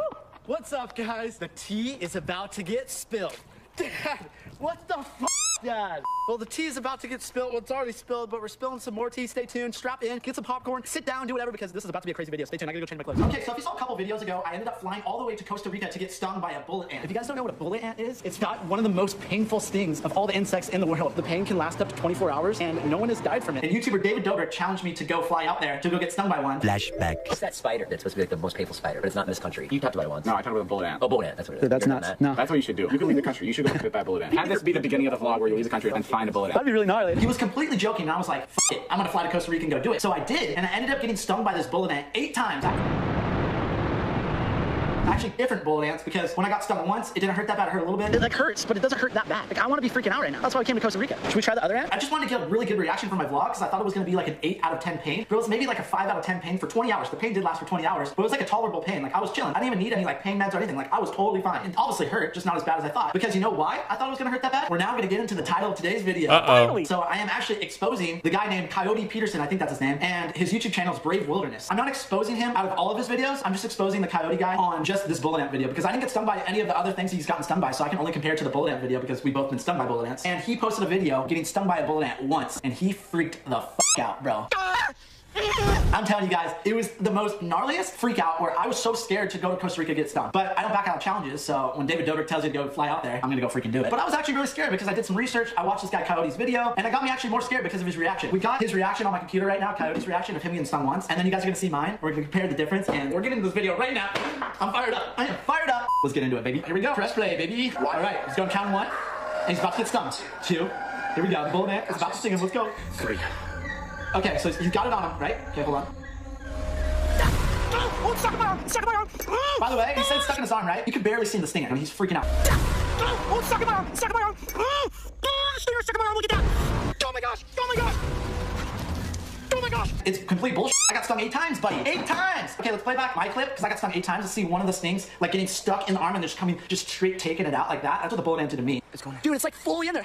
Oh, he just took it out. That was dope. I'm hoping it hurts though. The stinger right there. The stinger is in me. It's in me. It's like stuck in me. I'm not even kidding. Dude, what the heck? One more time. Capture another one. All right, definitely hurting. Yeah, wait. Holy shit. That one kicked in a little bit. Hold on. Okay, either I have the craziest pain tolerance ever, or you're just straight up lying. I'm just telling you, it does not hurt right away. Bullet ants, when you get stung, it takes maybe like 5 minutes, maybe 3 minutes to kick in. It's getting worse. It takes a while to kick in, maybe. I was cracking like a little exposing jokes in my bullet ant video because I was like, dude, just don't lie to your followers. If it doesn't hurt that bad, just tell them. It's not a big deal. You guys, I'm not gonna call out the, what's his name, Coyote? The guy on YouTube that got stung by a bullet ant in Costa Rica got like 33 million views. He freaked out. I'm not trying to expose him, but he got stung once and he was like, ow, ow, ow. And I don't know if that was acting for the vlog, but guys, I'm not gonna with you guys. If it doesn't hurt that bad, I'm not gonna lie. I'm just keeping it real with you guys. Unlike that Coyote guy. Hey, exposing. LOL. I mean, it's so gnarly that you went to Costa Rica to get stung by a bullet ant. And if it doesn't hurt that bad, just explain it. That's what I did in my video. I explained the exact feeling that I was having in that moment. It hurts. It hurts pretty bad, but like, it's stinging, it's burning, it's stinging. But I want to freak out. Like, as you can tell, I've been pepper sprayed, I backflipped on a moving treadmill with Legos. I want it to hurt like that. He's freaking out right away, so it's Jesus, what the fuck? It's my first reaction video ever, so comment down below what you think, because I've never done this before, so hope you guys enjoy it. Oh my gosh. Oh my gosh. Oh my gosh. Oh, oh my god, it is really bad. Oh my gosh, I think it has a tarantula on top. I'm laughing because I know he's lying. Let's play my clip when I got stung once and show my reaction. Here we go. Wait, haven't we watched the same clip like 20 times? Am I off the perk? Yep, okay, I was like, is it stinging me? Okay, it stung me. Are people on YouTube lying? So I've gotten stung like 4 times. Are people acting on YouTube? Yeah, you see mine? Mine was so much doper. I got the better angle, I got the better sting. My stinger was in there. I slow-moed it. Oh, I can feel it already, right in my forearm. As I say, it definitely hurts. It's hurting right now. It definitely hurts. It hurts, but I can handle the pain, but it definitely hurts. Again, definitely. But I was so hot, and then listen, it bugged me because I got stung 8 times, and like, I wanted that reaction that a bit gnarlier now. Check this out. I wanted to update you guys. Look at that. Look at that. That's the update. See you guys later. Yeah, so he literally ended his vlog in the jungle. I ended my vlog the next morning because I wanted to update you guys about my pain. What's up, guys? The next morning, so I think my pain lasted for 20 hours. So I woke up. Yeah, you said this like 12 times. What the fuck? Okay.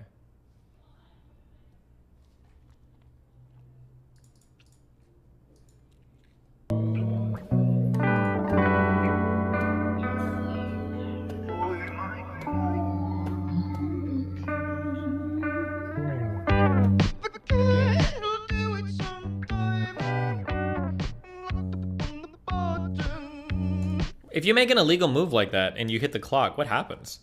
Or is that even considered an illegal move? What would...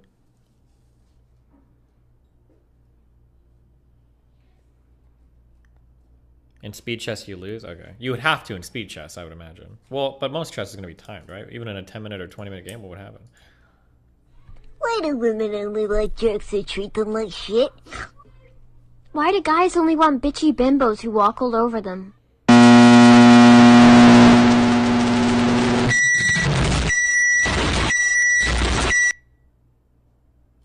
Alright, links are going off. You guys lost your link privileges for linking me shit memes.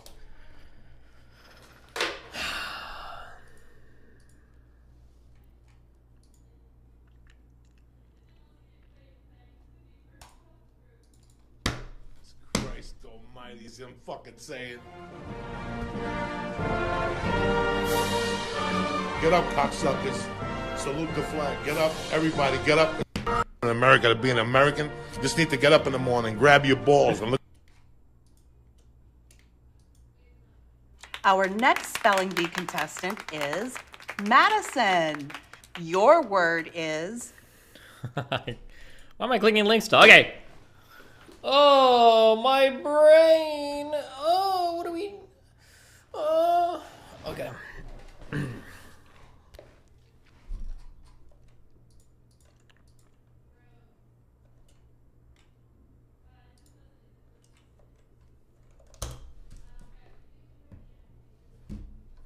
Oh.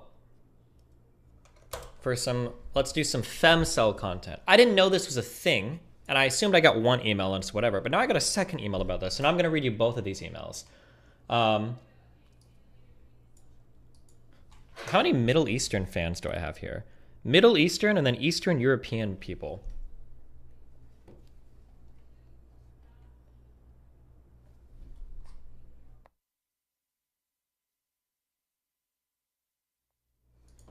Apparently Eastern European and Middle Eastern men are horrible. But here we go.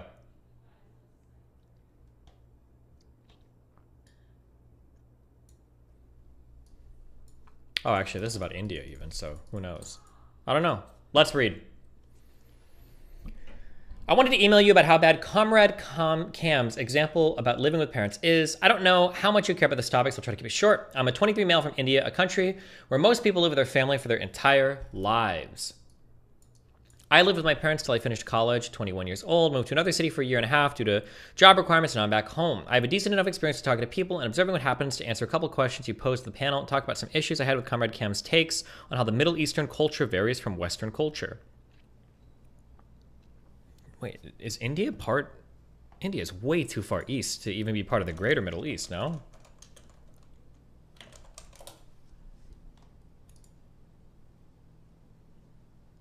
Maybe they'd still considered Middle East culture, not Asian culture, or South Asian? I don't know, whatever. Maybe he's making it white friendly for me. Do the children who live at home pay rent, cook their own meals, etc.? Nope, no one pays rent to their parents. Even suggesting you pay rent or something like that would anger a lot of parents, since they regard it as their duty to take care of their children as long as they're able to work. As for cooking...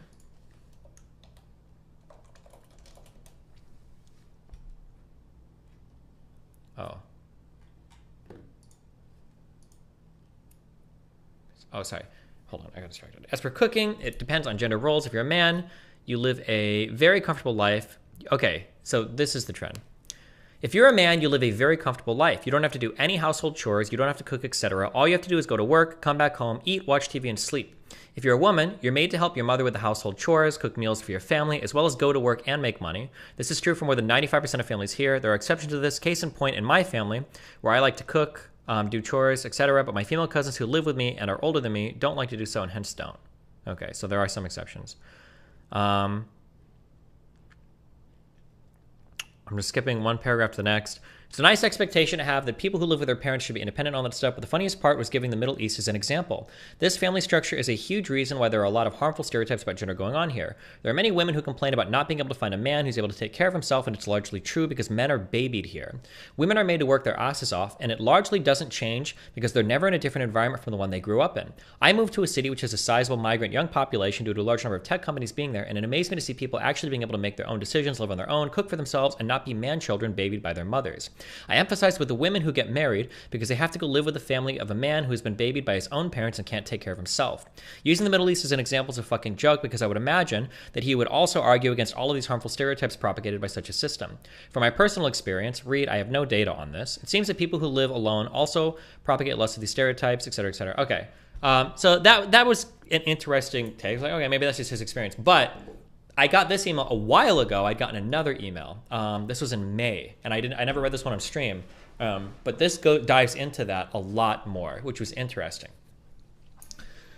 The subject was a schizo email from a woman that hates men. Hello, Destiny. I'm a 23-year-old female from Eastern Europe, and I want to share my experience with men. In my country, women are expected to work just as much as men because we used to be a communist country, but they are supposed to all do the housework and take care of the children by themselves as well. When men get home from work, they drink alcohol, watch TV, and rest. When women get home from work, they have to cook for the entire family, clean, and take care of the kids. They work the same 8 hours per day, just like men do. Since the mother is the main caretaker and parental figure for the children, she gets to decide quite a lot of things about how to raise them.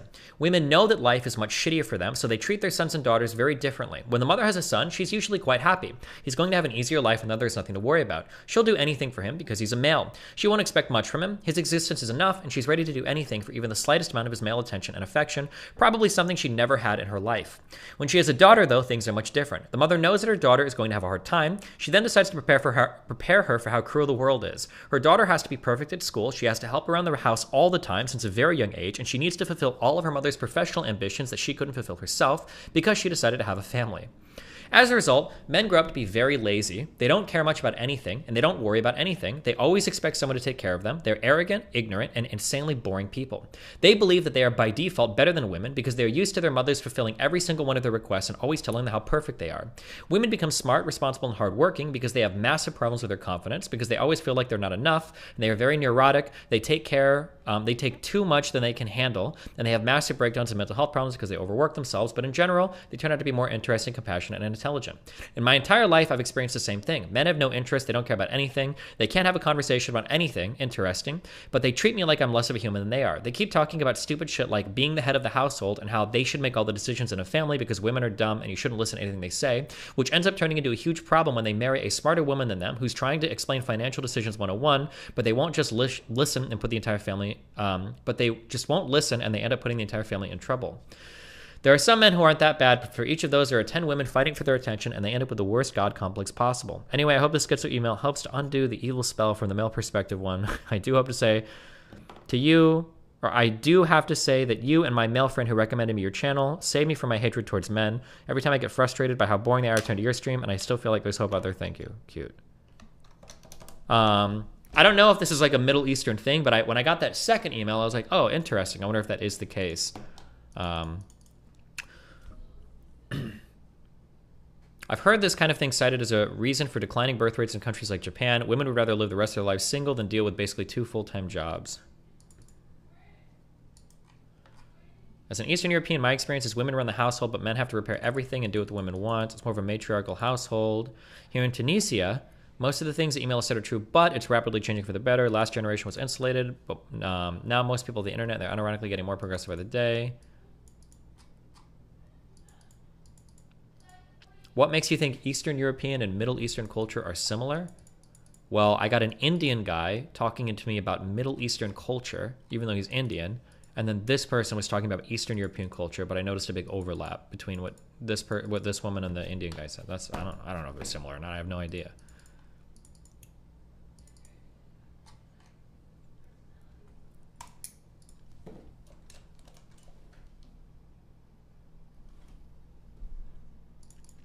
That role dynamic is also coming in Latin America? Oh, maybe.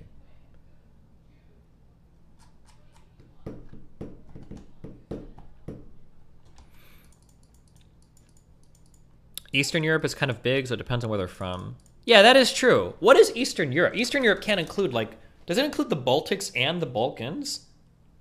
I feel like the Balkans are the Balkans. What does that mean when you colloquially say that you're from Eastern Europe? Could that be, like, all the way up from, like, Latvia down to as south as you can go? Does it include everything? Everything east of Germany.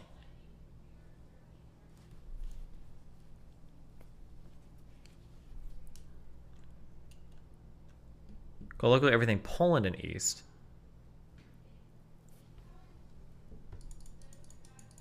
Okay, again, being forewarning, my history is not the greatest. Would I be insane to say that, not to start any race wars, would I be insane if I said that it feels like the Baltics are a much, much, much, much, much nicer place to be, especially over the past 30 years than the Balkans? Or did I miss a bunch of like really fucked up shit happening in the Baltics? Am I wrong when I say that, or? I feel like in the Balkans, it feels like everybody hates every other person that's next to them, and has tried to genocide everybody at least once. But I could be wrong on that. I don't know. Whereas it seems like in the Baltics, they're just like, I'm glad we're not part of the Soviet Union anymore. Let's do our thing. But I don't know. I don't know shit about any of these countries. All right.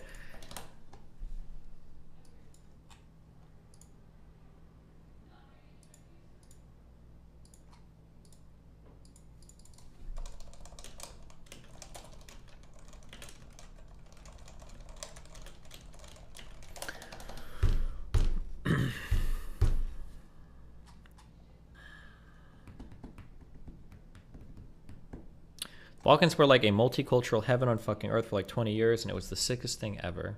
As long as you're not Albanian in Serbia or a Bosniak, you're probably fine. The Baltics got oppressed by the Germans and the Russians. People in the Baltics kill themselves, and in the Balkans they kill each other. In the Balkans, everyone's national hero is someone else's war criminal. Jesus Christ.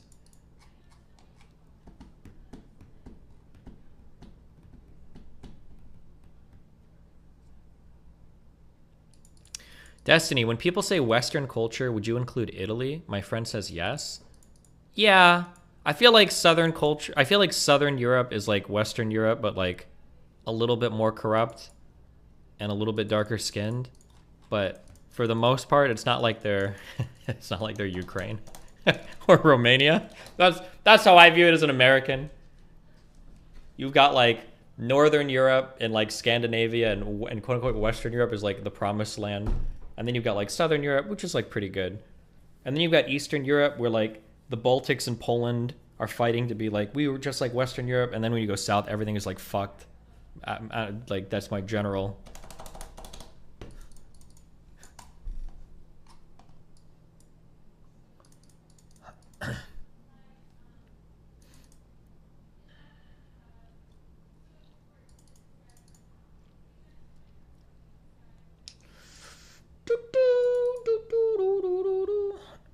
Romania is actually doing great compared to the rest of Eastern Europe. Well, it feels like every... I could be wrong, but it feels like every Eastern European country's goal is to be doing better than the rest of Eastern Europe. Like Polish people, like, we are so much better than the rest of Eastern Europe. We've climbed out. We're doing well. Everybody up in the Baltics, anytime I talk about them, I get like people emailing, I'm from Estonia. We're the fastest growing economy in the world. We're way better than the rest of Eastern Europe. Ukraine is trying to break itself away from the massive corruption up until 20. It was the most corrupt country like the fucking world. Not to make fun of them. I mean, that's good, but like, it feels like I'm pretty sure when it came time to doing the NATO drafting shit, and we were like, which Baltic country do we accept? I think that's part of the reason why we had these huge rounds where we accepted a ton of countries. Because if we would have accepted just one country into NATO from the Baltics, they would have fucking killed each other, or they all would have killed themselves. Like, we didn't make NATO. Fuck. Like that, and that was part of the reason why we had like these huge rounds where we were bringing in like 4 or 5 or 6 countries or whatever at a time. Is because we kind of had to, because if we start drawing lines around them, like people are going to be salty, unironically salty as fuck.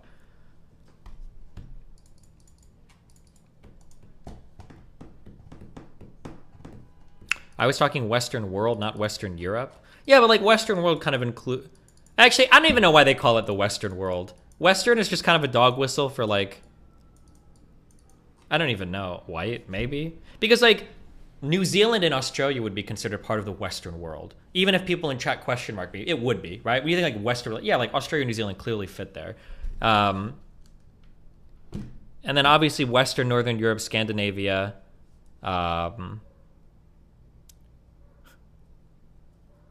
South America wouldn't be, even though they're more west than, like, Western Europe.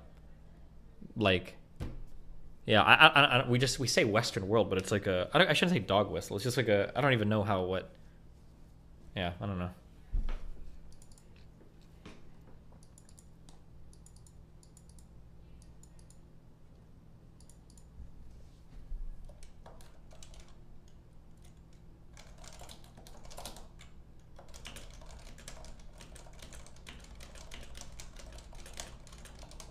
Western world doesn't mean west geographically, it just means the good part of the world. Yeah, true.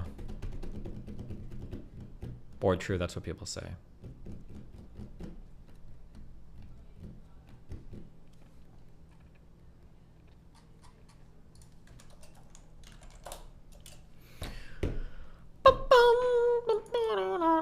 Okay, what are we doing? Fuck, I'm bored. No, I'm not. Yeah, I am. No, what can we do? I need to do these 2 articles. Where did Eris go? Or Dan. I need somebody to read for me.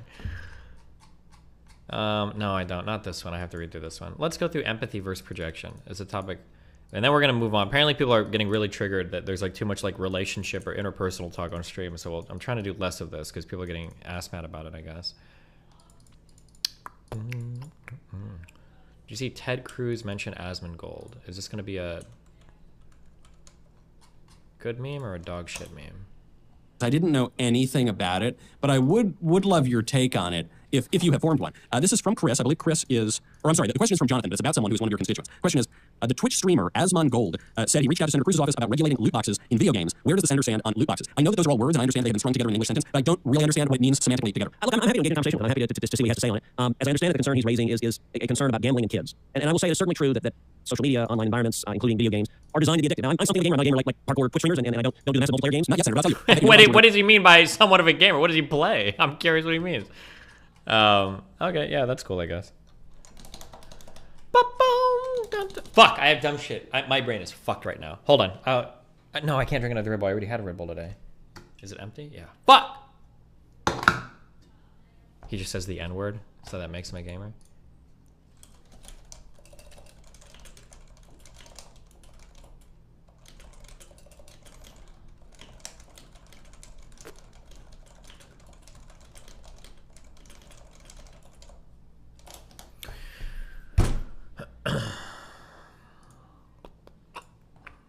Is aristocracy dodging you? I don't know.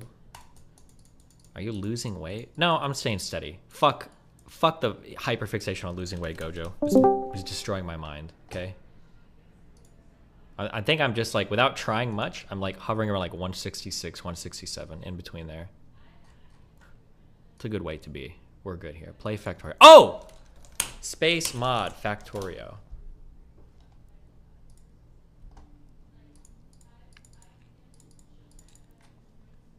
This mod. This is the one that I wanted. This is the one that I wanted. Do you think so?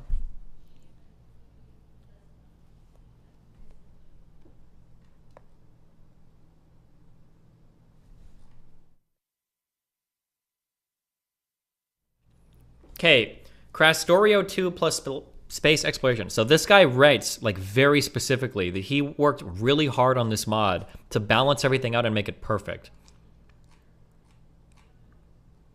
And he gets really mad if you combine it with other mods, especially big mod packs. So that Crastorio you're talking about, isn't that a massive... While in experimental status, most of the other overhaul mods are marked as incompatible with the extremely broken. However, the long-term intention is to get the mods working together to the satisfaction of both developers.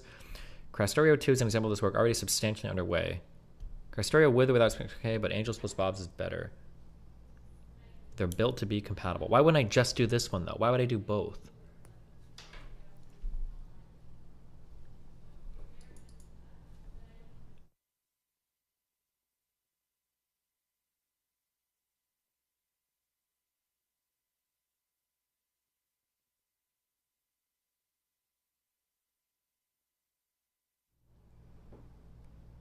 Proteus, what do you think? Just say it. Just tell me which one. Should I do both, or should I just do space exploration?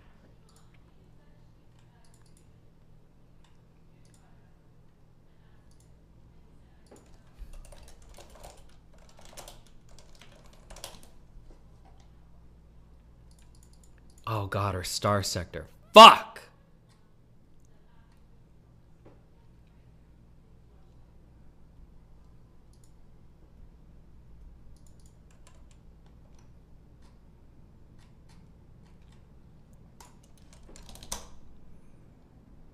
My opinion, SpaceX early game is boring. Crastorio late game is boring, so combining them works nicely. What is this?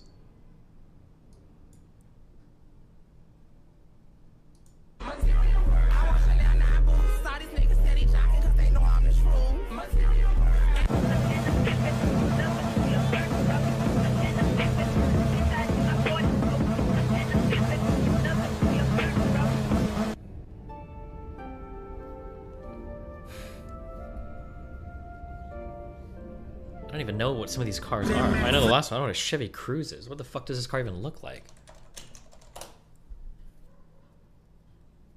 Oh, okay. Jesus. This is true.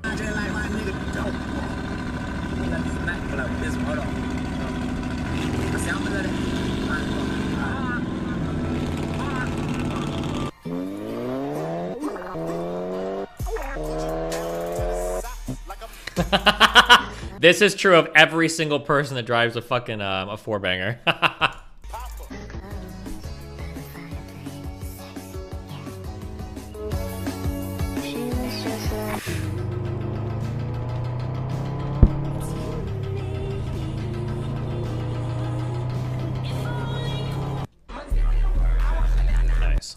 Good job.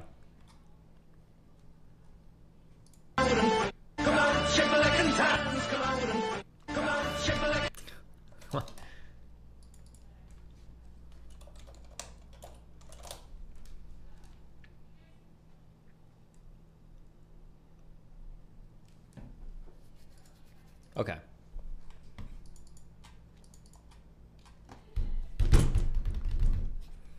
TikTok girl's father executes her stalker. This is the story of Ava Majuri, a 14-year-old girl who blew up on TikTok. The people were following her for a reason, but one simp took it too far. 18-year-old Eric Justin 111 messaged her everywhere, eventually getting in touch with kids in her grade to get her attention. To make him go away, Ava and her parents willingly agreed to sell face-only selfies to the man for $150 each.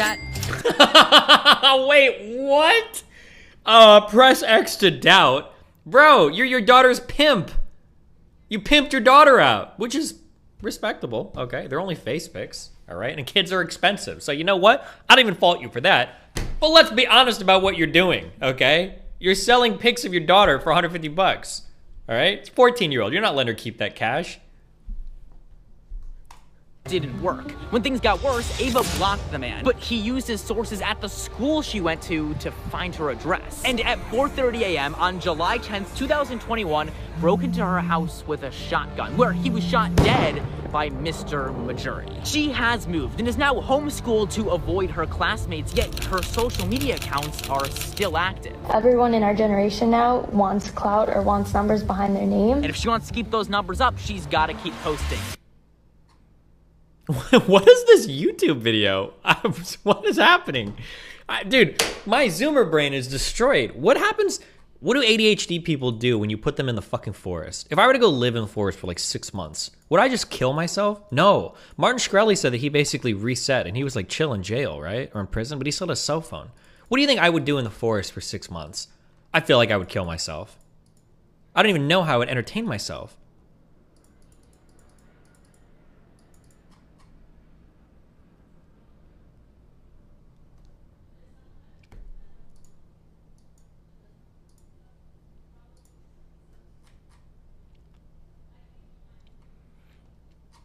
I bet you would try fucking a rock and then dying from infection. What does that mean?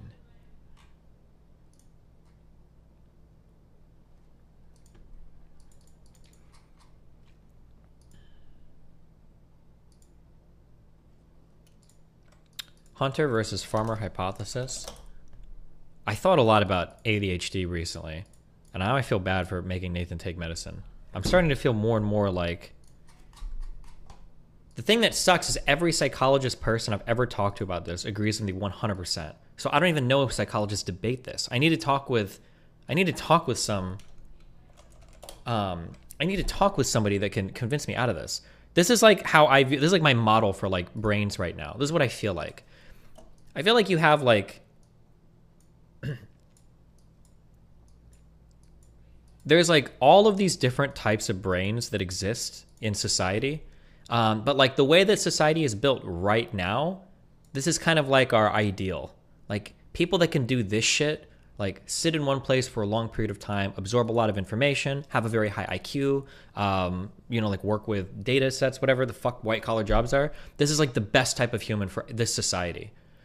But like in another society, maybe this brain would be really good. Like if a society was organized a little differently, maybe this dude would be, but since they're not, you have these like naturally occurring patterns that like everybody is different in terms of like brains, but because these people, their brains just don't really work in our current society, the goal is just medicate them until they do. Like we have to pump this dude full of like Ritalin or some type of other medication until we can like bring them in line with what works for society, which seems a little fucked, doesn't it? Doesn't that seem a little bit fucked up? So but I don't know, should I have sent Nathan to like the fucking African jungle or some shit? Or I don't know. I've had people email me, actually. I complained about schooling one time. I had 3 or 4 different people email me. Apparently there are alternate types of schooling systems. They're kind of exotic or experimental. They cost a bit, which isn't really a problem. But I've gotten emails from teachers that work with some of these other types of educational systems, which is interesting. What's the alternative destiny? I feel like the alternative is, I feel like if you could find things to do with these people, like I think I could have... I am the smartest person. I think I could have been a genius in school if I could have been utilized in a different way. Because I took a fuck ton of AP class. I barely skirted by, but I hated school. But if you could have like put me in a competitive environment, right? Like I've done more research for papers, manifestos, for whatever. In one manifesto, I've spent more time working on it than I spent in all of my like high school papers combined. But it's just because school sucked. But if you could have found a way to make that competitive, I would have been awesome in school. But but I wasn't. So the I wonder if there's like other types of schooling things where you could take kids with like ADHD or kids with other sorts of things and then like utilize them in a way where like it works better for them. I'm not sure. Has Nathan's medication not worked well for him? Nathan's medication works amazingly for him. But when it says like, but what does his medication do? His medication, it brings him in line with like a more neurotypical brain. Is that a good thing? I don't know. It feels weird. Aren't grades competitive? No, because I don't give a fuck about my grade. I don't give a fuck about my class rank, right? I don't give a fuck if I'm rank, 2 in my class or rank 100. If I'm passing, I'm passing. Like, why the fuck would I care what my grade rank is? Now, if it was like a 1v1 debate, okay, where the winner gets to fuck the cheerleading I'm just kidding, in a video game. But if it was like online, I very much care about how I do in debates. I very much care about my, I'd very much care about like how I perform in a debate with somebody. That's really important to me. In school, I don't really care about my class rank. So I feel like there has to be some other way to. What if only the top 50 students advance to the next grade? I mean, if you failed and you're a loser, I guess it would suck. But otherwise, like, I don't know. I just like. Am I the only person that didn't give a fuck about my grades when I was a student? Maybe because my parents didn't pressure me or anything. But who cares? I don't know. I just.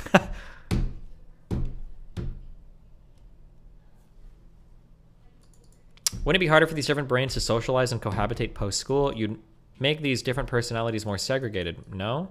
I mean, we're already so segregated. I can't believe it can get any worse than this.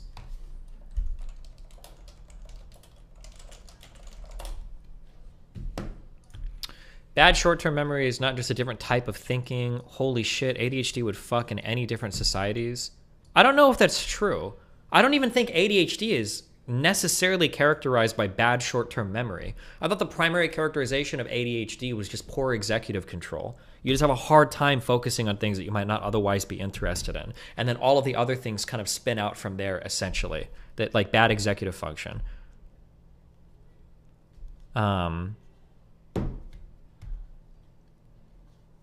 Because if you believe, for instance, that ADHD kids, and this seems to be the case, or this is what I learned at least when I was reading for Nathan shit, if ADHD kids are interested in something, they can have like an insane amount of, hold on, I might have just spotted a permaban. They can have an insane amount of privilege. No, hold on, I'm sorry. Somebody just wrote something that triggered the fuck out of me so much. Destiny, you're unironically in a place of privilege with this. You got a career where your grades literally mean 0, whereas the rest of this shit is vital for career development. Now we can say that's a bad thing that I might agree with, but we are in this current society. Okay, I literally flunked fucking school because I was working so much because I didn't get a scholarship because my grades were fucked. So fuck you and off yourself, you stupid fucking piece of shit. Okay, go ask mom and dad to buy more education for you. Fuck you. What the fuck are you talking about? Don't make an assumption about my educational background. Okay, I flunked out of school because I was working. Fuck you.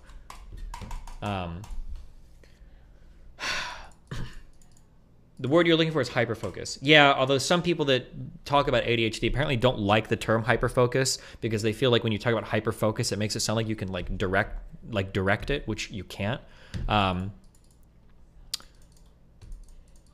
untreated ADHD has a huge correlation with depression and bad self-esteem and mental health stuff later in life. Having consistent failures and things that should be easy just because you're lazy. Yeah, no, I understand. Why can't you understand what I'm saying? Am I really communicating that poorly? Let me try it again. Let me try one more time, okay?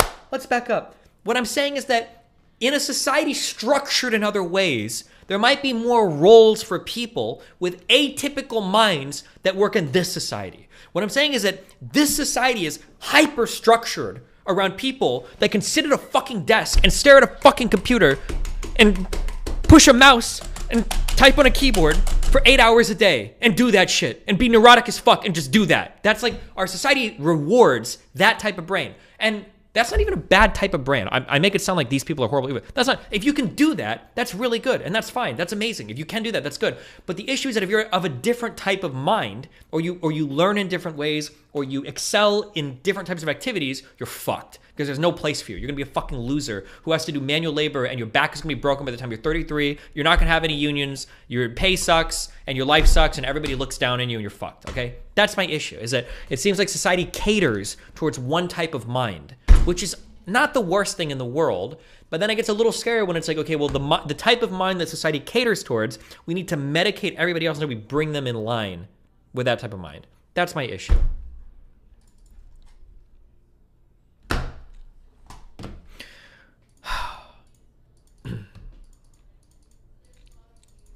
What type of activity would an ADHD brain be useful for?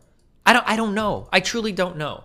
If I have an ADHD brain, maybe, maybe not. Based on what I've read, maybe. But I'll go take a test someday so I can have my neurodivergent privilege or whatever. But like, I could work on a lot of shit and put in an autistic amount of work into shit that I cared a lot about. Like I never do math homework, but I would draw out like entire fucking like gear charts and shit for the little mud games that I played, or like these whole autistic fucking strategies to abuse like archaic code in these text-based games. With Kyle, we were trying to fucking kill people, and I will sit there and do that during class. I'll be like sketching shit out. Like, I don't know. So some autistic fucking ADHD kid can be thrown into he can be a quant for some fucking hedge fund or something. I don't know. Maybe there are places for kids like that where you throw them in different areas. Like, oh well, this guy does this, or this guy likes to fucking do or whatever. You know, protein folding in a fucking simulator game. I don't know. Maybe I'm just saying maybe there are places where different types of minds can be utilized instead of like you need time to do your 7th hour of social studies. And I'm not shitting on social studies. I love history. I don't love history. I'm not shitting on those other subjects, but I'm just saying like maybe there's like a more productive way to utilize other minds rather than assuming a one size fits all for every type of mind in society. Okay?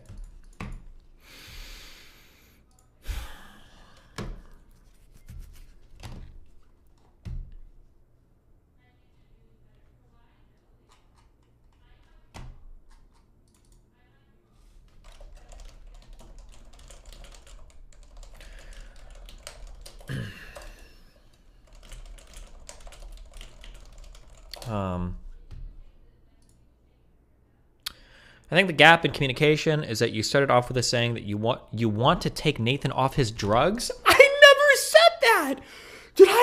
Did I ever say that? Did I say that? If I said that, then I misspoke. I don't know. Did you not? I thought I said I wonder now if I should have put him on drugs, or I wonder if I'm doing him a disservice. I think is what I said. That's what I said. Jesus Christ. Holy Mother Mary. Fucking Virgin Mary of God. Jesus Christ of Jerusalem. Fucking holy hell. The Gospels of Matthew, Mark, Luke, and John. My God. The Father, Son, and Holy Spirit, the Trinity. Oh my goodness gracious to the Lord on high. I hate all of you. Give me a second.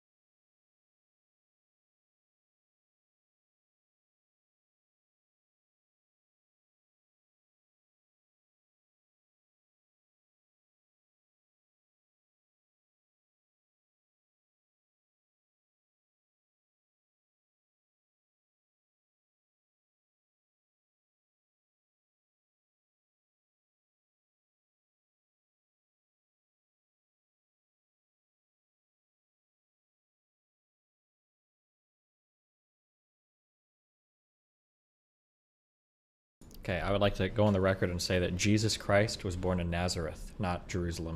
I don't know why I said that. I'm sorry.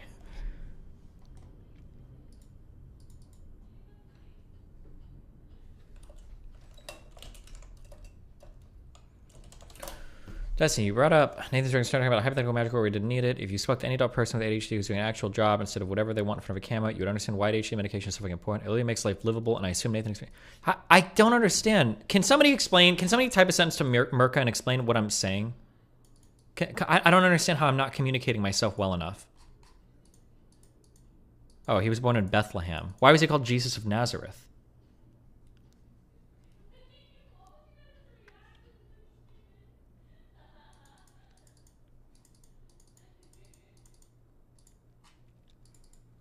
Oh, because he was living there.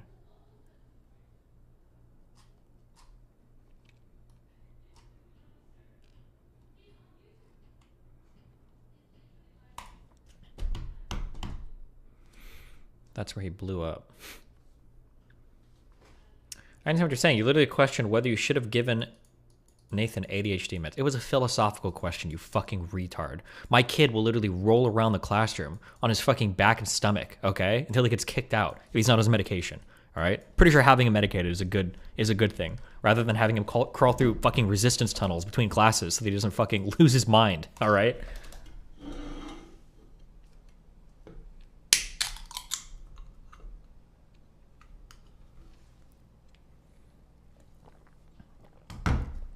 Yeah, I'm drinking a second Red Bull. I am. And no one's gonna stop me.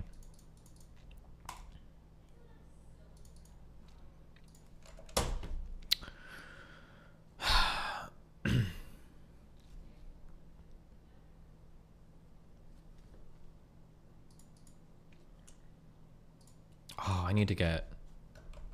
Oh, God. I need Melina to become a fucking citizen. Can you get TSA pre if you have a green card? I bet you can't even. Wait, what is a green card again? Does that just make you a resident? And then citizenship is next?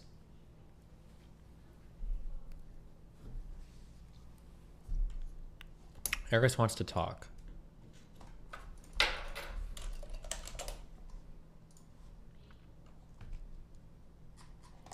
Green card is permanent resident. You can get pre-checked for permanent resident. Oh, base, okay. Ooh. Any tips for coming at greater volume? Learn to edge, wait a long time between ejaculations, and eat lots of celery. Okay? Those are your keys. Or drink lots of water.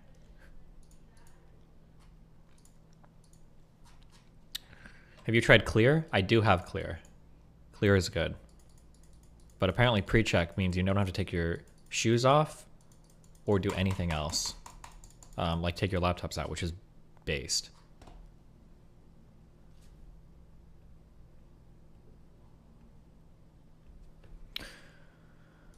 Relatable destiny.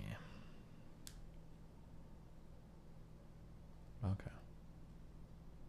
Gorilla has lock and load. Listen, buy lock and load if you want. I tried it for a month. I didn't see any difference at all. I'm gonna be honest. I did try it for 1 month. It's a lot of pills. And you know what? I'm gonna be honest. I didn't see a difference at all. But you should buy their pre-workout, okay?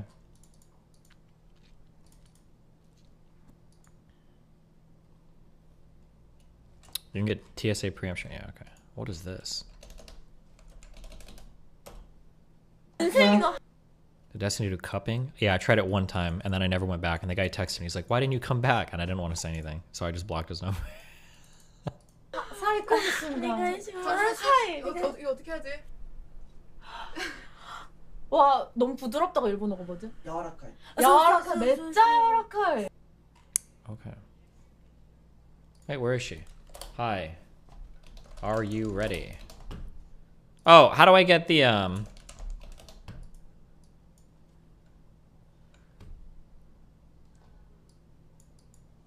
I think the discount came from you saying you feel unsure about anything. Someone else was saying that the societal change needs to come from... Well, like, maybe I can throw them in, like, some ultra special private school or something, right? That's what I was thinking. That was the alternative. Not just not medicate them and throw them to the fucking wolves.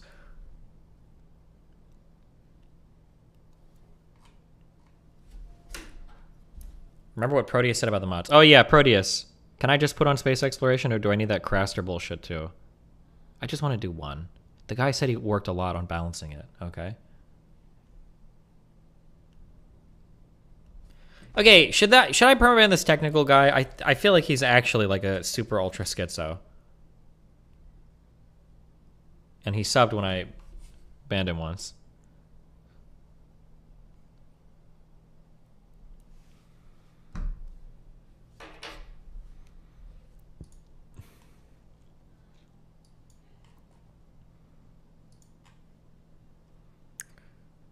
Download space from the in-game mod portal, along with the listed mod dependencies there.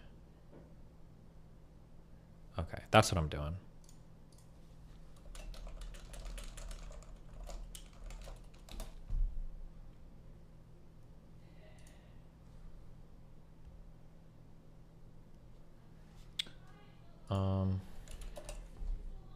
This is gonna be, she's gonna agree with me in 2 minutes.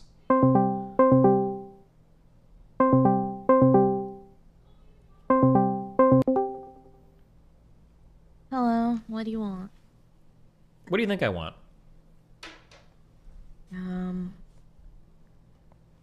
I don't know. Honestly, maybe to get unbanned from Twitch. Can't help you with that. Okay. When we use words should mean things, right? Yeah, I agree. Okay, so if words mean certain things, we should let them mean certain things. We don't have to make things like the worst word we possibly know because it like makes us feel better if we're destroying the meanings of the words, right? Yeah, I think I would agree with you in almost every case except for this one. Why? If that you can't just make one exception for your particular thing that you care But I about. think I have a rational reason for this one. What is the rational reason? Okay, is that the definition for pedophilia, like that you're going with, is the psychological definition for pedophilia. That is, you are primarily attracted to prepubescent children, right? Mm-hmm.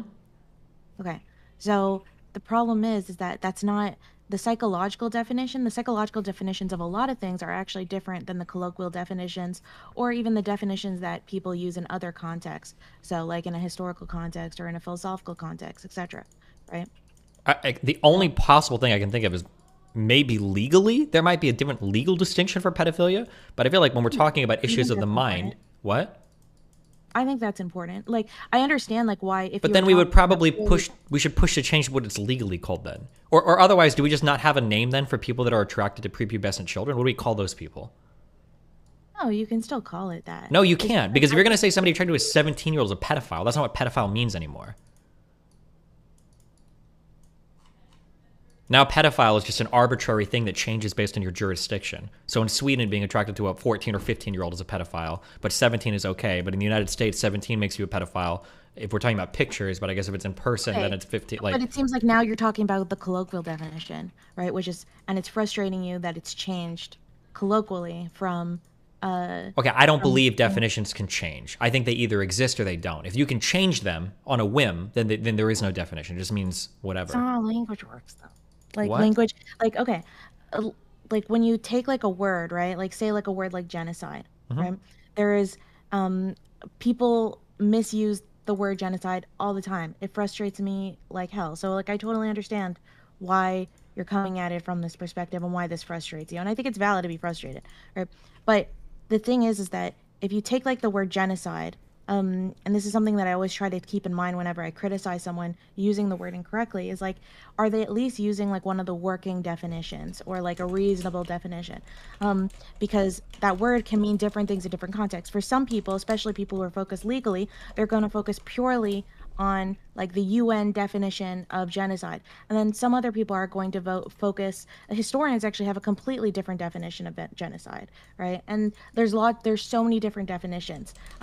So I agree here. So here's something that somebody emailed me. It's like the context is important. Sure, I agree. So like I would have been okay with that, right? But here's something that I think that when we fuck with the definitions of all of these words too much, we like lose our ability to understand some things. So for instance, I got I don't remember, it was a PhD history guy that emailed me, and he like demanded, he said that you can't call what happened with indigenous peoples around other countries genocide. that it was stupid to call it that. And he said the reason why was because genocide wasn't defined until like the 40s. It doesn't make sense to say that, that something that happened in the 1700s was a genocide. There was no such thing as genocide. So it doesn't make sense to say that. And technically, just by him saying that, and then also give me an explanation. I was like, I guess that kind of makes sense. The rules of the world, the things that we saw as good or bad, and the ways that we associate with each other were quite a bit different back then. So it doesn't really make sense to use the charge of genocide against a certain people when we didn't even have like that international framework or definition established. So that does make sense. So it's like, okay, sure. So I feel like having words that means things is not only important just because of like a word meaning a thing, but it's important because it helps like bring ideas to it. If words don't mean anything, then our conversations like descend into absurdity instantly, right? Like everybody's a fascist, everybody's a groomer, everybody's a pedophile, like everything is just fucked. Yeah, no, So- I'm completely with you on. Well, if you're completely with me, how are you okay with like, well, for pedophile, like it's whatever. If you like somebody that's Because I think we disagree on what stage the term pedophile is at. I almost feel like you're speaking about it as if we're at like the word pedophile is just being kind of like it's only been used for a while to describe having an exclusive or a primary attraction of prepubescent children. Yeah, which is what and that's the main way that it's used in most contexts, that the way it's spoken, right? But that's not actually the case. So even though like the majority of people don't even know the actual definition, right? The majority of people Sure, but I think but here's the problem know is the details of the definition. okay, if you want to just destroy the word, then you have to give me something in its place. And then also, if you want to do that, I don't think we can complain then when like conservatives complain about like teachers being groomers or whatever when they talk to kids about LGBT issues. And like people want to say, well, that's not grooming. Like, okay, yeah, but nobody knows what grooming is anymore, which is also true. Nobody knows what grooming is anymore. But like, I don't think that we can hardcore say like this word has to mean this particular thing all the time. Like that's not fair. But then be like, well, for this word, if anybody is, fuck it, right? Like I feel like you have to. If we want to fight for definitions of words, which I understand some things will colloquially change over time, but I think that has to be like a natural process, not a malevolent one, right? The changing of pedophile, anybody that likes anything that's too far apart in age or illegal, or when conservatives use groomer to describe all LGBT people, I don't think that's like a natural evolution of language over time. Like calling somebody a moron doesn't mean they have a certain IQ. Like that just naturally changed over time. That's like a purposeful like destruction of language for the intent of harming groups of people or like muddying the discourse. I think there's a difference there. Do you think that that's what people do when they use the word pedophile? Yes. To just describe I don't think that anyone they're having trouble right? understanding. Yeah, I don't think they're having trouble understanding what the definitions are. They just use pedophile because they want to use like the meanest possible word they can for a person they don't like. So they go to pedophile. Yes. I think that is exactly what's happening.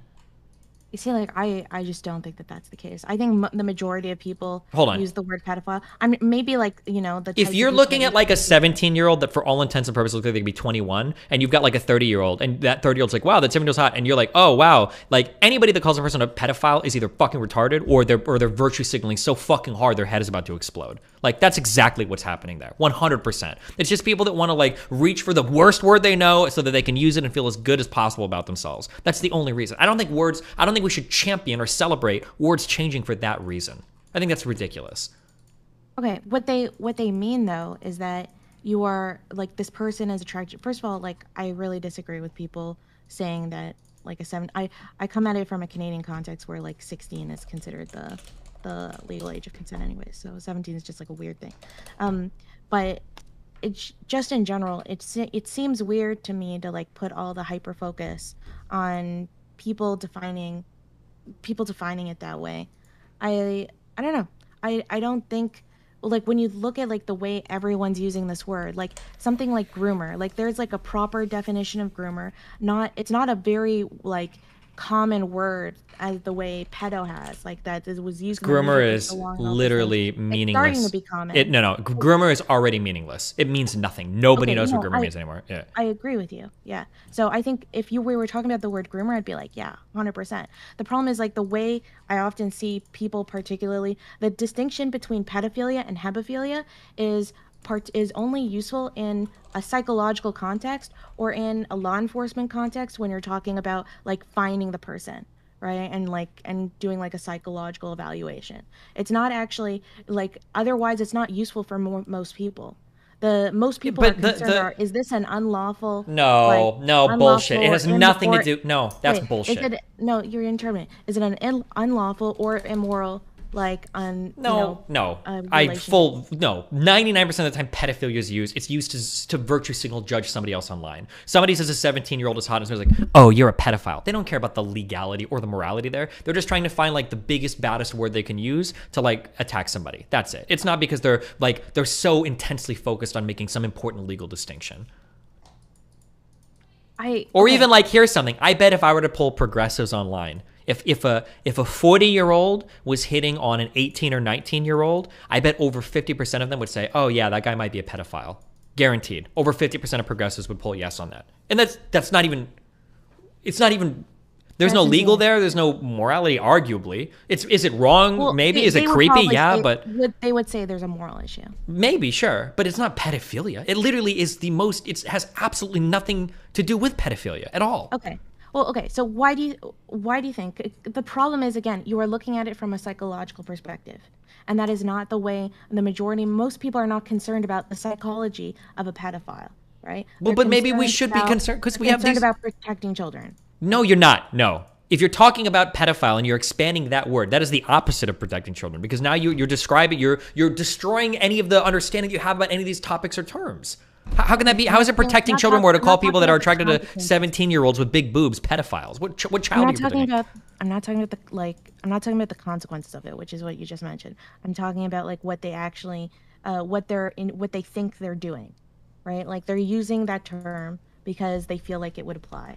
And they think that it applies because they think that it's an adult taking advantage of a child, and what is determined whether or not someone is a child obviously is very different based on different regions and different time periods and all that kind of stuff. So in a psychological way, the distinction between pedophilia and hebephilia and abephilia and all those things are very important because when it comes to treating people or finding out like who did this and all that kind of stuff, it's okay. Here's a question. Distinguish it. Why can't you just not for the average? Why can't you just call a person that chases like really young people like that or vulnerable? Why can't you just call them like creepy, or weird, or even like exploitative? Why call them a pedophile? I don't know. Wait, but you're defending it. So I'm defending it because it's the colloquial term, like it's the way people use it on average. Okay, if I wanted to call like gay people the F slur and that becomes colloquial, would you still defend that? Because it was for the longest time, but we argued against that and we changed how people use the word. It becomes colloquial and it becomes like the way, I mean, that's what happened with queer. No, queer was reclaimed and no longer means what it used to mean. Okay. People don't use queer as an insult anymore. Queer is used by philosophers that want to sound edgy when they're talking about strange things, and it's generally used by LGBT people to describe like they don't want to be specific. I'm queer. That's it. But you don't hear queer as an insult as much anymore, right? But that's part of like how language evolves and changes and all. No, hold on. And the problem is, I'm saying that wait. I'm a pretty conservative with language change. No. But if you look at the term pedophile, like you're we're not talking about like what is right now. We're talking about what should be. We have arguments about prescriptive use of language, right? Yes. Okay. Because descriptively, you would, well, maybe you would, I don't know. But most people would never defend calling people slurs. They would say we should change that. But if I were to like say, well, hold on, colloquially, this is just how we call people. We call people surnames. That's cool. People would say, no, that's not cool. We need to change this. They would try to change the way that those words are used, right? So why couldn't I argue the same for like actual words that mean actual things with important distinctions? So like pedophilia is a person that is attracted to somebody primarily with prepubescent futures. Why would I not fight to have that distinction that exists? There's a million other words to describe people that go after predators, exploitative people, could be groomers that go after young people. But if you're trying to fuck a 17-year-old, you're not a pedophile. Okay, so I would agree with you there. If you're talking about like, being prescriptive rather than descriptive, that's different. Sorry. What would make sense to me, I totally understand the need for a distinction between like, the type of child that you are attracted to. And obviously there's like a moral difference and weight difference based on the type of child you're attracted to, right?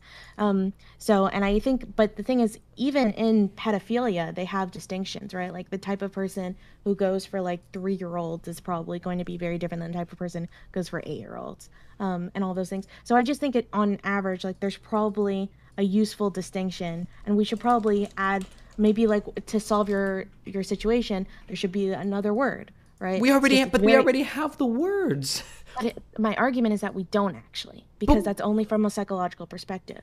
Like that. But I'm saying the words are there, but people are fighting to misappropriate them and use them incorrectly. But why not like just defend the definitions that already exist? But your version of incorrectly is using it incorrectly from a psychological perspective. It's a description of a psychological attraction. If you look up the term pedophile in say like the Oxford Dictionary, it's not going to give you the psychological definition. It's going to say from what I'm guessing, you can look it up. It says a person who is sexually attracted to children. Well, not underage, because underage could be 17. Yeah, to prepubescent children, right? It just says children, but okay, sure.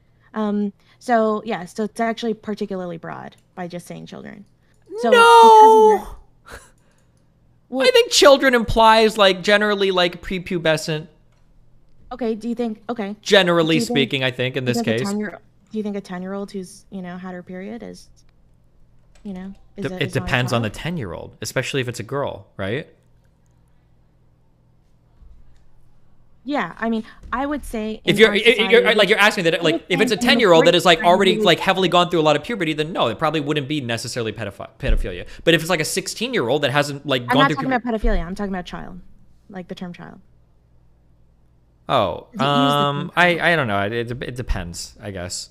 Like, I would say like the colloquial definition of child in at least Western society is defined as a 12-year-old, like for sure. Like a 12-year-old would fit into child.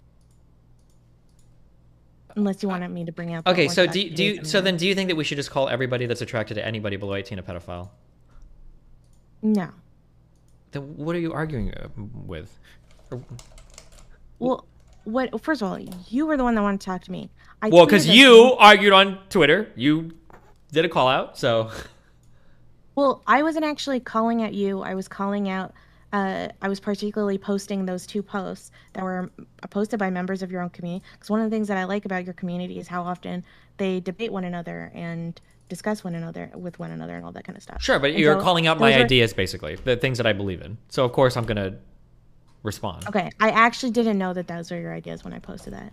Was reading through it. But now that I do know, now that I do know, the reason why I called it out is when I posted those two things, I thought I've always felt uncomfortable whenever someone, because it's like a meme in like the intellectual kind of community. I'm sure you've heard it before, like where someone's talking about, say, someone being creepy with like a 14-year-old or something, and they're like a grown adult.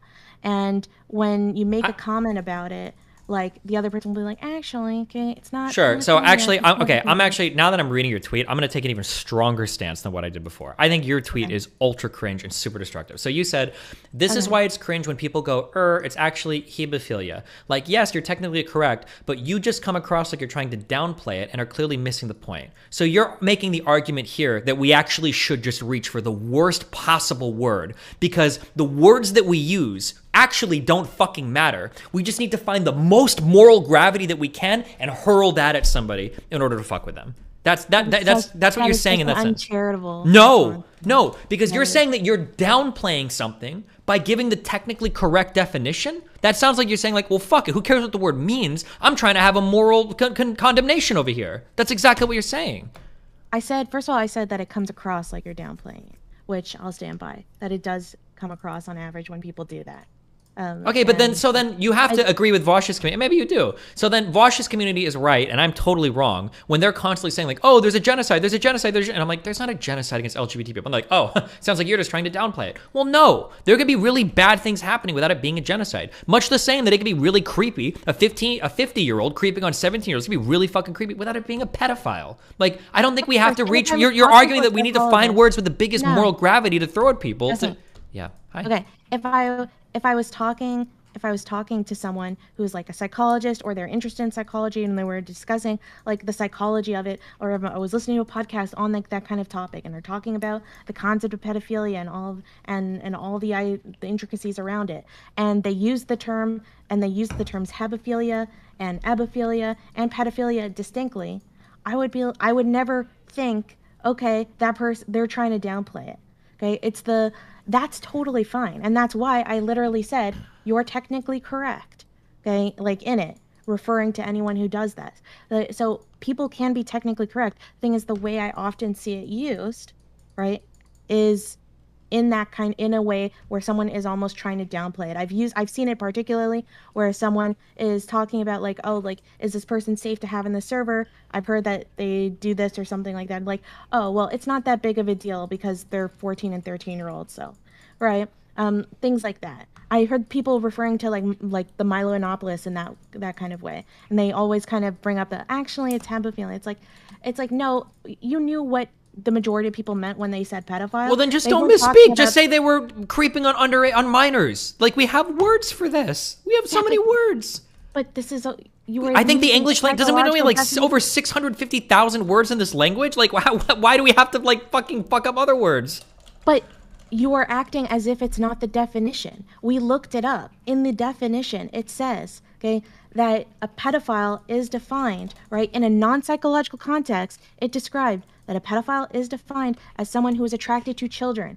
Children, the concept of what is a child is very vague and depends on a lot of things, so it can be different in different cultures. And okay, here, so this is an example. So in our society, we would all consider a 12 or a 13-year-old still a child. So this is because of that, you are wrong about the definition. So let me. If you like the psychological definition. It's not about what I like. It's about being clear with our terms. So here's an example of the type of harm that's caused, I think, when we fuck with these words like this. Okay, so here's a guy in my YouTube chat, Abba, and then he's using the weird @ sign, and then he has preach. So he says, so his Vosh genocide comparison isn't analogous because what's happening to LGBTQ isn't close to genocide. Hebophilia and pedophilia is pretty much the same to most people. Right? So now I think that a lot of people actually agree with that. But the problem is just thinking that is putting you in a place where now we've made more children at risk. Because if in your mind, the type of person who's a pedophile would be the same type of person who would fuck an attractive 17-year-old, now you have no concept of who might actually be at risk or who might actually be a danger to certain children. Right? Because in your mind, like, well, would you fuck a 9-year-old? No, I don't think I would. Oh, cool. Well, you'd probably never fuck a 16-year-old or a 17-year-old because that's all pedophilia, right? That's not true, though. That's not even remotely true. By destroying the definition here, you're actually inhibiting people's ability to even understand the concept. The type of person that would fuck a 9-year-old is way fucking different than the type of person that would fuck an attractive 17-year-old. Okay, so I think that's a more valid argument. Right? Well, that's a different argument than you were saying before. No, it's the exact same argument. The argument is that we need to have words that have definitions so that we can understand anything in society. Sure, but you're arguing for a specific definition, not the definition that is currently the majority definition. You want to take, it's like when I say I like using the historical version of the word genocide and I want to apply it everywhere and everyone should use it, okay? But that means that I am changing the definition, and I might have very valid reasons to do so, and I think you do have valid reasons to do so, but it doesn't mean it's necessarily what you're saying of like just completely changing the definition. I don't want to completely change the definition. I just want to go by like what pedophilia is understood to be in terms of. Okay, but pedophilia is understood to be attraction to a child. So, and what determines a child is going to probably depend on the majority of what people consider children. Right now, we are living in a society, a majority of our society, okay, pushes childhood incredibly. Right? So it probably seems a lot older than it would in other societies, or I don't know, or in different countries. In Canada, someone would never consider a 17-year-old a child. Okay, I think we've hit ideological bedrock, and there's no budging out of this position. Is there anything else you'd like to share with the stream? Aristocracy TV. Why do you say TV at the end? Isn't that your name? Yeah, you know Hasan made fun of me for having TV at my... Oh yeah, he called you a clout chaser because you had TV at the end of your name. And then I think he banned you. Did he? Or was he just looking at your tweets? He was just looking at my tweets. He never banned me. I actually don't even think he knows who I am. He probably does, actually. I won't reveal who, but I've heard that he actually spends a shocking amount of time like keeping tabs on my corner of the universe, which is kind of sad. But so he probably did know who you were, and that's why he got so triggered. He seems like a very sensitive person, which I would be a complete hypocrite for criticizing him for that because I'm sensitive too. Yeah. He seems like a very would you call him a pedophile? Oh my god. Well, if the colloquial definition for Uh-huh. pedophile is to be sensitive, then sure, but it's not. Okay, just curious. I see language. Mhm. I'm not a language expert or anything. Mhm. I just like learning different languages, Mhm. and I just see language as a tool. So I'm always just going to use the best tool.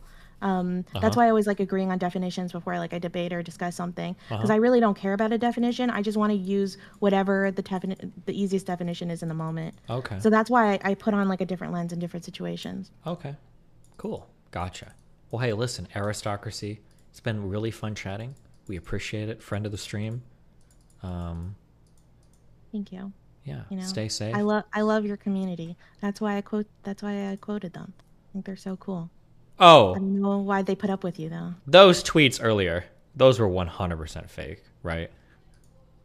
The text message tweets. The text messages?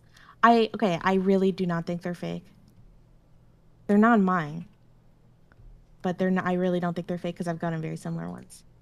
There are so many signals in here. But how old are you? 16? I'm sure you haven't had a nice guy like me treat you right. Is that why you think you're lesbian? Like, this is such a...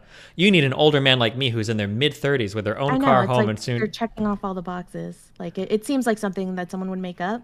And I don't blame you for thinking that. But I'm telling you, I've gotten, like, legit DMs that are just as cringe. Okay. All right, well, listen. It might be fake. It might be fake. I don't know. But I wouldn't be surprised if it wasn't. Okay. I love you. It's been fun. I hope one day you expand your dating pool outside of Orthodox Jewish people. Oh my god. I was going to make a real cringe joke because you made that cringe joke about Brittany, but I actually can't bring myself to be that cringe. So, okay. I love you. Have fun. Bye, buddy. Yeah, bye. I can't get away with the same jokes women make. I'm going to let you guys in on a little secret. That text that she showed looks fake as fuck, but it could also actually be 100% real because men do be texting some insanely fucking cringy shit sometimes.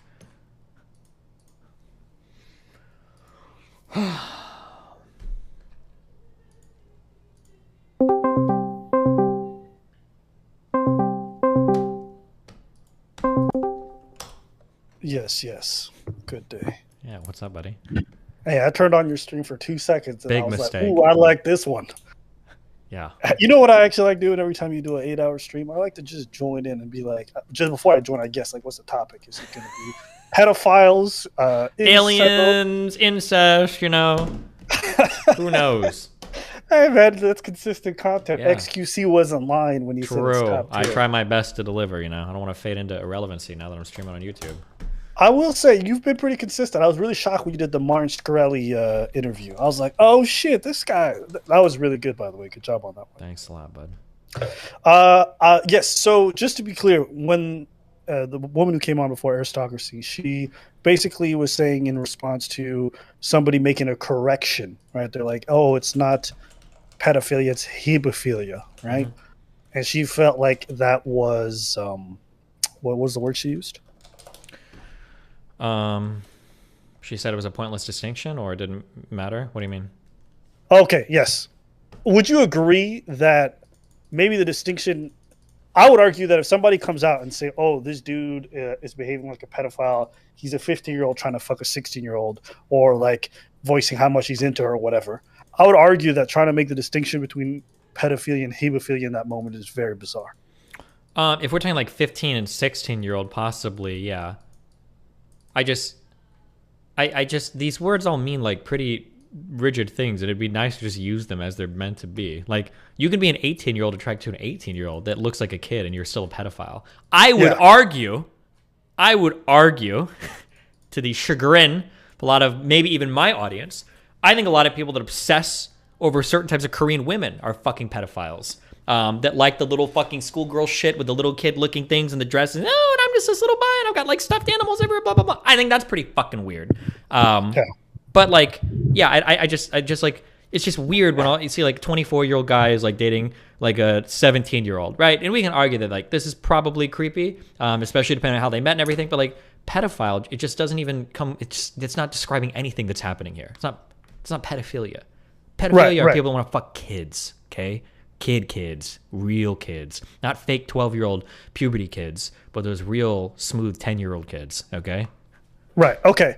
I don't disagree. I just think that if somebody comes out and says, "Yo, this dude's acting like a pedophile. He's trying to go after this girl," and you come in and you interject like that, yeah, actually, I agree with that. I agree with you 100%. Okay. When somebody tells me they're polyamorous, I assume they're fucking weird and gross and probably creepy, okay? And I'm polyamorous, so I agree with you, all right? Listen, I make the same types of judgments. If somebody comes in, I'm assuming he's about to talk to me about libertarianism, legalizing weed, and why fucking 14-year-olds shouldn't be a crime. That's what I would make the same assumption in my head, sure. But that doesn't mean I'm not going to try to fight for like what the definition should actually be, so that we can have clear and concise conversations and understandings about like what the fuck is going on in society, right? Because it's weird because like there's a lot of weird stats around child abuse that people don't understand. Like for instance, of all the people that abuse minors, like only 10% of them are actual card-carrying pedophiles. Most of them do it because it's crimes of opportunity. You're in a position of power. Siblings. Yeah, exactly. Or caretakers. Yeah, caretakers especially is a big one. Babysitters and stuff. So like, but if you're under the mindset that like, well, if they wouldn't fuck an 8-year-old, they wouldn't fuck my 14-year-old child. That's not true. And like this misunderstanding of what the words even mean, like actually inhibits people's ability to keep their children safe, which I think is bad. But you know what's at the problem of this entire discussion? It's that people's mindset when it comes to child safety is so erratic, so reactionary that anybody who tries to add nuance instantly looks suspicious. Why are you thinking about kids this much? Yeah, of course. Why are you trying to make these distinctions? What's in your closet, right? That's how they're approaching it. They're so reactionary. So you trying to parse the language, while I think it's good and it's important, I think you've realized throughout all these discussions about child abuse and stuff like this with most people, it's kind of pointless, is it not? I don't want it to be, because when we've sacrificed so many words that don't mean anything anymore. And I'm in this area where like I said, this is a complaint I have. Like if somebody tells me they got raped, I don't even care, because I don't know what the fuck that means. Like you're gonna have to tell me a story now to make me think that you actually experienced something bad. Because rape to you might literally mean that like your boyfriend tried to finger fuck you when you were sleepy and you weren't into it and you said no and he stopped. Right? Okay, congratulations. Like here's your fucking rape badge, put it in your Twitter profile and go collect some fucking points for it. But I don't give a fuck, okay? You're not gonna get any tears from me over it. Right? But we've like expanded and destroyed the definitions of so many fucking words that like nothing means anything anymore. And now here's my issue, okay? When we're trying to describe somebody, when we're trying to describe a situation, we're no longer trying to accurately describe the fact of the matter that what happened. We're taking what we perceive to be the moral disgust of what's happening, and now we're trying to find the words to match the morality. So for instance, Kyle Rittenhouse killed two people in self-defense and shot a third in Kenosha, right? But if my associate, that's factually what happened, okay? But if my association with Kyle Rittenhouse killing that was the most negative thing ever, when I try to reach for words to describe Kyle Rittenhouse, I'm not even looking at what's factually true. I'm just thinking, well, what is morally like bad there with murder? White nationalist, fascist, murderer, terrorist, and then boom, those are the words that I used to describe. But now whenever I'm trying to read what people are saying about anybody, I don't even know if anybody's trying to describe anything. They're just looking for the words with the appropriate moral weight, and then they just kind of use those for everything, and now they don't mean anything anymore. Yeah. I would say I actually agree entirely with this, in that the way that people use these words, in my opinion, isn't actually to accurately describe the morality, but it's just to pull at the extremes because they feel strongly about it. Because, using the word hebephilia just doesn't have that impact. It doesn't have that same social connotation. Even though you feel it's just as bad as pedophilia in your head, you don't have the word hebephilia. Like most people don't know what it means. You get what I'm saying? So if you were to call somebody a hebephile, they're like, "What is this guy into hobos?" Like, yeah, but even what you're saying there, you're reaching for this idea that like, well, we want to use words that are really bad. Why can't we just describe what happened and have that be bad? It can be bad without having to find the worst word to describe it. Yes, I think this might be because you're autistic, but that's not how people function. Yeah, but I'm telling you that how people function is destructive to their own political goals in society. So, like, we can call it autistic, but I can draw you a straight line from, I'm going to use fascist to describe every Republican, I'm going to use rape to describe every bad sex night. I can draw you a line right from there all the way over to, like, Breonna Taylor was shot in her bed while she was sleeping. Like all of these fake stories that get propagated. The Covington kids were white nationalists that were blah, blah, blah. Or, like, the BLM riots, like, murdered... I can draw you a straight line from there to there. So I don't think it's enough to say, oh, well, this is just how language works. No, bullshit. We fought to change words, like historically. We fought to change different words. We can fight for this. I don't disagree with you that it's not effective. I'm just telling you what the landscape is. But I agree with I you. know Tyler. what the landscape is. That's why I'm fighting, obviously. Yeah, go. I feel that way even about the word racist. I feel like folks have appropriated Sure. every little instance where someone's like, I don't really think rap music is great. And someone's like, well, you know, like I'm like, whoa, can we chill with what words? Because growing up for me, it meant something a lot different. For these kids, a microaggression is like some kind of intense racism. I'm like, chill out, right? So I agree with you that the way these words are being used, I agree with that portion. And I think overall on this we agree. You agree that in a moment where I'm saying, yeah, this person's being racist, and you're like, actually, they're being bigoted. I'm like, stupid fuck. Don't do that to me. You know what I'm saying? Don't try to use. Sure, in that particular moment, yeah. But social media is not that moment. And if you feel that way, you need to log the fuck off. Okay. But like in that particular moment, like, yeah, if somebody came in like crying and they're like, oh my God, I think this fucking pedophile just raped my 15-year-old child. And I was like, oh, it's okay, but you mean to be a pedophile or whatever. Right? Yeah, obviously that would be fucking horrible. Obviously. Okay. Sure. Okay. Then I think in that case, we both agree in that regards. Yeah. I don't like the way that people use the words, and I think what you're trying to do is the right thing. I just personally think that the topic surrounding specifically kids, it's so volatile. I feel like there's just no headway to be made most of the time whenever people bring it up. I've watched you do debates with people where there's like 6 people on the panel, and you're having like a very sensible take in regards to child safety, and everyone's like, so you want to rape kids? And it's like, what the fuck? Yeah, exactly. Yeah, but so yeah, I just wanted to bring that up, but I'll let you go with it. Keep fighting. I love you, bud. Hey, man, peace. Be careful. I just feel like no words mean anything anymore at all. For anything ever. Oh, I'm sorry. I just make autistic noises. I can't help myself.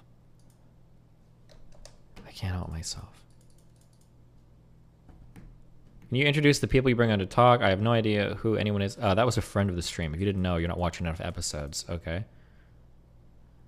DJ Quad. Oh, you're the guy that keeps emailing me, telling me to use the transport mods. I'm not using any mods. Okay. I'm just using the one. They call it stimming?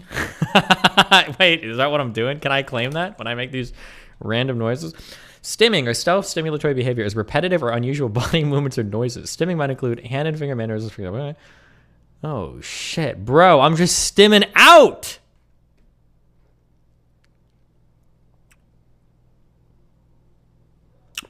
Chewing or mouthing objects.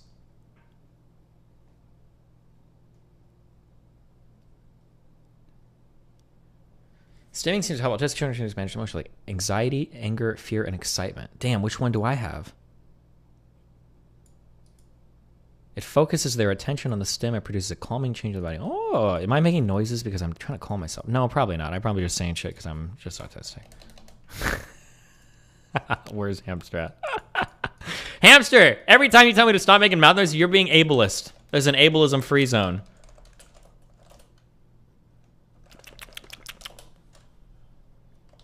No R word either. Stop. Destin, you got Simi Wako banned from a restaurant. What? You got me blacklisted from a Chinese food place earlier because you made an Asian voice intro. As Reindeer Flotilla, I had stream on and you started fucking yelling while I was on a call and they hung up on me. No shot, dude.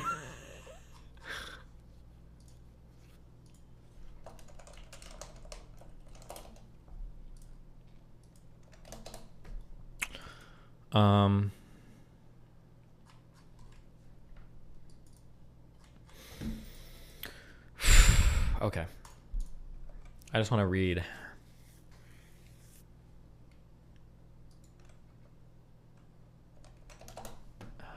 I don't really want to read. I need to, I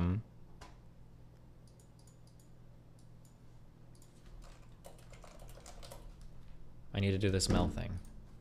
Let me read one thread for Mr. Girl, then I come. Okay.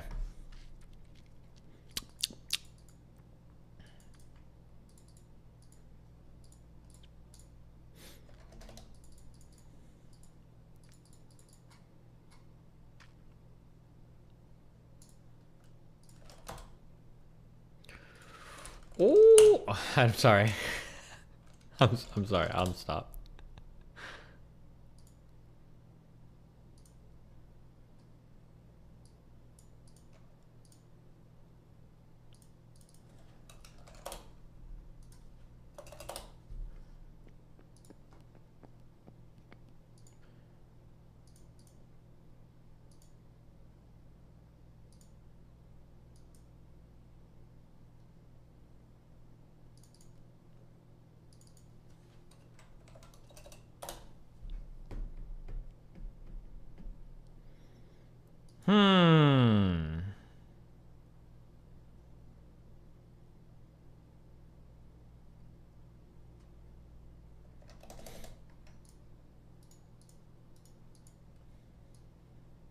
Oh, it's because I get nervous. I don't get nervous because I'm just sitting here in silence, so I worry.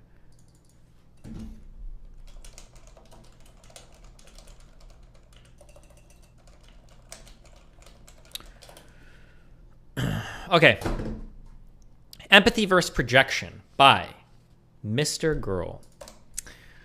I think you're lying. Let's set the stage. Person A believes that person B is feeling something which person B does not self-report to be feeling. Person A thinks they are empathizing, but person B feels projected upon. They both state their positions on person B's feelings, and at this point, there are a few possible outcomes. One, person A pretends to change their mind and agree with person B, or someone changes the subject.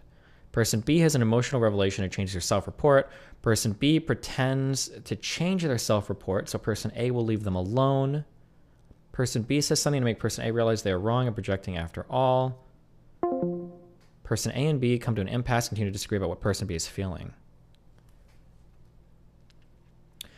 Most people I talk about this with cannot get past the premise that we could actually be wrong about our own emotions.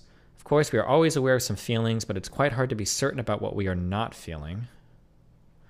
If you don't believe that people have unconscious emotions, then this should be your sticking point. However, most people readily agree that other people can be secretly gay, angry, sad, etc. Yet many still maintain that they themselves have total awareness of their own emotional states because they're too introspective of unconscious feelings. I believe everyone has unconscious feelings, so I think trying to argue the absence of an emotion and a blind spot is a fool's errand. The only way to change person A's mind is to supply them with an alternative explanation of what they are picking up on. No, I'm not sad that my wife is leaving me. I'm sad that she took half my retirement fund. You accept the premise that person B cannot know person A is wrong about person B's emotional blind spots, you must accept the following. To all parties involved, projection and empathy will look and feel identical. I super disagree with this. Person A is sure they've detected an unconscious feeling in person B, and person B, of course, will deny it. Person B is sure that person A is full of shit. They search their soul, attempt to search their unconscious blind spots and find nothing. Observers will take one person's side or the other. The conclusion Steve and I came to the last talk is that empathy equals accurate projection. Projection, as we commonly use the word, equals inaccurate projection. The only way to mitigate inaccurate projection is to try to be aware of your own wishes and feelings about the person and situation you're empathizing with. But of course, it's impossible because you two have emotional blind spots. So how do I know I'm empathizing versus projecting? I have no fucking idea. It's built into the whole premise that I can't possibly know that. That's why I just say what I think. I can't claim to have peeked into my own unconscious to make sure I'm not projecting. I don't know and can't know, so there's no point in arguing about it. I feel like a lot of his construction of the mind is very unfalsifiable, which is always strange to me. Most of my conversations about other people's feelings end in an impasse for this reason, even though people find it frustrating and often trying to prime. I feel like all sense when it's supposed to. Okay, I don't know any of this. Okay, this is kind of what I consider. Okay, if I am accusing somebody of lying about their feelings, if I feel like they're lying about what they're saying, how would I draw this? This is kind of what I would say. Okay. I think I need to actually prepare something for this because these examples would get pretty complicated pretty quickly. If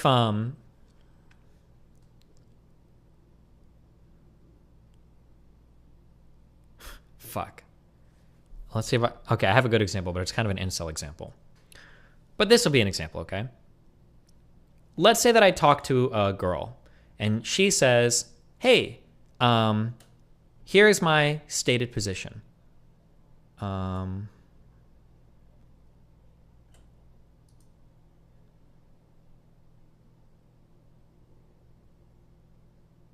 Fuck, hold on. I'm trying to think of... Oh, dude, I think I would have to sit down and write out examples for this. Let's say she says, "I don't want to have sex until marriage." And I'm like, okay, fine. And that's her position. Let's say that she dates two guys. She doesn't have sex with either guy. She says she's religious. She says that she feels like her moral, blah, blah, blah, blah, blah, something like that. Then let's say that it comes to the point to where she gets the chance to go out with an alpha giga chad. This is where I step in, okay? And then we do have sex. Well, now it calls into question. I need a better way to draw this out. Fuck. It calls into question the earlier statement you made. Well, hold on. Now it sounds like It didn't sound like you didn't want to have sex until marriage. It sounded like you didn't want to have sex with me until marriage. Or it sounded like you didn't want to have sex until you came across the right person, right? You listed a thing that you felt, and then you gave some descriptors for it, but then like a later behavior that you engaged in seemed to contradict this thing. So now I feel like either you were lying to yourself, or you weren't aware of something, or you're lying to me because you don't want to know something. This is typically where I would call someone out. I mean, it depends on the conversation. This is where I would call somebody out for what I would perceive to be as lying about their feelings. Here, we'll try this, okay? It might be the case that somebody says like, oh, you can hang out with whoever you want and I won't be upset no matter what. And it's like, okay. And then let's say that I hang out with one guy, two guy, three guy, four guy, and everything's fine. Then let's say I hang out with a girl, and then let's say that my partner starts texting me like, hey, what are you doing? What's going on? Why aren't you responding to me? And it's like, wait, well, hold on. Why are you? And they're like, oh, well, I don't like that you're hanging out with this person. It's like, okay. Now, on one person, maybe that's not like them having an issue with me hanging out with a girl or whatever. Let's say, assume you're in a monogamous relationship, et cetera, et cetera. But it seems like they do care who I hang out with, right? That would be an example of like your behavior isn't matching like the thought you told me. When there becomes an inconsistency, I feel like I'm using the word incongruence so much because of all the trans shit. When there's an incongruence, a mismatch between their behavior and like their mental state that they've told me, because I can't know their mental state. Well, now I'm thinking like, okay, well, I think you lied to me about your mental state. This is the only time that I'll typically call somebody out on their reasoning, right? Or if they're giving me a lot of reasoning that seems really, this is rare. I don't do this one as much. But if somebody gives me a lot of reasoning that seems really shoddy, and if I can give them a way better explanation, but they reject it for their shoddy reasoning, then I feel like they're reasoning to something different, but they're either hiding it from me or from themselves. A really good example would be yesterday, the conversation about zoning with Lauren. I think her main fixation is to cut back on immigration always. I made the joke at the end of stream, but I genuinely believe it. I think that she wants to cut back on immigration because when she starts talking about, well, this is, and when I give an example, like, well, here's a million different things we could do to alleviate the housing problem. She's like, okay, I still want to cut back on immigration. Okay, that's cool. But then it doesn't sound like your goal here is, as you said, is to like ease the housing burden. You just want to cut back on immigration, right? That might be an example of like, here is a secondary explanation for what you're feeling and saying that I think fits way better than what you said over here. And if I ask you different questions around this, it reinforces that other, the other motivation that I've kind of ascribed to you. That might be a situation to where I think I would accuse somebody, but accusing somebody of lying about their mental state is that's a big deal. You're making like a really big claim. Yeah, that's what I would say. The only other thing I would say is, in my opinion, empathy is just understanding how other people could arrive at a certain feeling. I think that's all empathy is. So if somebody says like, I'm really disappointed that I got passed over for a job, and you're thinking like, okay, well, who cares? Another job will come. Well, you're not being very empathetic. You don't understand why they have that feeling, right? I think it's understanding how people arrive at their feelings. That's what empathy is. I don't think empathy has anything to do with projection. I don't think.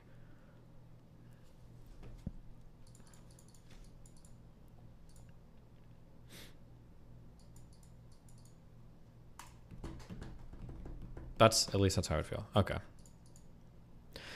Destiny, so what would you say when someone truly believes in something, but when given new information, change their opinion? How would you say the original belief was wrong? Well, if they're updating their beliefs based on new information, then I mean, that's just them updating their beliefs.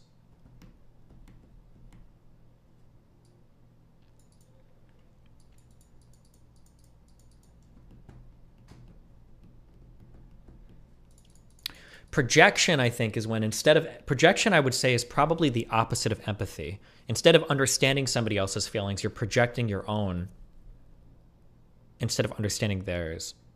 But maybe all empathy is a form of some kind of projection, I guess. I don't know if you're relying experientially on it. I'm not sure.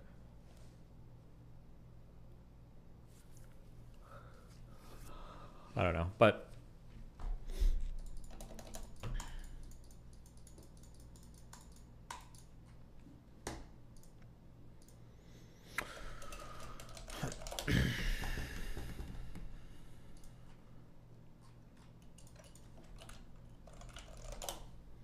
so you can never infer another person's emotional state. What empathy can you exercise in real time? Well, you can't know another person's emotional state. You have to guess, right? Like, I have to guess based on the way that you act what your emotional state is. Or I induct, I guess, maybe you'd say. Do you think Mr. Girl is bad faith? No, his model of how the mind works is way, way, way different than my model of how the mind works.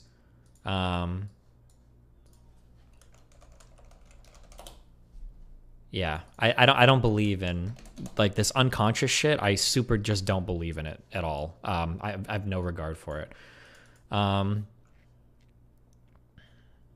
I think that, but I think take everything I say with a grain of salt, by the way. I think that Max comes from a really big like Freudian background, which is what started psychoanalysis, and I think that the psychoanalytic framework, Jesus, I think the psychoanalytic framework heavily relies on the idea of accessing people's unconscious thoughts and feelings and shit. Yeah, but I don't really believe in that. But so.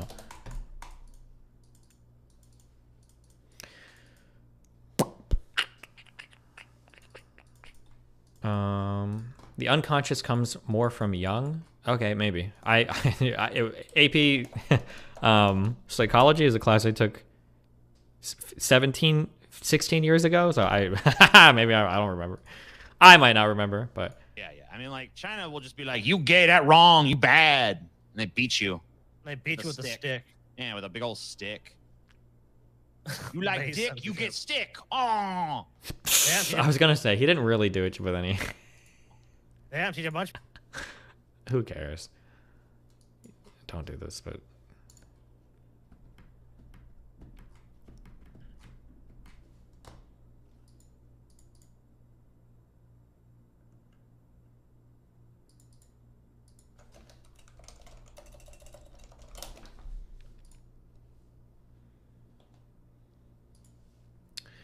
Mel wants 10 meal nuts. Okay.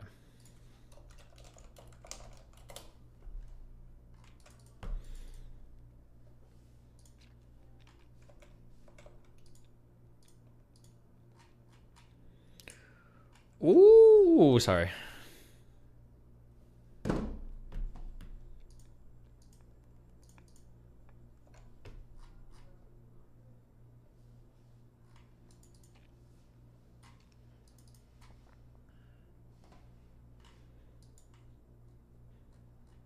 Any emails from HBO complaining about your racist Asian accent? I have one that tells me all the time that they hate it when we watch that whatever music video we used to watch all the time.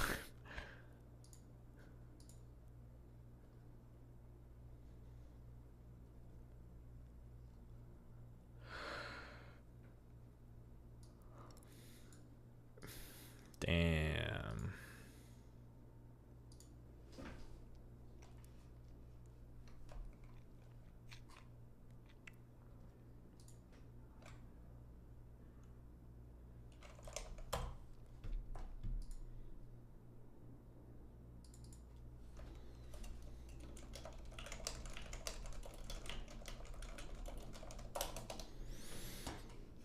Hamster, chill, dude. Take a break. Oh my god. You're losing your mind.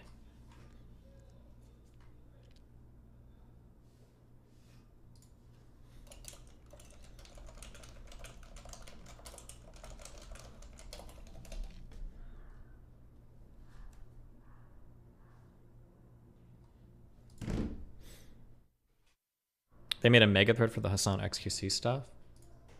Oh shit, did they? Oh. Cringe.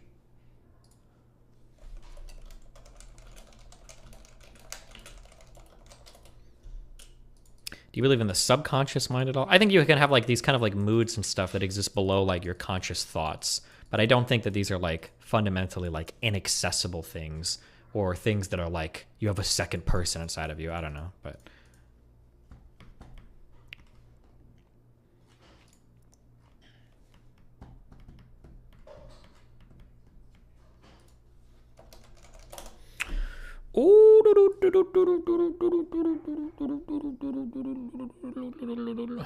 musical prodigy.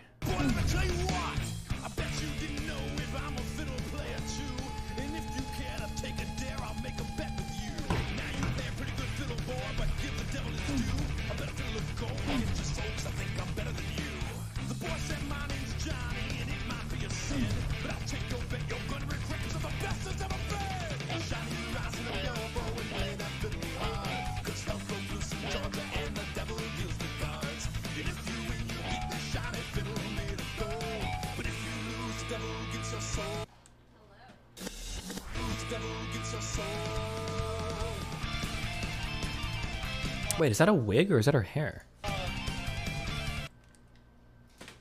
I'm assuming that's her hair, right? She like super dyed it. You're beautiful. Huh? What? What do you mean you already got a cushion?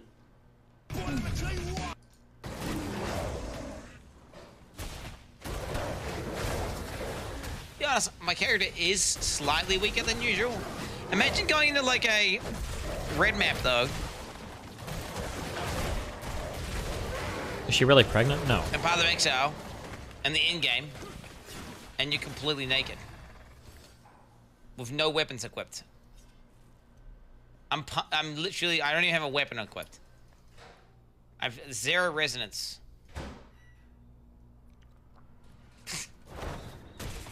What is the point of this?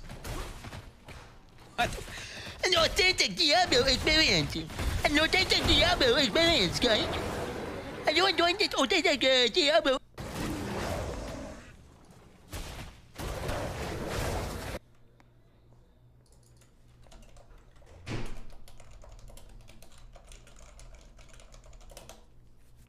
No gear, but it's the same damage. Cool, bros. Look at the sky, the dogs go AFK. Do they really?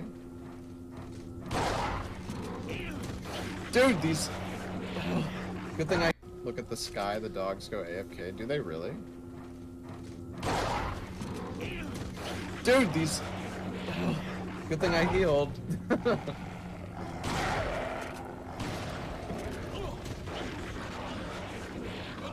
Jesus Christ. Oh. Fuck.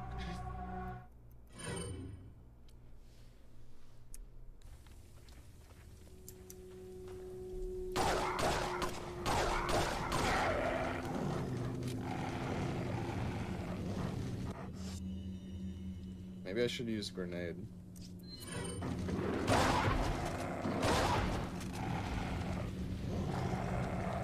Do they actually go AFK?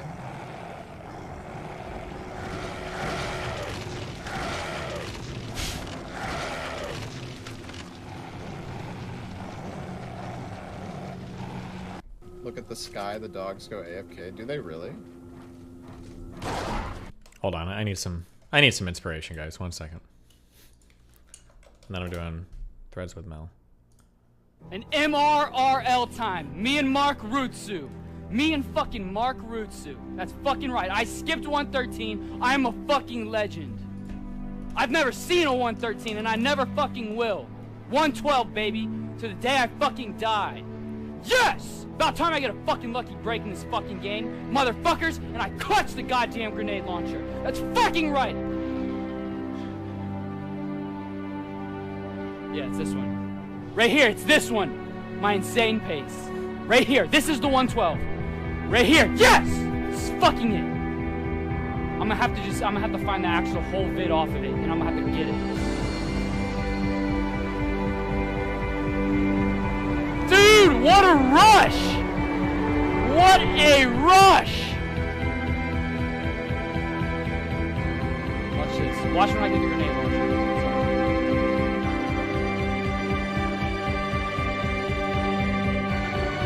Look at that. See how fast my pace is? Right in the fucking head! Yeah! Got a fucking 112, baby! That's right! You see that clutchness? I am fucking clutch! Look at this fucking line I take. I'm like, yeah, baby, let's fucking do this. I wait. Right when he starts firing to try to back boost me, the double. Body armor. 2 quick ones. I already know I'm getting there on the perfect line. Look at the fucking pace. 50, 49, 47, baby! That's fucking right. That's fucking it. Fucking pumped watching this one again. I waited to cinema too because I said, oh my god, it might be 112. And it fucking is! It fucking is, baby! Yeah! at me typing, you guys. You guys didn't believe me. I'm typing a storm. Dude, I fucking just got Streets 112. That's not fucking wrong. Yes! I fucking did it! That's right! I skipped 113. I'm a legend. I am a fucking legend. I'm a fucking legend. Yes! I am a fucking legend. What is the fastest like tool assisted speed run of this map? Is 112 the fastest?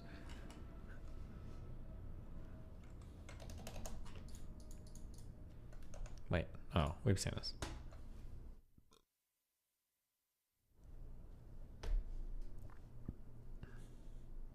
Can you believe this guy became an alt-writer? Wait, did he really?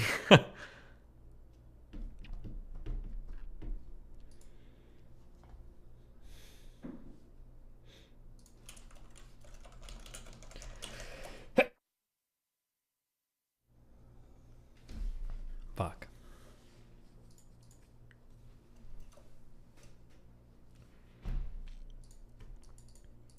Wasn't he on Train's podcast a year ago? Yeah, but was he an alt-writer?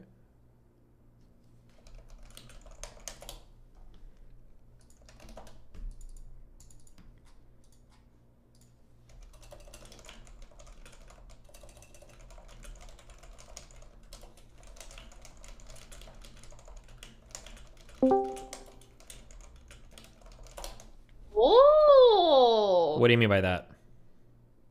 I'm just imitating you.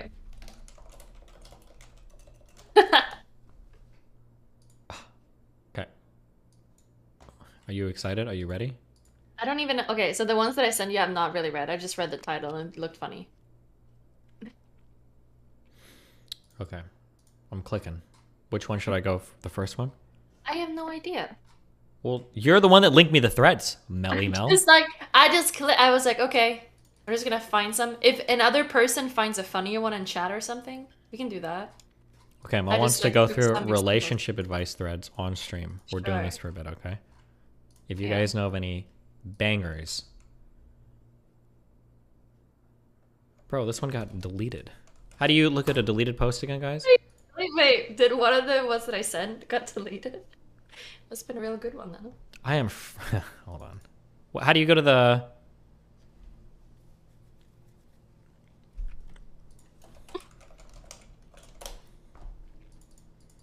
What's... It's copied below. Oh. Okay, here's the first one. Are you ready? I'm not even sure what that is, but okay. Go for it.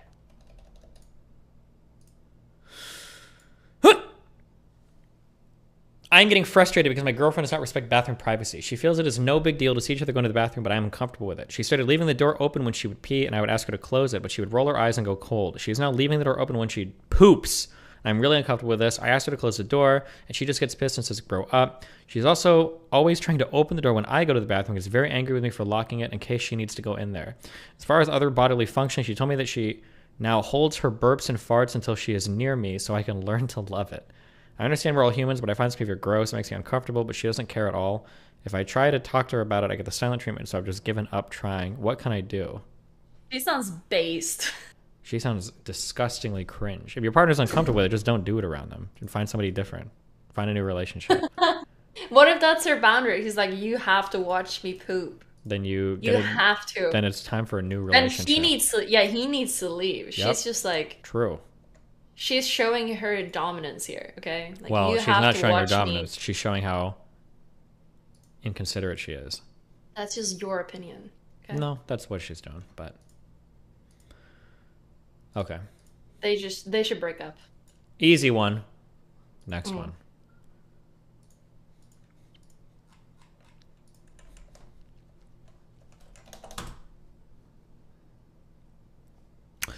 After 5 years of engagement, Jesus, I gave my boyfriend the ring back. 25-year-old woman, 24-year-old man. My boyfriend and I have been together for almost 7 years in October, engaged for 5 years. Yes, I will admit that we did get engaged way too young and early. After he proposed, I had the intention of having a wedding maybe a year after graduating college, which was in 2019. Ever since COVID hit, it seems he has no intention of having a wedding or kids until he's financially ready, which is smart, but that probably won't be until we are in our 30s, at least for him. We seem to want to reach our goals in different points of our lives. For example, I do not want children until we are married. Yes, it won't be the end of the world if I have kids first, but that's always been my preference. I also wanted my first child before I turned 30. He does not want children or to plan a wedding until he is financially stable, which won't be until we are in our 30s, as he is not furthering his education or doing a trade right now. Right now, we both make around $50,000 together. I have already been engaged and wanting a wedding for the past 3 years. I don't think I can wait for another 5, so I decided to tell him that I do not want to be engaged until we can wedding plan within 1 to 1.5 years of being engaged, and at the time it hurt, but now I feel really good about it. I feel that I'm putting myself first. My friends have told me how proud they are of me to do this, and now that I have been accepted into a healthcare program, I'm going to be focusing on myself, my future more than ever. I just want to do things right, start my career, buy a home together, get married, start a family. Although I have friends who tell me I don't have to do things traditionally because society pushes us women too. They tell me I should enjoy life and whatever happens is meant to happen. I know we can't plan every detail of our lives. I just wish I made smarter choices in life. We still love each other, but would you have broken it off completely? Any advice on the situation? Any is appreciated.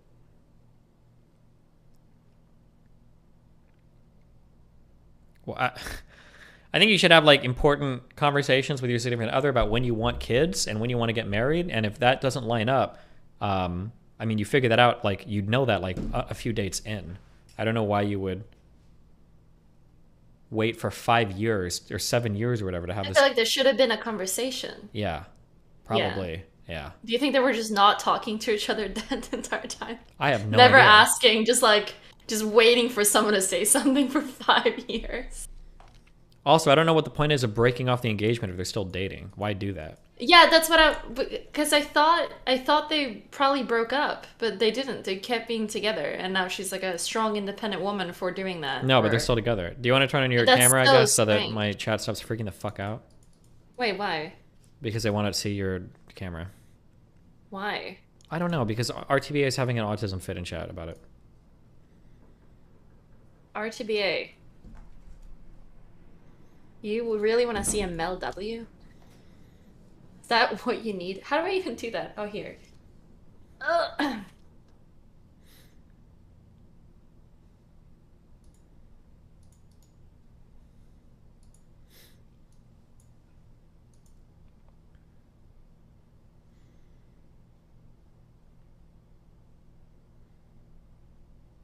Chills. What? Chills. What chills? It's Mel W. Chills. Chilly Millie.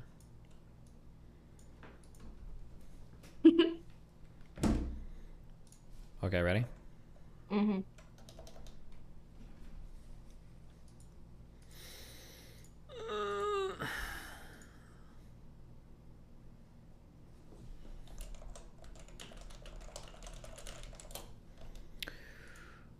Fuck, I have to bring her out. Not a crystal girl. No. No. Just because you like cozy doesn't mean that you like crystals. Wait, Steven, do you think that I was a crystal girl when you met me? A little bit. Maybe. Wait, what did I do? What did I do that was like a crystal girl?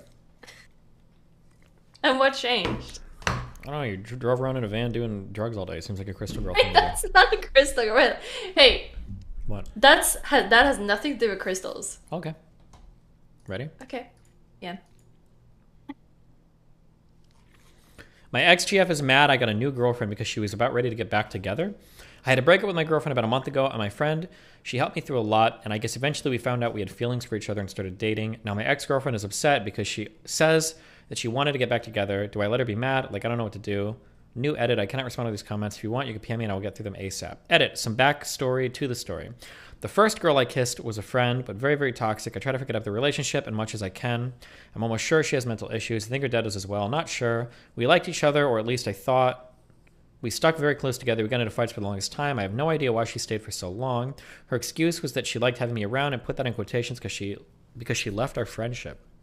As soon as school got out, she left. She blocked my number and moved on. It's been really hard for me because I believed her. She said so many times that the reason she wouldn't leave me was because so many people had done it to her. Yeah, she is another one who's back after she found out I had a girlfriend. Even the last day of school, she met me, special day where we didn't have class together somewhere, and she said goodbye to me. Little to my knowledge did I know that it was the last time I would ever see her. She could have just left school and never said anything to me after that. She didn't have to hug me, nor make me give any promises that I would text her, which makes it absolutely no sense to me. It's frustrating and so hard. I don't know what the fuck this is. I don't know either. Sounds like a schizo ex. Is this... He's talking about the ex right now. But the issue from the... Wait, the thing in the beginning... Wait. Why does he care about his ex being mad at him? I don't know. Yeah. I don't know why he cares. Maybe he's still in love with her. Yeah, maybe, but he didn't say that, so... No. Am I the asshole for leaving a couple's trip in the middle of the night and ruining the vibe? Last weekend was my 26 male birthday. Me and my girlfriend of 2 years, Kenzie, had plans to get dinner. She came to pick me up from work, and her car was packed. My best friend / his wife were in the back seat. To my surprise, she planned a whole weekend away to my favorite lake, rented a sick house on the water, and invited all of our friends. Her sister and husband, my friend, their significant other, and a few of Kenzie's friends all arrived on Thursday night. It was awesome, and I was stoked for the weekend. We met through my best childhood friend, Grace. Grace and Kenzie were college friends. I never thought I had a chance. Kenzie is beautiful, and while I'm not ugly, I've always felt like we weren't in the same league. I have no idea how I got her, and I still don't. Thursday night went well. Friday we swam and hung out at the house most of the day. We started drinking and playing games at night. Kenzie's sister broke out this couples game. Basically, you pick one person in the relationship that fits the description, or it has a prompt to engage in debates between couples. Kenzie was pretty drunk by now because she's a lightweight and was drinking most of the night. It was fun till the question of what originally attracted you to your significant other. Kenzie blurted out, he was safe and I knew he wouldn't cheat or leave me. What a fucking autistic fucking dumb bitch. Sorry. I looked at her with a face and was like, huh? She then says, yeah, you seem nice enough, and after my abusive ex, I wanted a safer option. Things got really awkward, and her sister quickly read a different card. I was really embarrassed and flustered, so I said I had to pee and walked outside. I called Grace to tell her what happened. She was working, couldn't come, and then she got upset.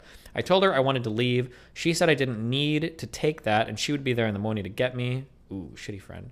The night died down, and Kenzie tried talking to me in front of everyone, but I told her we'd talk about it another time.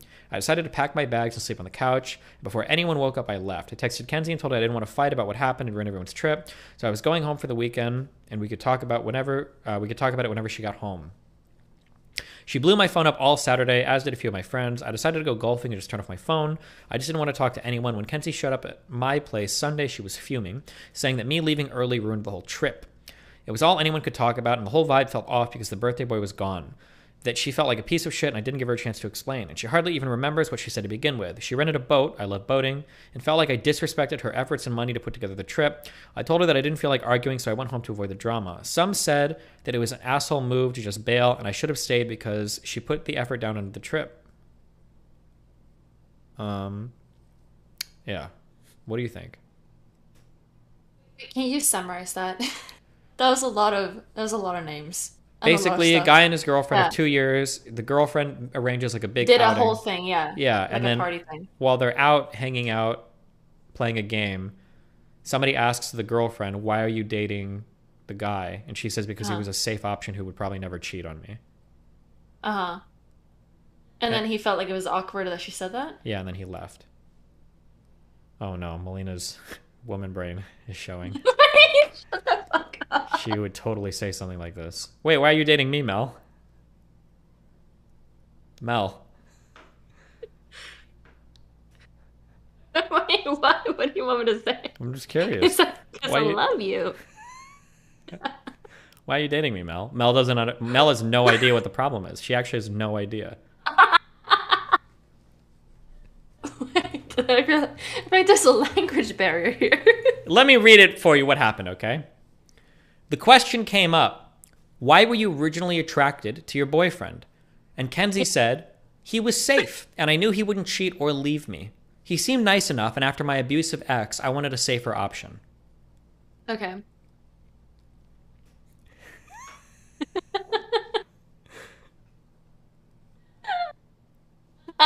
Wait, what? Why do you think he'd feel upset there, Mel? He probably just doesn't want to be safe. Close, yeah? Yeah. Do you think he's the asshole or what, Mel? No. Are you trying to read chat for your... I don't think... No, I'm not. No. Chat's over here. What? Chat is over there. Okay. I'm looking here. Uh-huh. I'm looking at your cute little avatar. No, I think... no, I don't think he's an asshole for leaving. Why? Because fuck women. You truly don't know? You don't... This is a pretty woman problem, I think. You just have no idea. But No, it's okay. I don't think. It's all I don't good. think It's he okay. wants. I don't think he wants to feel like a safe option. Like that's the only thing that. Why that not? She... What's wrong with being safe? Because there should probably be more things to that than just being safe, right? Sure. It doesn't sound like she wants him for the things that's good about him. Closer. It sounds like It sounds like she. It sounds like she wants him because she feels like she can't get better or something like that. Maybe a little bit. Okay. Yeah. When I say that, like, if you were to say, why did you start dating me? And I would say, well, I don't think you would ever cheat on me. Like, you're a pretty safe pick. You're not going to date anybody else. Like, what does it feel? Like you can't get better or something. Yeah. Or like, I'm only picking you because you're such a fugly bitch that, like, I know that you're going to stay with me forever, right? Yeah. It's not really a positive thing. Yeah. Especially because in the beginning of the post, he says, Kenzie is beautiful, and while I'm not ugly, I've always felt like we weren't in the same league. I have no idea how I got her, and I still don't. So now it sounds like he's been dating this girl for 2 years because she just thought he was too ugly to cheat on her. That's what it sounds. That's probably how he took it. Oh, okay. I didn't catch it that way. Uh-huh. Okay. Because I didn't think that he thought it was ugly. Mm-hmm. I did it, okay? Shut up. Okay. You got there in the end. Good job. You made it so weird, okay? No, I didn't. Okay. You did. Also, this story was all over the place. It was actually hard for me to follow it. Let's see. The top comment is, you're the asshole. This seems like a wild overreaction. She had an abusive ex and thought you were a good guy who would treat her well and value her.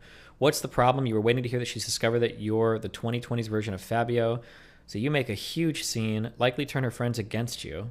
And they were probably talking the whole weekend about how actually she was wrong about her first impression. You're actually a shitty guy. Jesus. I wonder if this is a girl. That must be a girl. Yeah. Well, it says El Nacho. Oh, this user's been suspended. Damn. Mm-hmm. Maybe that's It's a a guy. simp. I do agree that the guy is probably overreacting a little bit, but I think he has the right to leave if he wants to, because it looks really weird, especially when you say that in front of a lot of people. yeah, it does put him in a really fucking weird spot. It gets really strange. Yeah. Feels like you massively overreacted. That may be the truth from the beginning, but no one stays for that reason for 2 years and certainly wouldn't splash all that cash. Spent all that time and effort to organize such a lovely weekend for you unless the emotions were true and deep. I think it doesn't necessarily have to be that way. I honestly can't even see how being seen as safe is an insult. I'd be flattered and honored if a prospective partner who'd recently been abused found you to be safe, trusting... Okay. Okay, Chief. Alright, next post. Uh-huh.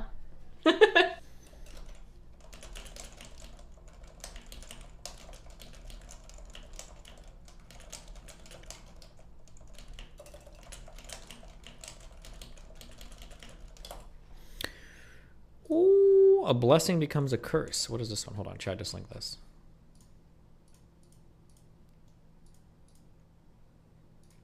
Would you ever pick a safe option, Steve? Fuck no. I wish I could find someone who would cheat on me.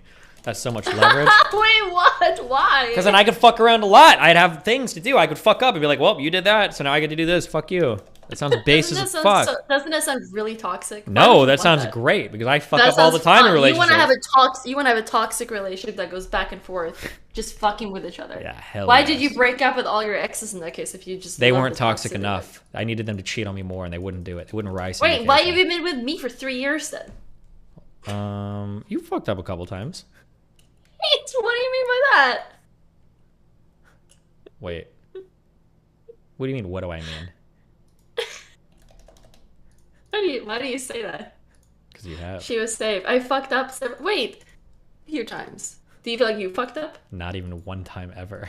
Not even one. You never fucked up ever. Never. Not even a single time in our whole. And I fucked up. Yeah, tons.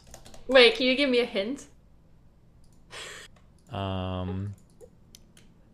you talking about? It involved. No, I can't. I don't think I can say. No, but you can text me.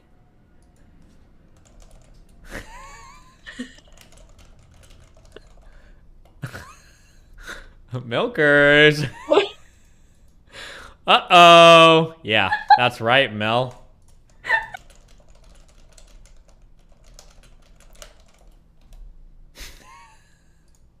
Wait, what? Remember? I think it was the same time. What do you mean it was all my fault? What do you mean by that? Everything was. Okay. Ready? Wait, what? Here we go. Hey, Ready? you got some out of that, like around the same time, you got a lot of content from that. Stop. I'll tell you. I recently got involved with a girl that was also involved with my favorite live stream. Oh, this is a Darius post. This is a fucking troll post. Don't care. All right.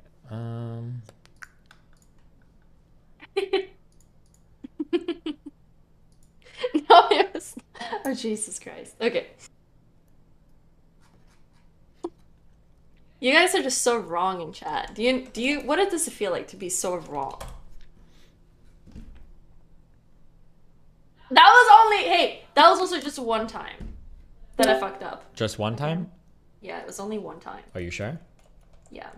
Hold on, I'm thinking. I'm sure there was another time. Give me a second. No. There was. No.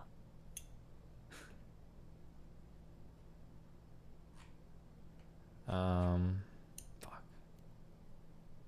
The thing is, I don't have an ammunition brain like women do to remember every single fuck up you've ever fucking made, so that every single time we fight, I can drag out every stupid thing you ever did, because I don't give a fuck and I'll walk away from it like the next day. But you have the woman brain, so you remember every single mistake I've ever made. So I don't remember, okay? I don't remember. Oh, here's one.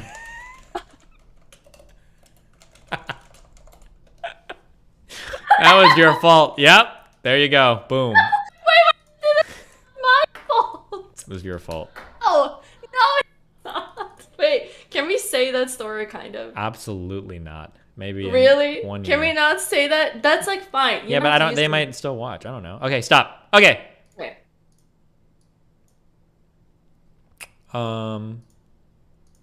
Okay, ready? My girlfriend and I. Oh, this is a good one for us, Mel. Ready? Okay. My Why is it girlfriend. good for us? My girlfriend and I, 23 and 24-year-old, male and female, do everything together. FaceTime every day. Been together for 8 years. Go on vacations and trips together. But I'm not happy. I get emotional every time I think of writing this, but here it goes. My girlfriend and I have been together for 8 years. We started dating when we were 15 and 16 years old. We grew up together. We've been there for each other through everything. We also do everything together. Our families are really close. We go on vacations, trips, to each other's houses, out to eat, etc. all the time. However, I don't think she is the one I want to be with. Neither of us have cheated or done anything to hurt the relationship, and she will do anything for me and my family and vice versa. However, I feel like we are more friends than lovers, and I know everyone says like, well, your GF or BF should be your best friend, but it's different. It feels like a friendship, not a relationship. The only thing we really do that resembles us dating is we kiss and we go to places together. We don't really have anything in common. I'm always the one having to start and carry the conversations. I'm always the one making plans, buying dinner. I'm always the one complimenting her, trying to make moves on her, etc. I don't remember the last time she came on to me. However, we have never talked about breaking up. She still thinks everything is okay, and that we're going to get married because we have atlases about it, and that's literally all she wants. Speaking of marriage, we are at the age where all of our high school friends are getting engaged, getting married, starting families, etc. And I know it hurts her because all she really wants And that's what she, because that's all she wants and that's what she deserves. I want her to be with a man who wants to marry her and treat her like she should be treated. It's not fair for her, but I don't know how to talk about it. How do we even start this conversation? Hey, I know we've been dating for 8 years. Nothing has gone wrong, but I'm not happy. I could never say that. I'm scared to hurt her feelings. I feel trapped because we're so far into everything. And at every family function now, it seems like all we talk about is marriage, and I try to avoid it, but I can't. I love her, but I'm not in love with her, and please no hate. Wow. I think this is common. I think this happens to everyone. Wait, is your door closed? Yeah. Oh, okay. Why? Sometimes the mic's not picking you up, but I don't know if it's because it's hearing you in the background on my end. Maybe like that? Oh, there you go. You just didn't give a shit, so you didn't have the mic close enough. Okay. Okay. It's closed now. What do you think you should do? I feel like this is. I feel. Wait. Do you think? Wait. She's doing something? I think this is pretty common. What do you think he should do? Probably. He should probably let it go. Cause like, dude. Let it go? Like break up, or let it go? Like just suck it up and marry her? Break up. And I think that's fine. They've been together because this is like the first love, and like you become friends after a while, and like I mean it's like a safe option. Wow. but like I think it's it's like I feel like this is everyone's first love. It's gonna last for years and years and years, and it's kind of like a childish thing, and then you grow up and then you go separate ways, and that's it. I think that's pretty normal. I think that's... Wow. This happens. I feel like this has happened to me too. Like... Wow. It's the way it is. Okay. What do you think? Yeah, you should break up. I'm not gonna lie. Something that's really, really scary, and it should be scary for all of you under 25ers. People that haven't had 1 or 2 serious relationships yet are very scary to fuck with because you don't know what they want and they don't know what they want. They have no perspective. So somebody like me who's elite and superior because I'm in my 30s and I've had multiple long-term relationships, I have a pretty good idea of like, this is what I like, this is what I don't like, and I can see the things that in you that I like or see the things you don't like, and I can figure out like pretty quickly like if I want to have a relationship with you or not. But for younger people like Melina, these people are children. They have no fucking idea what they want. They don't know what they like. It might change in a year or two. They might realize they don't like you or something different might happen. Are you saying that you're a retard? No, I'm saying you're the retard. I'm the retard handler, okay? What the fuck? So yeah, I guess when you're young, you're like people can be really unpredictable, like anything can happen. But like the thing that I always say is that like if you could like was it Buddha or somebody said that like the best time to plant a tree was 100 years ago and the second best time is now. You can wait a year and then a year later it'll just be another year you've sunk in and you'll be miserable, or you can make the change now and then a year later you'll probably be happier for it. So yeah, you should probably do this sooner rather than just going on with it and being fucked. Because I mean, these guys are still pretty young, 23 and 24, and you've got like one huge relationship under your belt. That's cool. Find another relationship, see how it goes from there. But yeah. Oh, is that Gandhi? Sorry. This is pretty common, I think, for anyone that's had like a relationship pretty early. Mm-hmm. True. Mm-hmm. Okay. Anything else? Link me another one. Me? No, someone in chat. People in chat were linking them. Mm-hmm. Mm-hmm.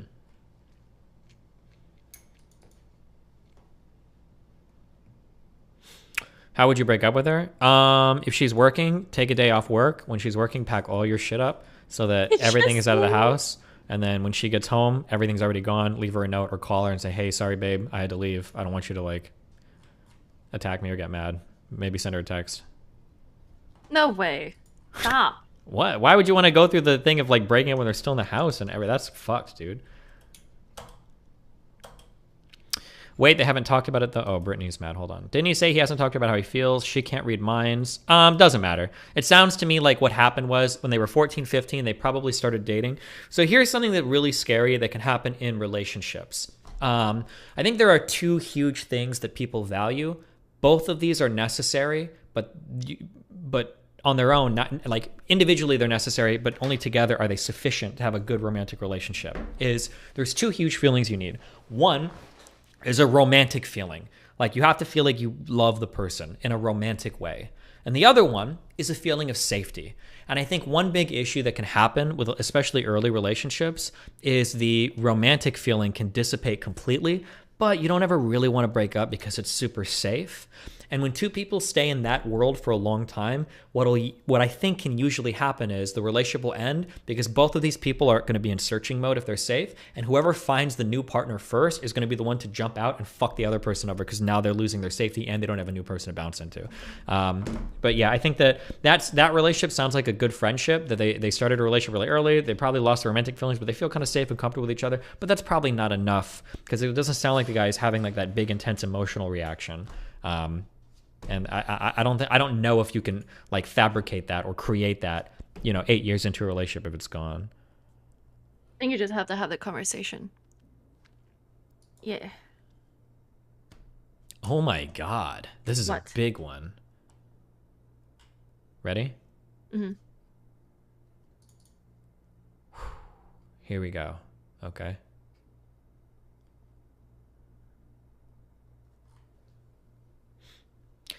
He is probably over it, but he needs to learn to face it as well. So, I guess he can talk to her. I mean, you don't have to do any of that. I mean, you should talk to her, I guess. But, like, she's probably going to argue, or maybe not, or who knows. I mean, do people actually feel that romantic connection after 6 years? It's probably possible.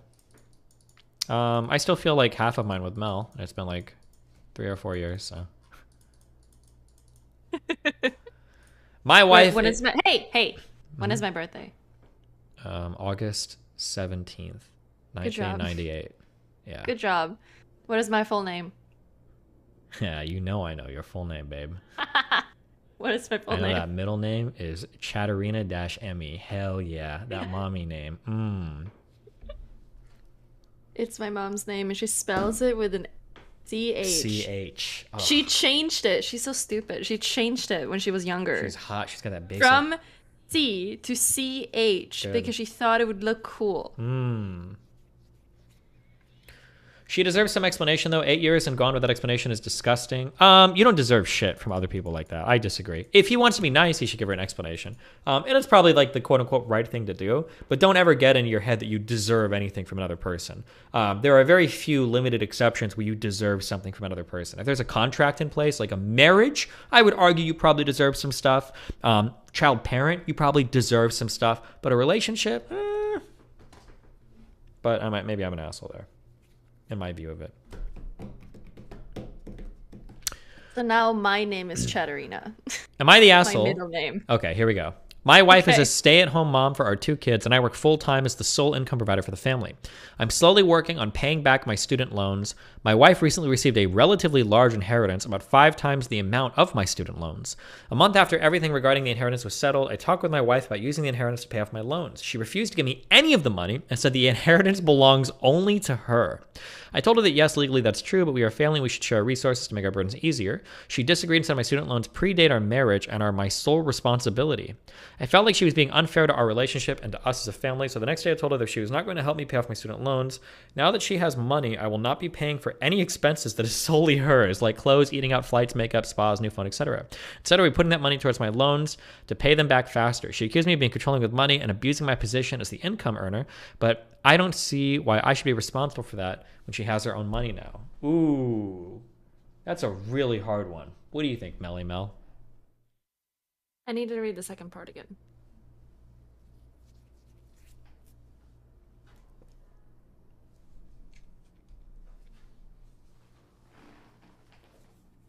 I'm having a really hard time concentrating today. Why? I don't know what it is. I'm just having a really hard time doing it. Milkers. It just completely fades out.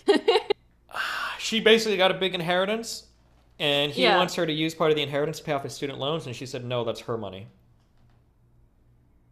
Okay. And now he said, okay, well, fine, I'm not paying for any of your shit anymore. You can use your inheritance to pay for it. And she's basically a housewife. Yeah. So she's taking care of the kids. Mm-hmm. Oh, good question. This is... I think in a traditional sense, she should be willing to pay off his student loans. Because if they're traditionally married as a family, their income is like joint, their assets are joint, like they're one unit working as a family. It's really weird that they wouldn't combine their finances and spend their money for the benefit of both of them. I don't know why you wouldn't do that. Yeah. So because she's not sharing it, or she doesn't want to do that. yeah. Yeah, that's kind of strange. Damn, these dog shit That Redditors. just sounds like a... Everyone sucks here. Yeah, it'd be sensible for her to use that money to help you with your loans, to generally put your family in a better financial position. Yes, it's abusing your position as income earner to deny her money for herself. Unless you're paying her a salary for watching the children, then she is enabling you to make your salary and is entitled to money too. She's getting free rent. What do you mean? She's getting all of her shit paid for. She's a stay-at-home mom. What the fuck do you think the agreement is? Give an op's response, which is financial abuse. I have to wonder if it's not in Mrs. Op's interest to pay off his student loans. Holy shit. Fucking lay epic Redditors. Oh my god.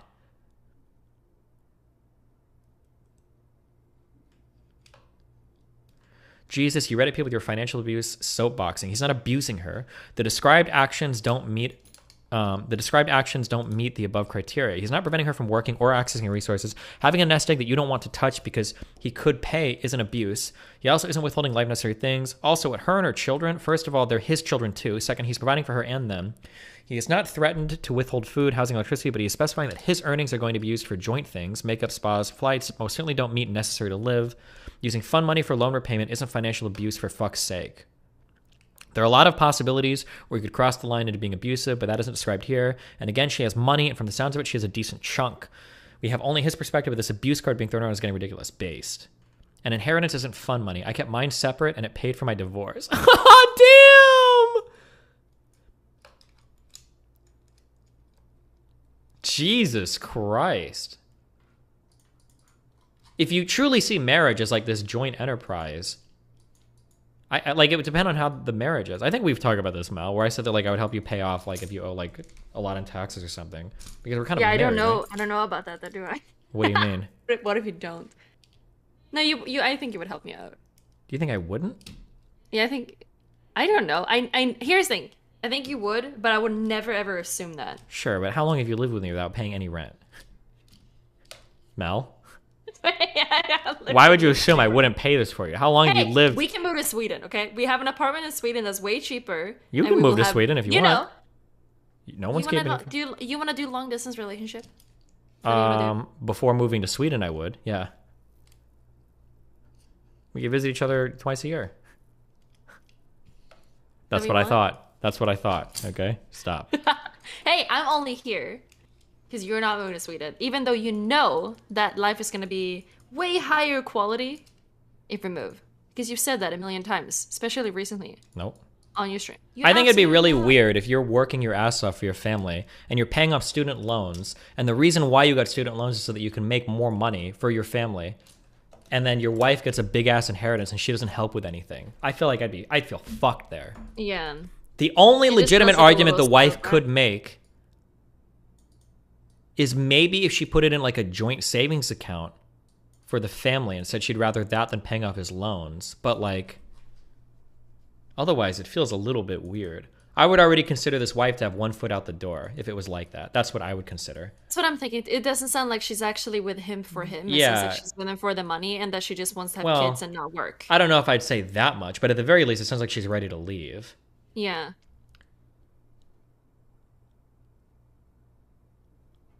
Because like, let's reverse the roles here and say the husband got an inheritance for $250,000. I bet you this wife would want part of that money. Like, oh, we should spend it on a new house or spend it on things for us. I guarantee you the wife would want a hand in that.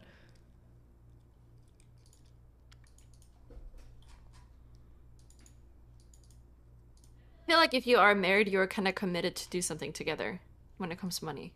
Yeah, a little bit. Yeah, for sure. Yeah. Especially Like if you're married with working on something children. Like together. now you're like super bought in. Yeah. So you have to think about you see yourself as like one person. Yeah.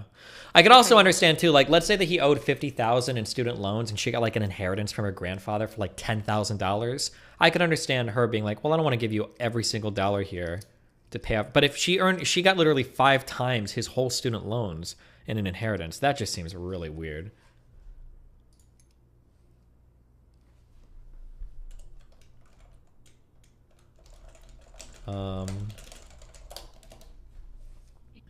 Jesus, what else did... I bet all the rest are calling him an asshole. No way. Load more comments. Really? Well, the first one said everybody was shitty, which seems... Everyone sucks here. Y'all are headed for divorce at this rate. No. Ultimately, it's her money, and Op isn't entitled to it. Imagine if OP was like, oh, well, this is the money that I earn at work. She isn't entitled to shit. Pay rent. Get a job. But one would think if they had a happy, healthy, loving marriage that she would want to help out her husband by paying off the loan. They're both being assholes. That's true. The wife is the asshole. Imagine having a marriage in which basically everything is working fairly well. Yes, she's a stay-at-home mom, but she's getting the luxuries that do come with that to a degree. My wife has been stay-at-home mom for 2 kids, and her exact mentality is that, yes, it's a 24-hour day job. Being a mom never stops. However, she has periods of the day where she might be able to relax for 1 to 2 hours. She still gets to go out with her friends and family whenever she wants. She can go shopping the middle of the day if she wants. Then when I come home, we look after the kids as a team. That's why I don't understand why she would hoard that money that would allow her husband and her more financial freedom and lift a great weight off his shoulders. Let's say student debt is $50K. If you can't spare $50K out of your $250K inheritance to make the family unit stronger, then you are a straight up asshole. True. Mm-hmm. I need to pee real quick. Go.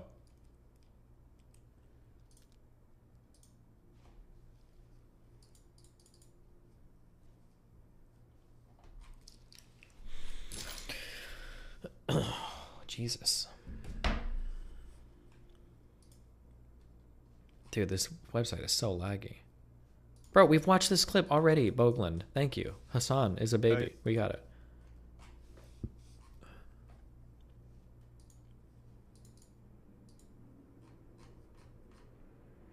Would anything change if they didn't have kids? I mean, if you don't have kids, I think things are a bit different, but my views on marriage and all that are going to be a little bit weird. Like, if I inherited, like, $10 million, I don't know if I'm giving Melina $5 million of that. But if we had children, I think it changes a little bit. Well, because now we're like, we have some connection to each other for forever. Well, until the kid dies.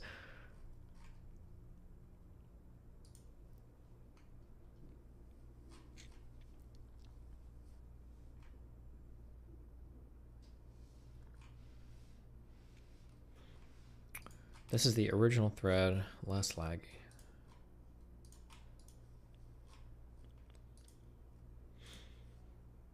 Not the asshole, and I say that as a stay-at-home mom. You can't have it both ways. True.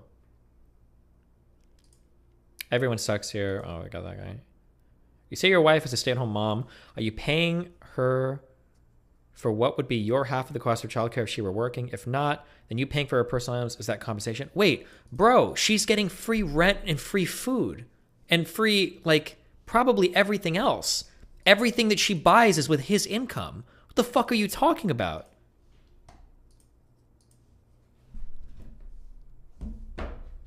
Info, is she also paying for half the kid's board, food, and utilities, her board, food, and utilities, half of her kid's expenses? If you want him to pay her an actual wage / half the childcare, you can't forget her having to pay her half of the expense. True. I think you might be underestimating the cost of childcare these days. Oh my God. I know a lot of couples where one spouse stays home because if they work, their entire salary would essentially be just enough to cover childcare. Just childcare. Jesus. What? Just these Redditors. Can't blame them. They're not in a relationship. Most likely.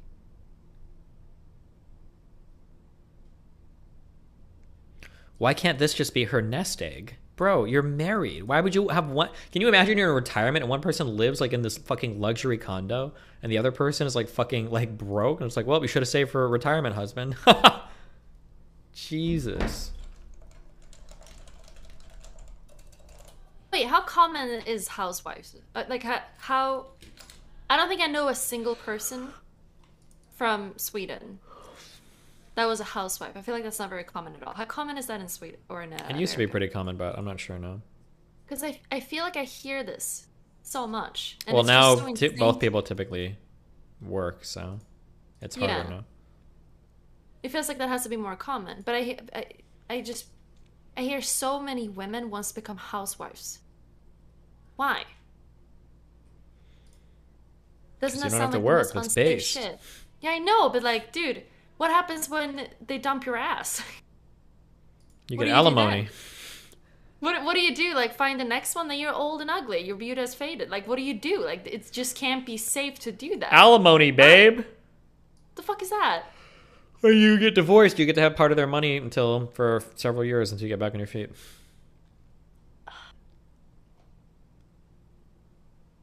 What if you never got married? Wait, then it's different. Then you're not married. You wouldn't get alimony. Yeah, but like imagine the ones that's not married and they're housewives and they're not married. I feel like this is a thing too. That'd be pretty dumb. It's just so stupid. Okay, ready? Big one. Okay.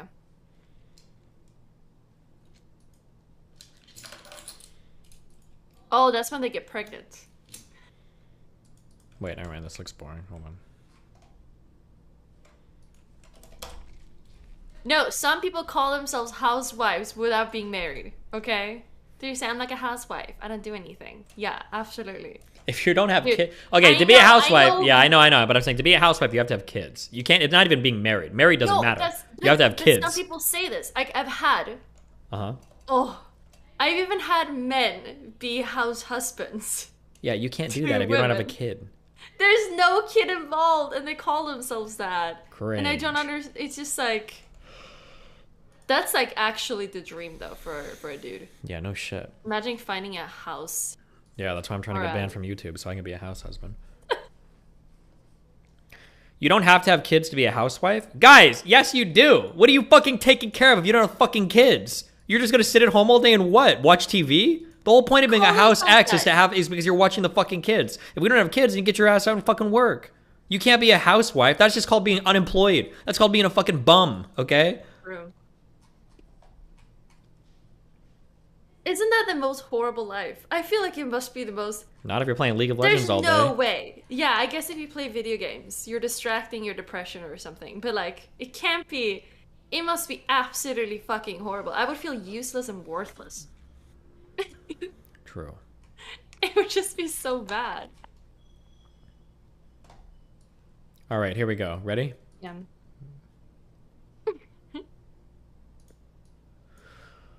Really, really shitty situation. 2 months ago, my girlfriend was raped. It was done in a park. She didn't want to report it and went into a full breakdown. Wouldn't speak to the police, go to the hospital, etc. I couldn't force her, so I just stayed with her. She was obviously in a really shit state since, and I've been with her by her side, listening to her, helping her. We went to therapy. She knows I'm there for her. She has a history of depression, and I've been really worried. Last week, we found out she was pregnant. I was abroad for 2 months before the rape on work and came back early to care for her, so the baby definitely isn't mine. She's 100% sure it's the rapist's. So we had a discussion. She's a devout Catholic. We initially decided on abortion, but after she spoke with her mother, she's decided to keep the baby, saying that it isn't the baby's fault. I flat out told her that I would not help raise a baby with the guy who raped her. She cried and begged me not to leave. I told her that she is the one making the choice. Either she keeps the baby and I leave, or she aborts the baby and I stay. I would not let this go. She didn't want either of those things to happen, so I told her we were done. I feel shit. Was I wrong? What do you think? Jesus. I feel like this is a simpler one. No, like, I don't think he's the asshole. I think he can leave if he wants to. Like, why would you... Yeah. Yeah, of course. Also, That's simple, yeah, but... yeah, this might seem So like curious what happened. This might seem like incel bait, but it sounds like she was just cheating while he was gone. Yeah, that's what it feels... That's what I'm thinking, too. Like, did the rape actually happen? I was abroad for 2 months before the rape on work. Was he military? I wonder what abroad means here. But...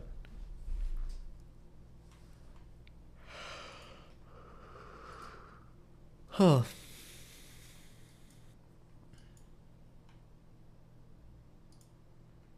Wait, why are all the women so bad in all these fucking threads? A lot of these might just be incel bait. Who knows? Fuck, we can't do this. This is not good. This is propaganda. Okay, give me one more. Go.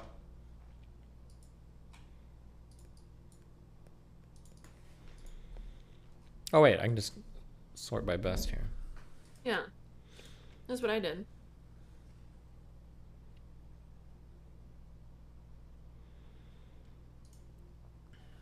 Oh no. Oh, the incels are upvoting the ones.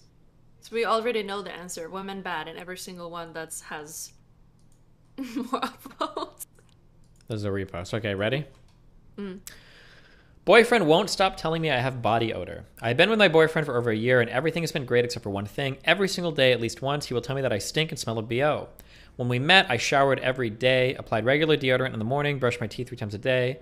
Now I'm so paranoid about smelling bad that I shower at least twice a day. I apply new industrial strength deodorant every few hours. Perfume, and I brush my teeth anytime I eat or drink something that isn't water. I wonder what the ages are.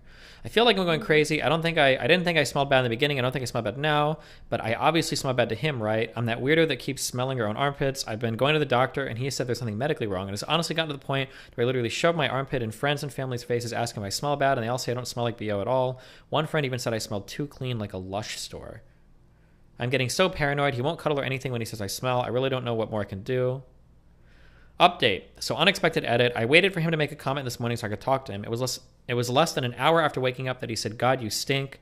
I had already showered and put on deodorant. I snapped and asked what exactly was he smelling, because at this point I am one of the cleanest people on the planet, and if I still smell bad to him, we should just break up. He got panicked and upset. I eventually got out of him that this is what his father always said to his mother. Apparently his father told him that it was a surefire technique to have a woman never leave you because she will feel too low to cheat, will only love you, and will always be clean.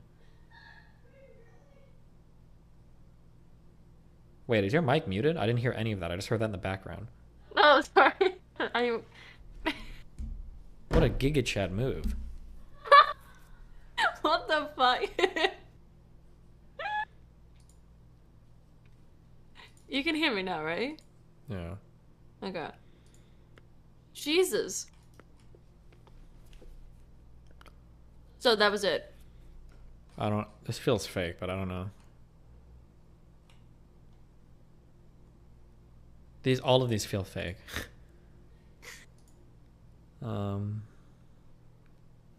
Okay, fuck it. One more. Mm-hmm. We can do a few more. Maybe I don't want to. Maybe I want to play Factorio. No!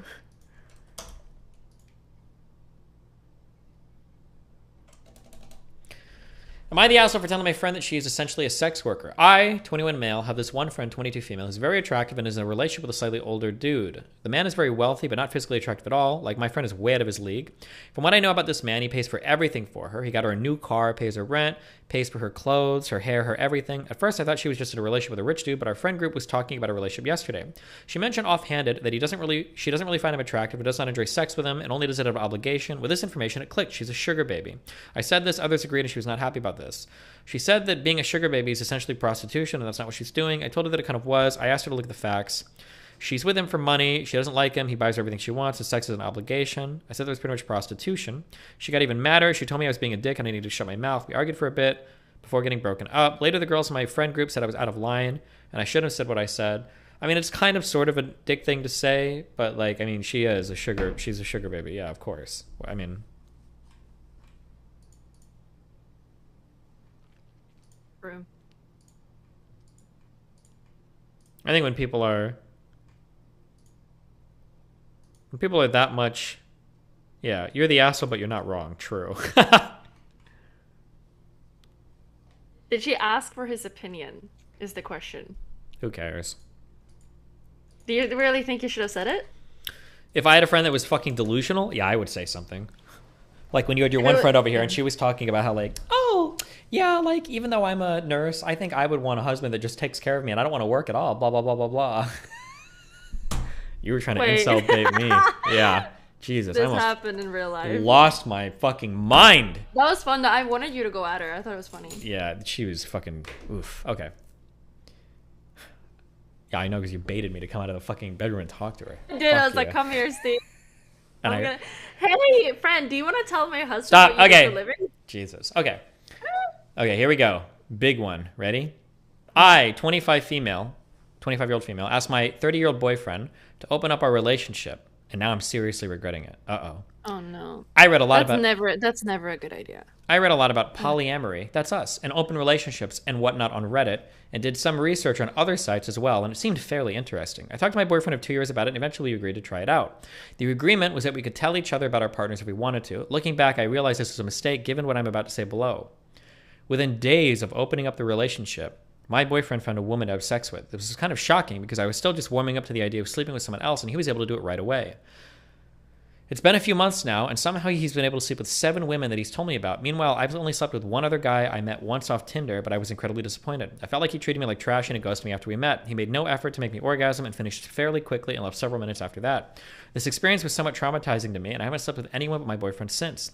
When we have sex, it seems like the spark is gone. I don't feel the passion anymore. And while he does want to make an effort to make me enjoy it, it seems like he's doing it because he feels like he has to instead of because he wants to. Even when we're just hanging out, he doesn't seem to enjoy my company as much and he seems bored. His phone keeps blowing up with texts, presumably from the girls he's seeing. And I glanced at his Tinder once and he was checking it and he had over 400 matches. Wait, how do you check real quickly and see over 400 matches? I also found one of the girls' Instagrams that he's been sleeping with, and she was quite attractive, more attractive than me, I feel. I knew he was handsome and in good shape. This is a fake post.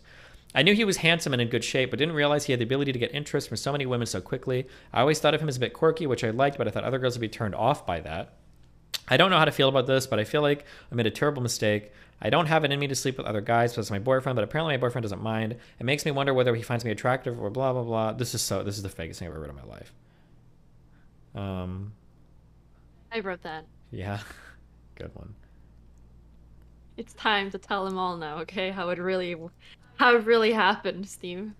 Yeah. Yeah. Okay. What else? Give me one more. Go. Wait, what makes you think this is fake? 400 matches isn't crazy, and it says your number right at the top. Wait, it says your number of matches at the top of Tinder? Oh, it might, yeah. Like new, yeah. Dude, he's really going at it. Jesus. Who is? The dude. Oh, it tells you your number of new matches. Oh, it does. Oh, hold on one second.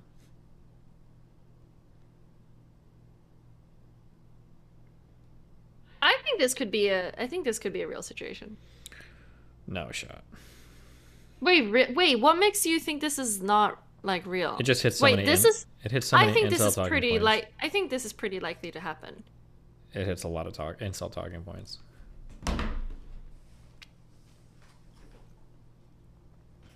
That's why you think it's fake. Let's see this. My girlfriend said that she hates men. My girlfriend went to a grocery store and a man was acting dumb and probably flirting, and she just ignored him. I was like, oh well, just ignore him because he's stupid. She then told me on the phone, I hate men, and men ruin our days. I'm going to major in philosophy, so ethics is pretty important for me. I disagreed, of course, and told her to reformulate her sentence or I won't be talking to her. It seemed mean, but this sentence is annoying for me. I feel like men are seen as ugly monsters that only hurt people. I understand that it must have been freaking weird having a guy looking at you, but saying men ruin our lives isn't something you say to your boyfriend. She still doesn't apologize, and I'm not the type of guy that likes to keep my ground. So I feel bad telling her to apologize. Jesus. I feel like these types of comments aren't horrible, but like as long as you're okay with the other person making other types of comments, like women are bitches or something. like why does he? Yeah, yeah, true. But like, does he take this personally or something? It sounds like he's probably one of those guys that hates it when you're like fuck white people or fuck men, probably. Yeah. It just feels like he takes it super personally. He just shouldn't. I don't know. There's no reason. Like maybe you don't like them say that, but yeah. The problem is you can replace this with so many other things, like. Oh my god, yeah, so he even does it. Dealing with men and how they treat women and view us is so tiring. When we say I hate men, it's more like I hate how this patriarchal society makes me feel and ruins things for me. Just let it go. But like, okay, well, I hate black people. But when I say I hate black people, what I really mean is I hate the socioeconomic conditions that make it so that black people have a higher proclivity per 100,000 people to commit violent crime. Like, nobody would ever accept that statement for any other group of people. Like you would never. He just takes it personally. What? Well, no, it's probably just an annoying thing to hear for people. Because then he responded, but I told her that women are trash as a joke and she got mad at me. I'm just trying to understand the logic behind it. Oh, okay, that's stupid. What's stupid? For her to get mad. Oh, yeah, of course. Yeah. Oh, God, this is so fucking AIDS. This also sounds like young people. This is a whole thread is insult bait. Okay.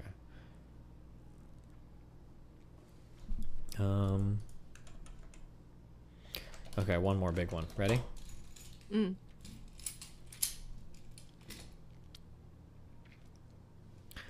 My best friend wants to tell my husband that I cheated on him 6 years ago. Damn. Ready?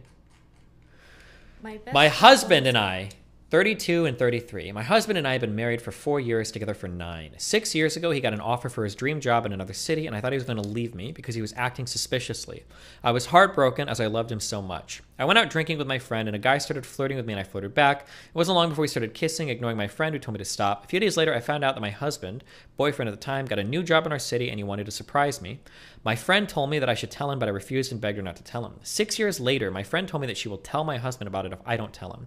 I asked her, why does she want to do this after all these years, and why does she want to ruin our marriage? She told me that when her boyfriend cheated on her, she realized that she would want someone to tell her if she was in a situation. I cried and got on my knees in front of her to change her mind, but she gave me an ultimatum.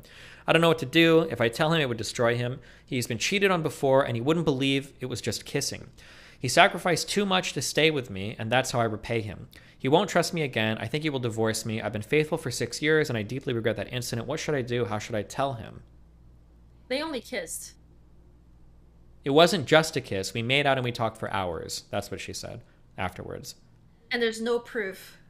No proof. She could just say that the friend is crazy. Yeah. So this is what you do with the girl's case, okay? Check this out, check this out, check this out. Yeah, you're just saying the girl is crazy. No. You can't do that. So if the girl's dating somebody, okay, what you have to do is you need to go out with the girl. You need to tell the girlfriend, listen, I'm going to tell my husband in a couple weeks he's coming back from a thing or whatever. I'll tell him then. You need to go out with this girl like 5 fucking times, as much as you fucking can over the next few weekends, okay? You're going to destroy this woman's life, all right? The goal is you want to be out. You want to be taking pictures with friends. You want as many pictures you can to establish that these are real things that happen. And after a week or two, posting all your shit on social media, blah, blah, blah, blah, blah, you tell your husband, listen, I have some shit that I want to talk to you about. I don't know what I should do, okay? You message your husband, you say, check this out, okay?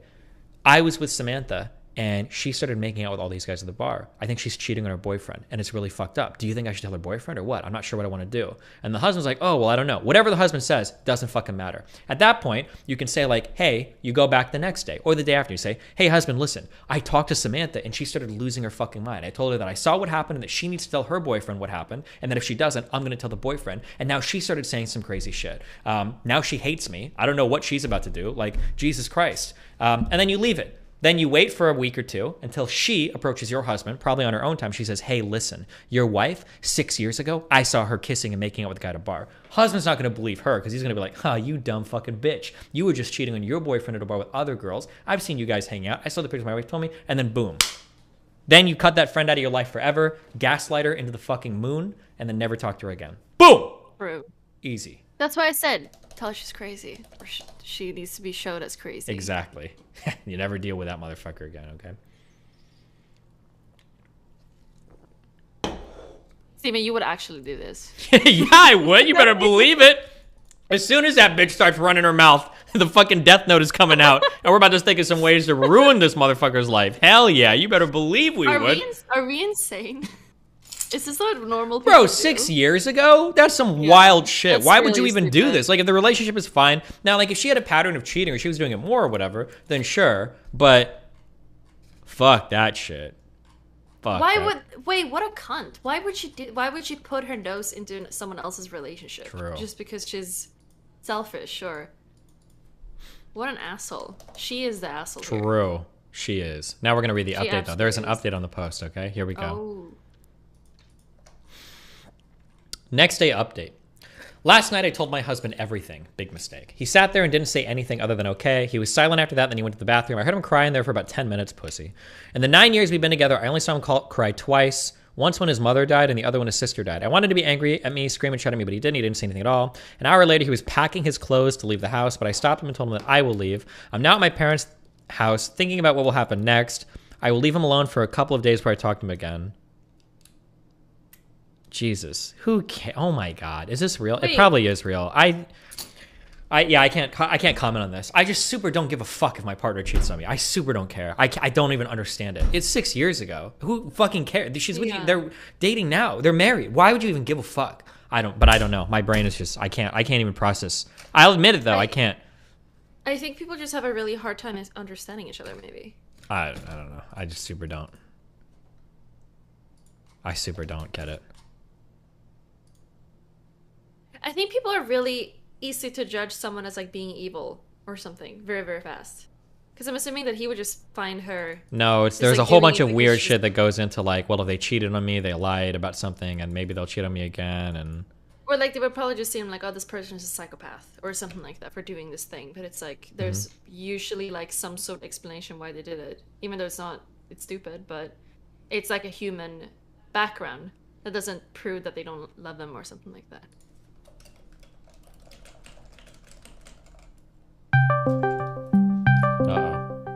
What?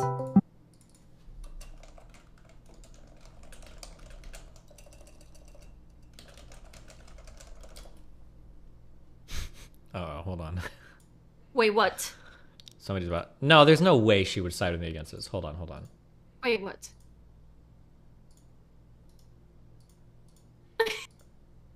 Oh fuck. One second.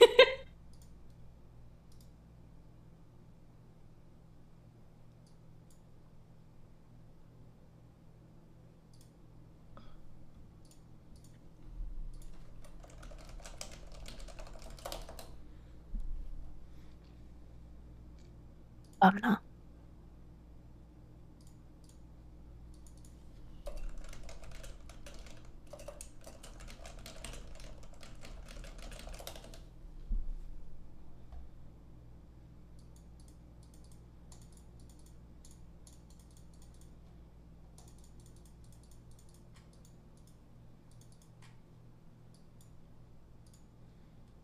Oh.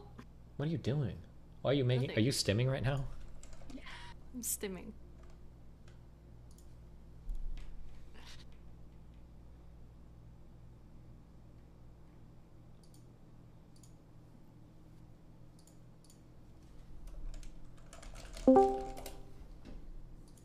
Oh. Okay. Hello? Hi. What do you want? Can you hear me okay? Loud and clear. Okay, listen here, kiddo, okay? To someone who's sensitive to cheating. I have a rule with my girlfriends and boyfriends that, like, if you cheat, I won't tell. But if they ask me, I'm going to tell them. So, like, I don't lie. That's, like, a big thing for me. Okay. So, like, if their partner comes to me and is like, yo, are they cheating? I'm like, hell yeah, man, they've been pounding pussy for weeks, bro. Like, I would tell them because, like, I can't Okay, lie. I can understand that, but that's fundamentally different than this situation. Well, yeah, I feel that, but hold on. Like, there is something from my brain where I would want to know everything about my partner. So, because I have an image of them in my head, and I don't have an image in which, like, they've done this thing that I don't know about. So if I find out, then I'm like, why did you just tell me? I don't Here's. Because, like, if they tell you right after, it's not a big deal. I'm like, yeah, I would have made out with them too. Sure, I get it. So Like, here's why the hide here's it the for thing. 6 years? Here's the thing that I don't know about that. So this is a question.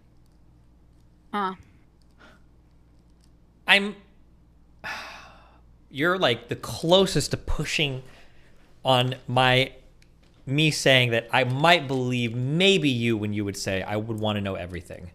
But I don't even know if everything. I don't even know if you had a partner, if you had a partner and it was the perfect relationship in every way, size, shape, or form.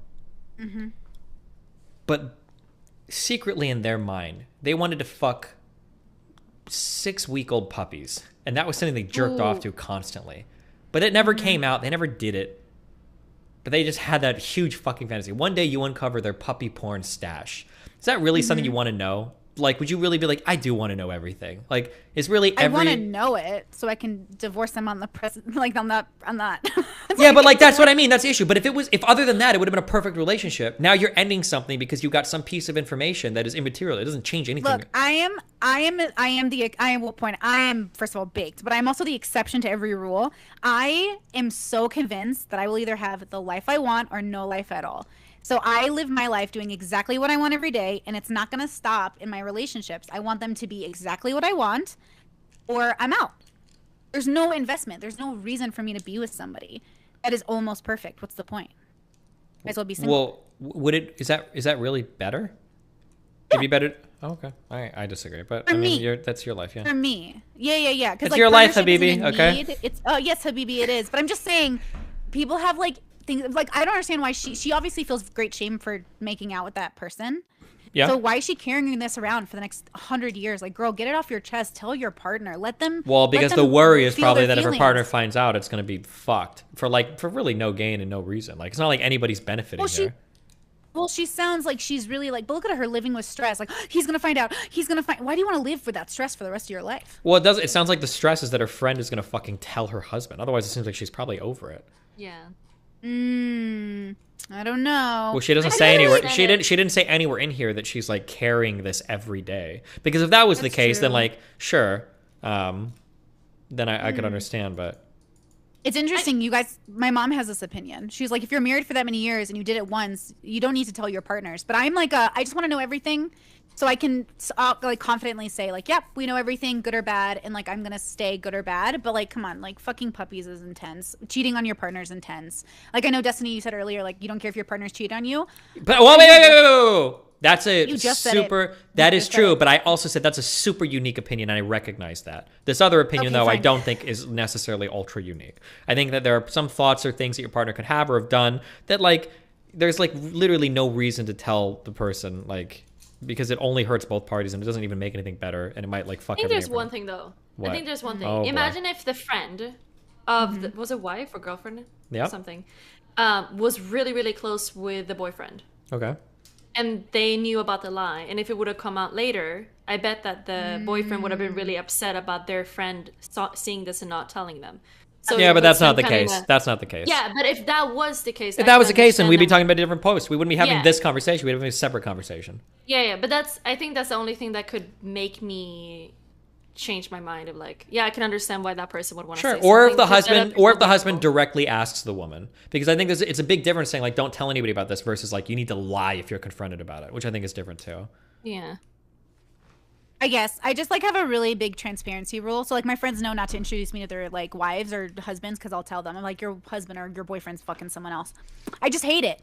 Like it's so mean and cruel and I hate it. But like this girl kissed somebody. Oh my god, it's like not the end of the world, boo boo. Just tell your boyfriend so you guys can get over it. Or husband. Well, I now don't it know, sounds could like you they're im- divorcing. So, Oh really? The updates they're divorcing? well, the update was she had to go to another house, and maybe they'll talk later about it. I don't know what it ended up with at the end of everything. But.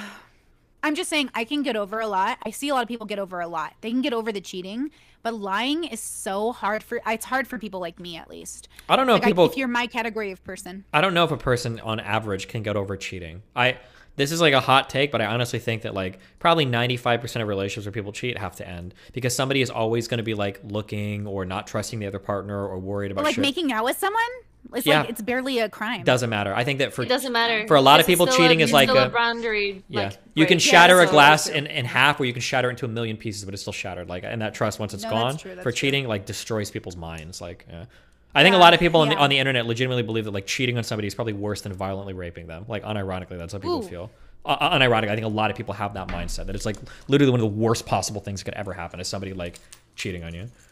I think it's both. I think it's the worst thing in the whole world, but also like, okay, so whatever, it's human, right? It's like very human. It just sucks, like emotionally, it really is painful, but it's also like super logical in a lot of ways. Like they're humans, they're horny, they're like, they go with the moment, they cheat, they're not even thinking about you. And so it's kind of like depressing too, because they're not even thinking about you. So you're like double whammy, you know?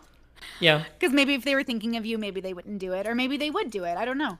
Maybe. I think the reason why cheating is so destructive to people's minds is because people this is going to sound really dumb, but people can't empathize with the cheater, and obviously for a lot of reasons they don't want to. And when people think of you as cheating, I think in the cheatee's mind, the person being cheated on, in their mind what's happening is the other person isn't just horny or just trying to fuck somebody. They are literally saying, I don't care about you, I don't care about your feelings, I don't care about anything, and I'm going to put another person above you and go have fun with them. I think that's why the person that's being cheated on has such like a viscerally horrible reaction to being cheated on.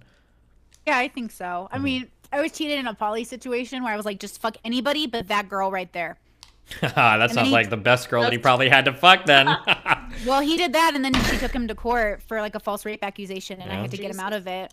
So you know what I mean? Like, I already knew she was bad news because she had accused so many people in our community. But that's the irony, right? Based. It's like, I'm looking at people, This and I'm girl like, can't sounds you just make amazing. it You need to better? hook me up with this girl's phone number. It sounds like a fun time. She'll 100% love it. Give her any attention, she'll suck your dick in a second. Fucking based. But that's the thing is, like, Show me her IG. I wonder with Sorry. people. Don't you wonder, like, why do they make these decisions? And then they make it worse by not just, like, being honest. Well, they usually make this decision probably because they just get horny. They're like, oh, fuck it, I want to go fuck somebody or whatever. Yeah, I guess so. I think it's All right. more about the the thing that you can't do something. I think No, that's a woman brain take. I don't think it's about that. It's not like, ooh, I'm fucking my sister because it's so taboo. I think it's more just like, oh, I have a chance to like fuck somebody and I'm a horny guy and I'll do it. I'm pretty sure it's like comes down to that. The lack of discipline is so unattractive. Well, when it's a different world being in a guy's brain versus a girl's brain, okay? You don't understand.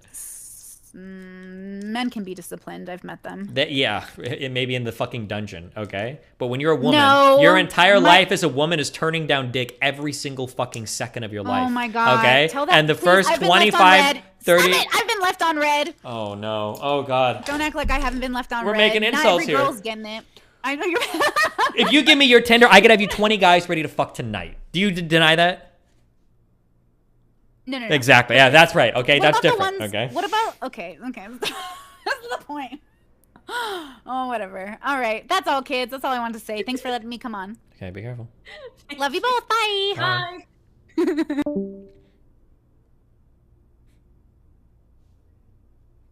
Is it really about discipline and being horny? I don't believe it. I think it's about discipline. I think it's about being horny, and I think it's about like opportunity. Like never mind. All right, what are we gonna do next? Why do you always have to do that? It's just Like, you have, I don't. like, a It's just crazy story it's a about guy. you or It's a something. Coomer brain thing. Like I have the opportunity to bang. I think you would say a lot of really hot women, but if an uggo drops into my lap, I'll still do it. I don't know why. Wait, That's what do you just say? my. An That's the ugly- guy wait, what did you brain. say? It's just the guy brain, Mel. You just can't understand it. Okay. Wait, it's because okay, wait, hold on. Wait, this is the Louis C.K. take, okay? Is it? Guys don't have judgment. No, we do. Here, They just want to spread their coom everywhere to Sure. just more of them everywhere. Close enough. And it's for us to decide that's enough of you. Okay. That's why we have to think that we cannot fuck you. No. Okay. All right. Yeah. Give me one more thread. I need to play video games. Oh shit. Really? Hold on. I What think time is it? The other Brittany posted a new picture. No, she didn't. Fuck. Who's that other Britney? How many Brit? There's so many Britneys. There's 4 of them. Where's that the socialist Britney? Yeah. Okay. Am I the asshole for wanting to end my 8-year relationship because my boyfriend is obsessed with an influencer he had a crush on? I don't. Boring.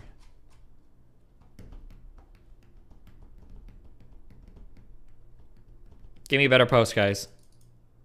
Right now.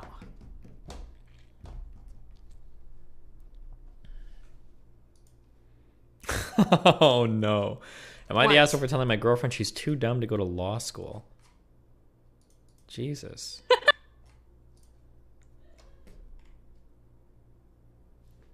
Why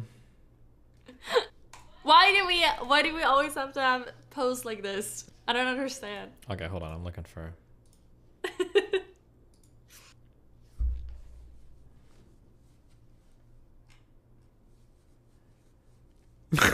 Hold on. All right, here's a good one.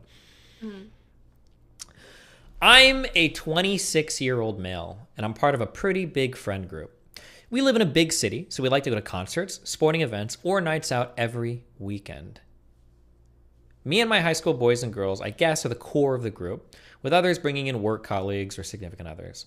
Our high school friend Jamie ended up introducing us 5 years ago to Caitlin, who is her friend at work. The past 5 years, Caitlin has been part of our group, also playing on our kickball team. Before people ask, no, I never considered her a friend. We were part of the same friend group. I'm good friends with Jamie, but me and Caitlin weren't close at all. Like, yeah, we'd talk at bars or during kickball, but nothing beyond surface level. I always thought Caitlin was good looking and seemed fun, so one night I texted her and asked her out. She basically said she didn't want to mess with the friendship we had or the group dynamics, so it wasn't a good idea. I told her I understood, and I thought that would be the end of it. The next time we hung out, she was super weird. Like, she was all up next to me all night long. Constantly trying to start conversation. Made me feel awkward, so I sort of stopped hanging out with the group for a few weeks to get some space. During this time, she texted me and snapped me a bunch asking where I was. I didn't show up to kickball for 2 weeks because I just didn't want to see her and I felt embarrassed. A few of my guys decided to just hang with me at my place for a few weekends instead of going out with the larger group. During this time, Caitlin told everyone in the group that I asked her out, and the reason I wasn't coming around was because I fuck zoned her. My girlfriends reached out asking if this was true. I said that I did ask her out, but me and her were literally never close to begin with. This caused a whole bunch of drama with some of my girlfriends giving me tons of shit over it. I told them that I just wanted some space and that my guys and that my guys, not me, were the ones who decided to come hang out with me instead of the larger group for a few weeks. But since we are the fun ones in the group, I guess our lack of attendance was felt.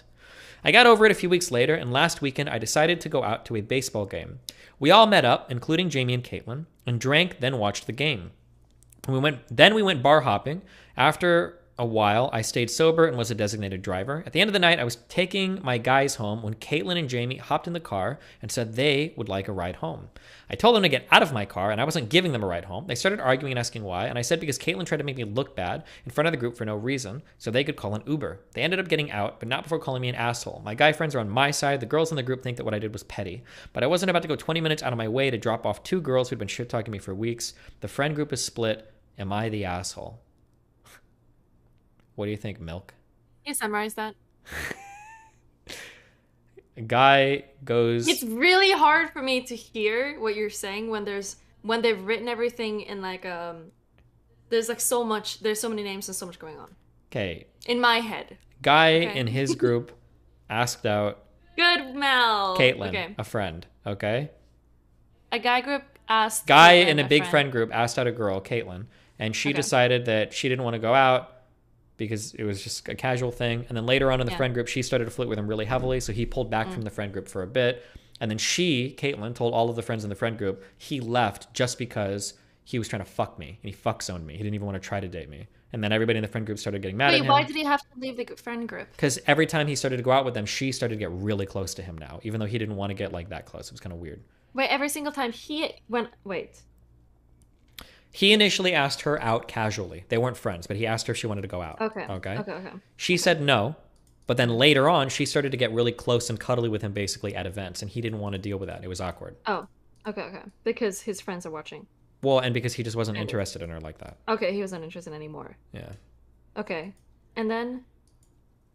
And then she told all of the girls in the group that he basically just wanted to fuck her, and when she said no, he started avoiding her and wouldn't come to the group anymore. Okay. And that's okay. And then? And that's it. Now That's he's it. mad Why- because, yeah. Why did he have to bring in his friend group in the story? Why did he have to bring in his friend group? Yeah. Well, the guy started to go to his house to hang out with him because he didn't want to go to the group activity, and then people started to feel weird that the group was splitting. Who is the guy? The guy, You just said a guy. the main guy in the story who asked Caitlin. out. Oh. Oh my god. See, this is so bad. Okay. Too much Jesus drugs and Christ. travel. Dude, it's so bad. There's just so many fucking people in the story. There's more people than needed. Okay? There's just... Good one. Do you need me to draw this out in paint? Please.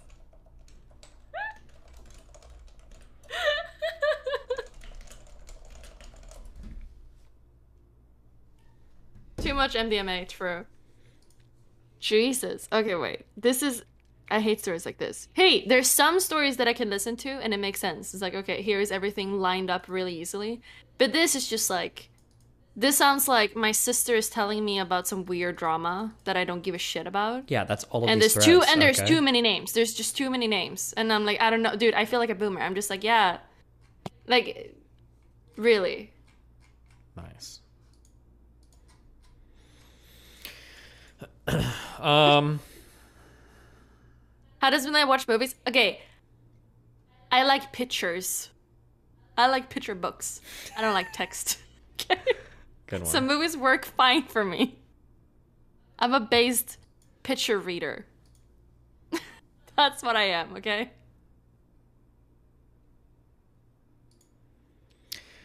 I think that based on what I've observed firsthand and secondhand, you have to be really careful when you're fucking in friend groups because it's very quick or very easy for friend groups to immediately fucking fall apart over stupid shit like this. Everybody's gonna do it, so it doesn't really... I would say, like, you shouldn't do it, but people are gonna do it no matter what. It's like saying don't fuck coworkers, but everybody's gonna do it. But, like, yeah, if you start to do it or ask people out in friend groups, like, just be warned that if shit doesn't go perfectly, or if somebody gets a little salty, that, like, there's a good chance that literally everything is gonna get ultra fucked in the friend group. So, right. Well, people have to experience that. People are not gonna listen to what you're saying. They're gonna do it anyways. Yeah, but they'll do it anyways, even if they do fuck up. Yeah. People will keep doing it. Mm-hmm. Wait, do you have one of those stories where you've done that?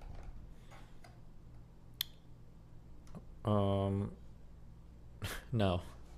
You do. That No, was a I yes. don't. I don't think so. You don't think so?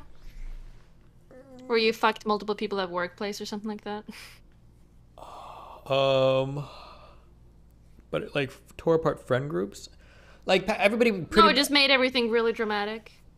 The thing is, because I'm already, it's not like I'm hiding anything. Like I'm a pretty horny dude. If somebody in a friend group wants to fuck, I'm probably gonna be okay with it. So it's not like a surprise if it happens in a friend group. Like, oh my god, these two people hooked up. So like, I think it's different.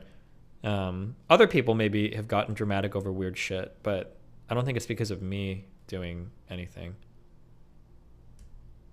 Do you think you get horny for people just because you don't know what they're like? Do you think that's where you get horny? Like, it's Well, yeah, a little bit is like oh, cool, I wonder what this person's like, and then you try it. It's usually boring, but it's interesting the first time at least, right? Because I feel like what you say most of the time is that everyone is really boring in bed. Yeah, but you don't know until you try, right? I guess. Keep being disappointed. I wasn't with Chatterina. Woo yeah. Woo the fuck yeah. Woo yeah. You wasn't? Is that what you said? I was not. I was wasn't. not with Chatterina. Yeah, I You were not with disappointed. Chatterina. I was not disappointed with Chatterina. Oh, I see. Wait, that's me actually. That's my name. No. My middle name. It's your middle It is. name. It's my middle name, so it is me. Really? Chatterina. Okay. Yeah, it's me. Okay. I was made for Twitch.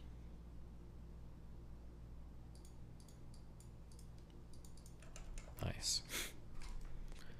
Okay. You do one more. One more. One more. One more. Just because this one was way too crazy. The cheating one was so easy to understand, okay? Uh-huh. Because it was just lined up good. Not too many crazy people. No names. If they start including names, it's stupid. Just say guy 1, guy 2. I'll think about it. Okay. Is it okay? Hmm.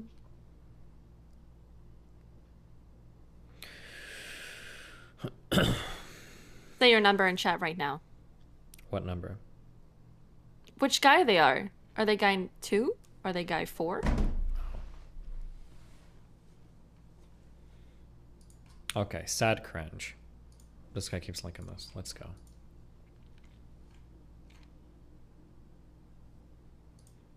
Oh. Why don't you also read it? Because then I'm hearing Steven read it. So I hear through my head. And then I'm also reading at the same time. I can't split my brain like that. It doesn't work. I need to like either listen or read it myself.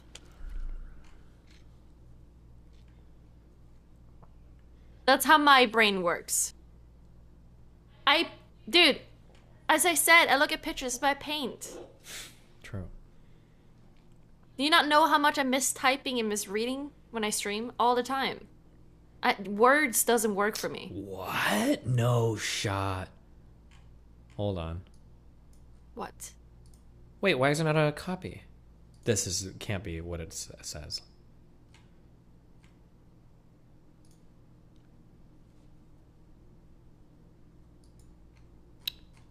Why is there not a... I thought they normally had a copy post here.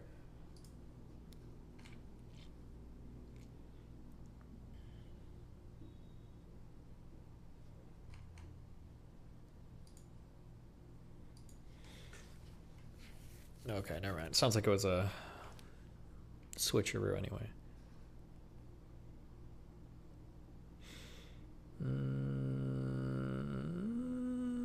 What did they teach you in Swedish schools? That America is copying Europe. What is this? Ready? Hmm? Do people actually use washcloths and loofahs in the shower? Recently I came across a tip. Wait, stop! What's that mean? A washcloth is like a towel in a shower, kind of Okay. like a small hand towel. A loofah is those like frilly things you can put soap in and rub across your body. Okay. Mhm. Like, old people use that. Recently, I came across a TikTok of a guy saying something along the lines of, if you only wash yourself with your bare hands in the shower, stay 100 feet away from me.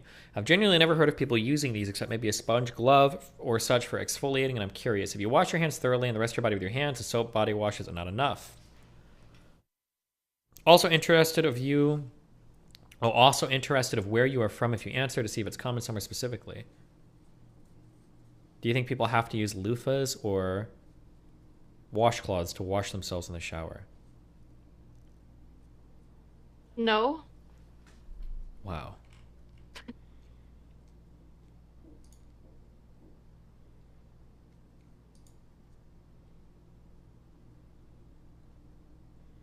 Aren't those scrubs kind of like meant to like get rid of like dead skin?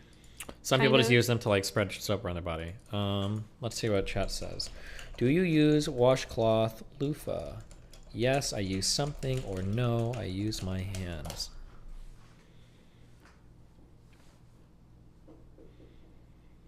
You know what I use? Your hand? Your mom. She soaps me in, okay? She soaps and cleans me. The fuck do you mean by that, Mel? I use her. Damn, we're like 50-50 split in chat. Oh my god. Jesus. That's interesting. Okay, most people use their hands though.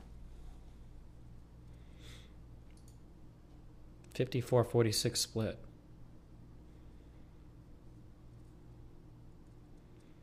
No way. Have you? Wait. What? I feel like we've been in people's showers. I had never seen one of those in any of the people that I've seen showers. I see them pretty commonly.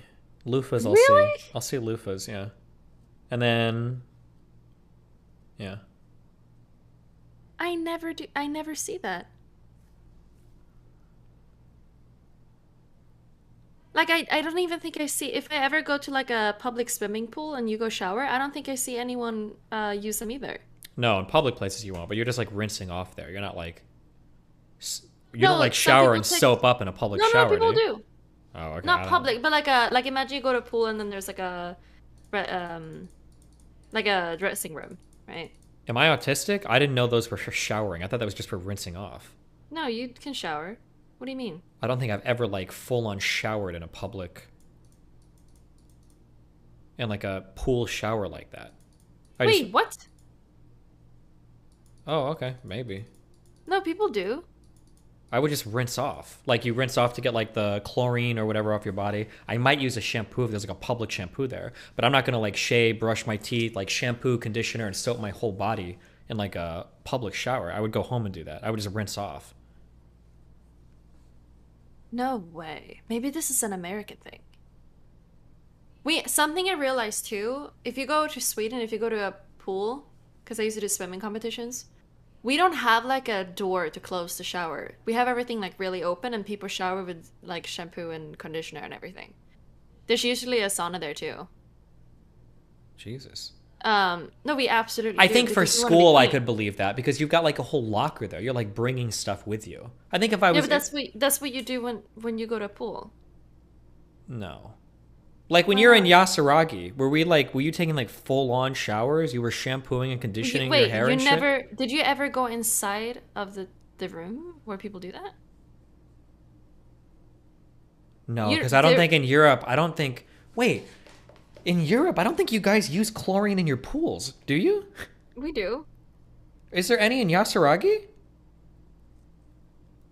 Not sure about that. I feel like if I'm in a European pool, I might be crazy. Probably. But if I get water in my mouth, it's just like water. But if I'm in an American pool and I get water in my mouth, like, oh, this is heavily chlorinated.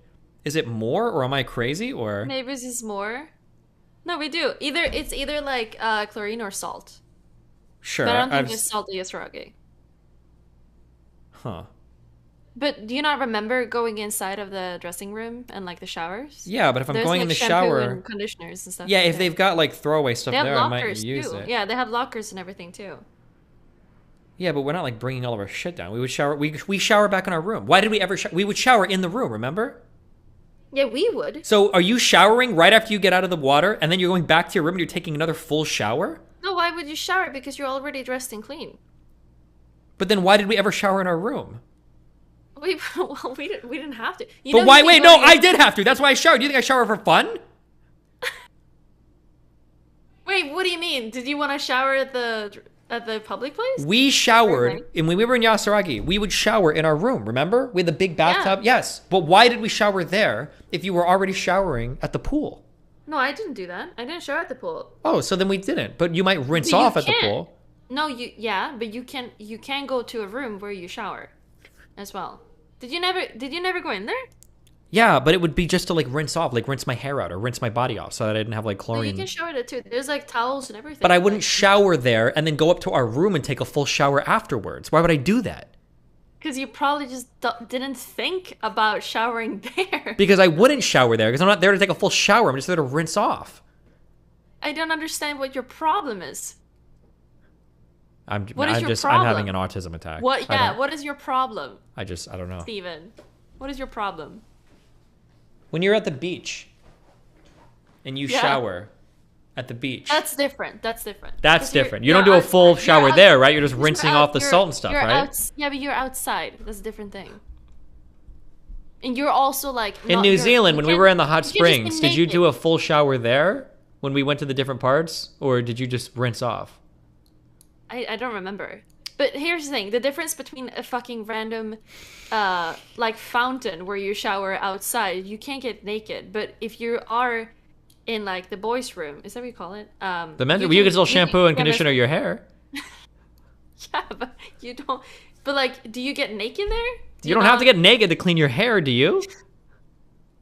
But like, of course you clean yourself afterwards so you can get dressed with your dry clothes that's clean, and then you go home and you're already done. I don't understand how you don't understand this. I don't understand anything. Wait, do you not see what I'm talking about? I don't know what you're talking about. Wait, hold on. I'm having a stroke. I don't know if it's my brain. My brain is slow today, I will admit, but I don't understand how you're not understanding this. So wait, if you go to a public pool and you swim in the pool and then you get up, you go to the showers.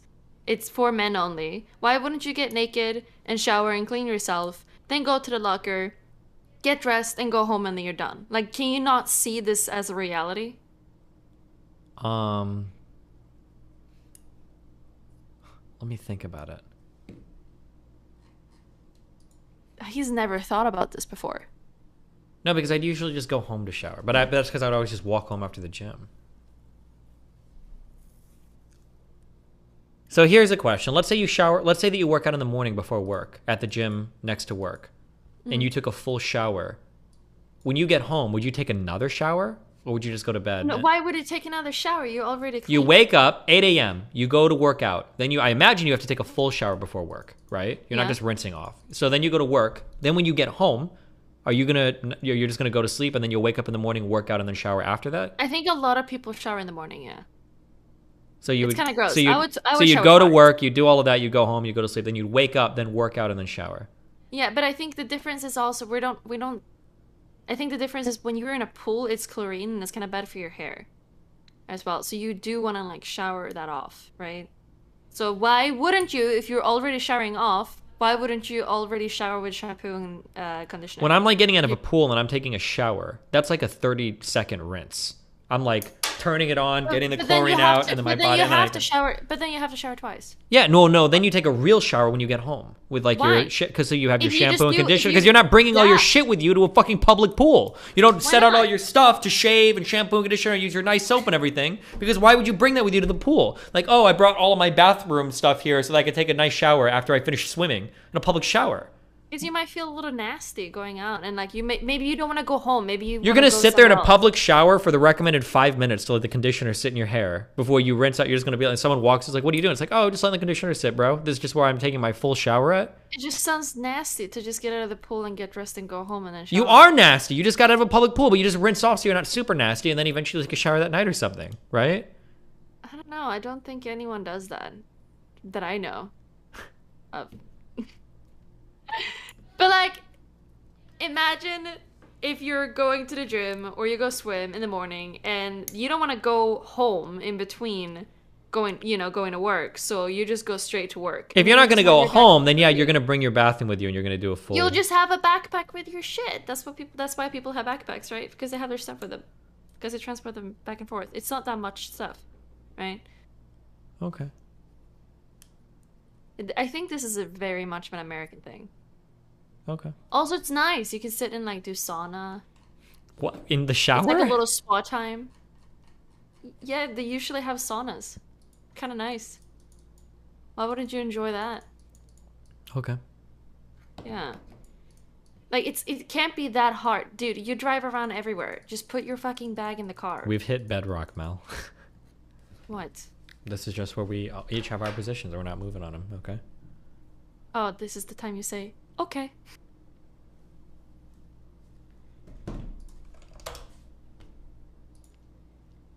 Okay.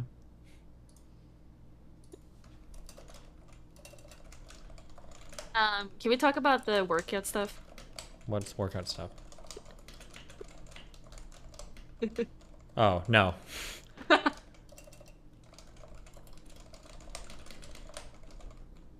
We're on the same page here, though. Yeah, but all of chat is against us, so. I don't understand. I don't. Well, get no, we're it. not shitting other streamers here. You still have a reputation to worry about, so. Okay. I love you, bye. I'm gonna get off soon. Are you gonna come? Yeah, on stream. And then we gotta work out, okay? We gotta go do our hip thrusts for NNN, okay? So that we're good. Don't. So that we're good gymmers, okay? We don't want to I'm disappoint upset him. with him. We don't want to disappoint him, okay? I'm upset with him. I downloaded a new workout for us to try. It's sick. We do 20 reps of Bulgarian bodyweight squats. We do 45 reps of 45-pound hip thrusts. We do, I think it's 75 reps of, it's bodyweight squats, but with bands around our legs. And I think it's 150 reps of step-ups. It's going to be so much fun, okay? Here's my take, okay? Yeah. The reason why we do lots of reps also, because NNN told us this, is it induces maximum hypertrophy, okay? We're going to get huge. Okay, sorry, what were you saying? I think most women get more workout from sex than actually going to the gym. No, because most women just lay there and don't fucking do anything, but not sure. I I can't hear you when you pull. You're not even facing your mic the right way. Do you realize that? Why are women so lazy? Because they're women. Okay, I love you, bye. Okay, love you.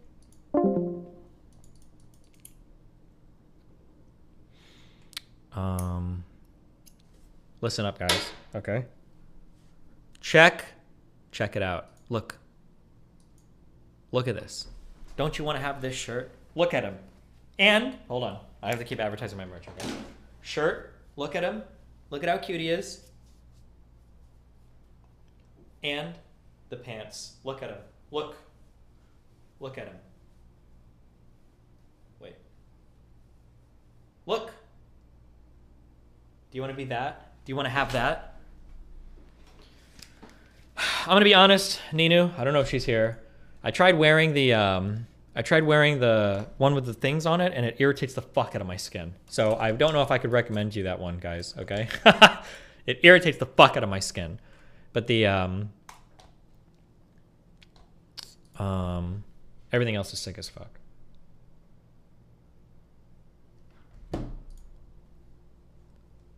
Wait, hello? Wait. Store.destiny.gg, okay? Look at all the cute stuff here. We got hoodies, we got hats, we got sweatpants, we got cups, cute mugs, cute hats. I can't vouch for the socks, but why don't you have tank tops? Wait, I mean tank tops? I think I have one. The Gnome Stinny one.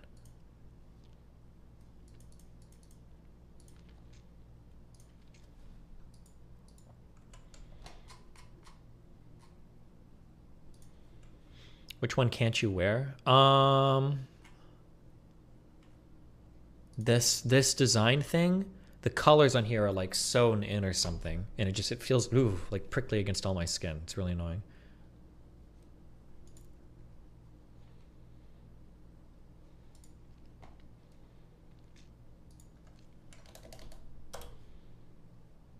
What is this? Are you actually using your main gun? Oh, that's cute. I remember when I was doing that. I'm actually using my sidearm. Because there was too much. He's fucked up. I'm actually using my sidearm because there was too much. Sidearm. Are you actually using your main gun? Oh, that's cute. I remember when I was doing that. I'm actually using my sidearm because there was too much. Sidearm. Show the burning rose. It's the best. All of them are the best. Okay.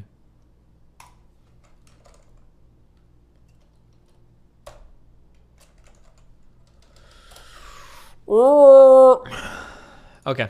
I love you guys. It's been fun. What do I have going on tomorrow?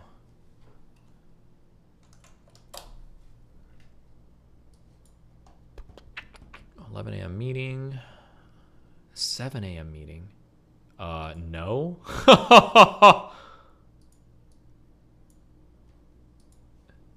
That is not happening. Did he really schedule this for 7 a.m.?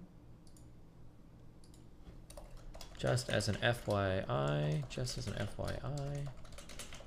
that meeting tomorrow is supposed to be 11 EST, right? I have 2. No, I should have 1. It's just that guy. Okay. Okay, I don't have any content scheduled tomorrow. Oof. I leave on the 20th. I have to work out early on the 19th. We need to do that Matt Walsh thing. It has to happen either tomorrow or the day after. Oh boy. One more Dan misspeaking clip. To our left, right here. New York. Oh, fuck. Pisco. I wanted to get us bomb-ass reservations at a sick-ass restaurant. There was a place called Masa. And I was like, we went there in New York, and I was like, can we go in? And like, sorry, you need a reservation to get in here. And I'm like, come on. Do I like go online and make it? Like, is there still time for tonight? And she's like, reservations are 2 weeks out. And I'm like, okay, fuck you. We looked it up yesterday, all right? These guys needed, it's a $750 deposit per person. And the average meal is like anywhere from $1,000 to $2,000 a person. And all it is like average seafood. Fuck that, okay? Apparently it's like an experience where they bring it out like one at a time or some shit. No, we're not going here, Pisco. If it was like bomb-ass steak, I would do it. But for fucking sushi? Sushi? $1,500 a person sushi? Fuck no. Absolutely not. Go to Keen's. Excellent steak. Does Shkreli live in New York City? No, he's in a halfway house right now, isn't he? I don't know if he's like allowed to go out or what his restrictions are. We can ball out though. Yeah, sure. We just recommend me a really good steakhouse place and I'll do it. I missed some super chats tonight. Hold on. Chris Bacon. Trump, loofahs are just a marketing trick created by P&G to separate you from your money. How ironic. You are a bitch boy for nuking coping for 2 days. I was saying it to another chatter. You cuck, you're a cuck, you're a cuck, you're a cuck. Disco Becky, $5, wooden horse. Some Chinese name donated $6.99 and said, fun fact, Melina and Nick Booger Fuentes are born exactly 1 day apart. Interesting. Brian Callahan, 14 months subber on YouTube. Gappy V donated and said guitar, guitar, guitar, guitar, guitar, guitar, guitar. Sacred Light said, I went through security at SFO and the agent pat me down so thoroughly that I was bricked up walking to the gate.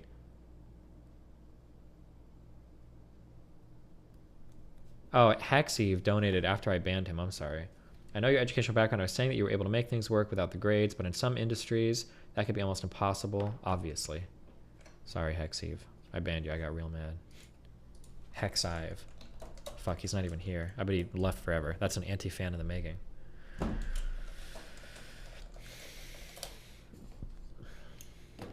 I gonna wear sweatpants though? If it has a dress code, oh, probably for that Mines event. I'm probably gonna be in. Oh, I think I'll try to go for jeans and a t-shirt. Maybe jeans and a button-up. That's if I go shopping tomorrow. Oh, God. Oh.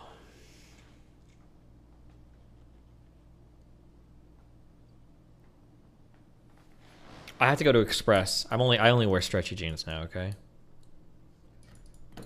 Does he watch my debate with Undead Chronic? It's Hunter Avalone. Maybe. If you want, later we can get drinks. Just tell me if there's a fuck slacks.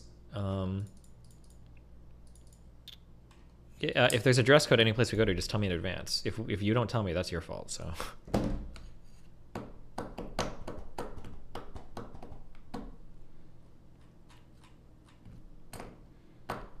Do you want to run a bet on the glute tag? I'm willing to do a retard squat training program chasing ass gains to prove this wrong. Let's say something like +2 inches on ass measurement in 6 months with gym flares, voting on if there's visible change. If you lose, you actually dye your hair blue or whatever you want. I'll think about that, Jacoby. Get back to my secretary on that.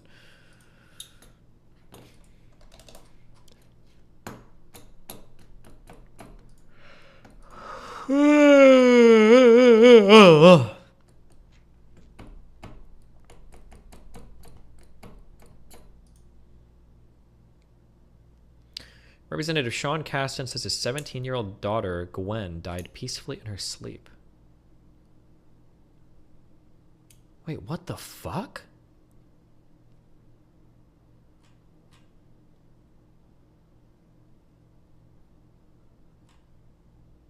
Wait, what is this?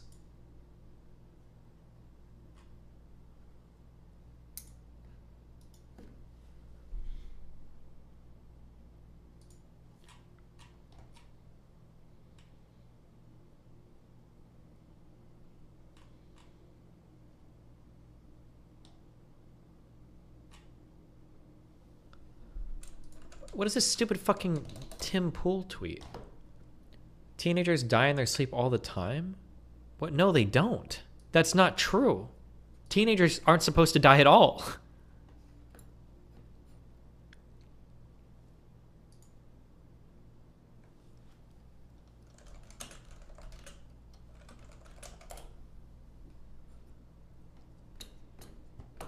Is Tim Pool being sarcastic? I can never tell with conservatives, dude. I don't know what's sarcastic or not.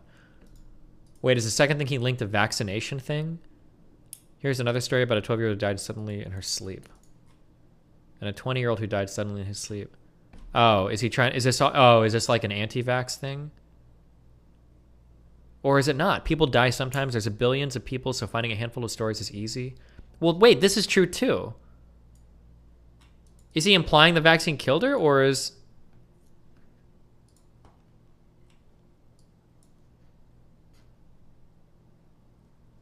I don't know.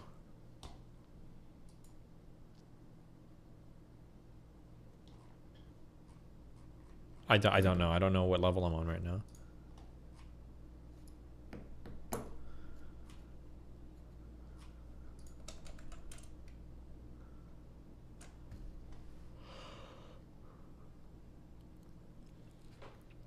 Wait, can somebody tell me how the fuck how does a teenager just die in their sleep?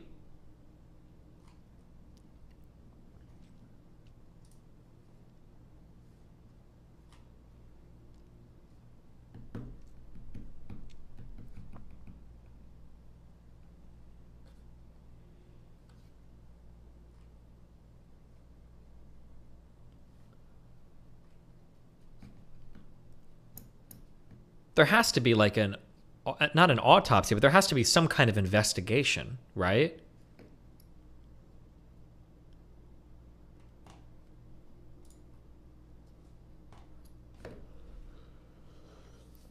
Like, I couldn't just call the cops and say like, hey, by the way, I have a 16-year-old dead person in my house. Can you come?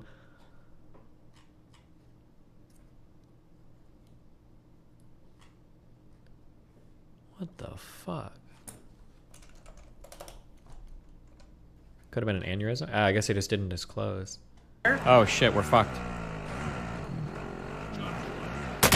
Ow. You're fine, Dan. Well, I don't have any armor anymore. We didn't need it. Oh, and you're almost dead as well. Perfect. Yep. Oh, don't worry. Don't worry. That's fine. I didn't want to play anymore. Fuck this game. Wait. Oh, wait. Dan. What? You didn't want to play what? Anymore. Yeah, because you're a bitch and you suck at this game. Why did you stay in the fucking car so long? There's a lot of going on, Dan.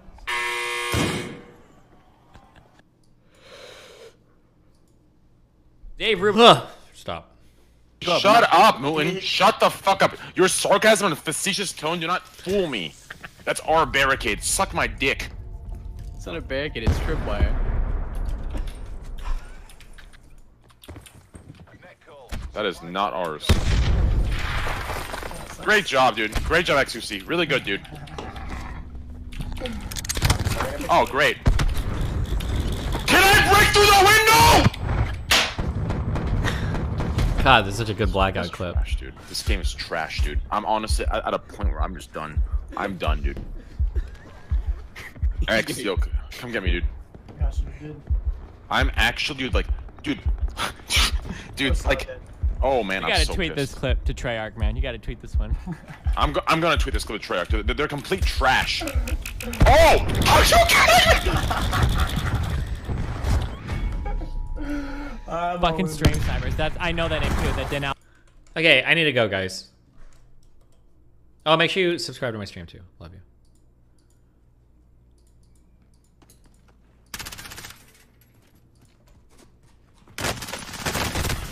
I'm done. That's it. I'm quit. I'm No, sorry. no, You can wait. play more later. No, Wait, I'm one more done. time. I'm done. I just no. I'm done. I'm done. I don't want to play anymore. Then we gotta do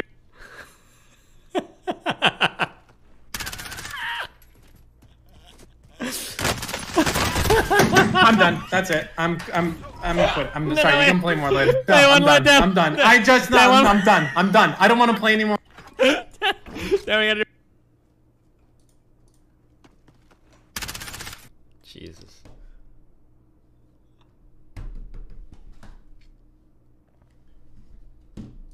Okay, I love you guys. It's been fun. Oh wow, Factorio. We're gonna start that face game or space game. He misspoke tomorrow. Rep on my brave Deuterino cappuccinos. Peace out. Wait, link up with your boy Avalon and trash some dummies. Sapo Man donated twice for $10. Thank you. We might in the future if ever wants to. Sure. Okay, peace out, guys.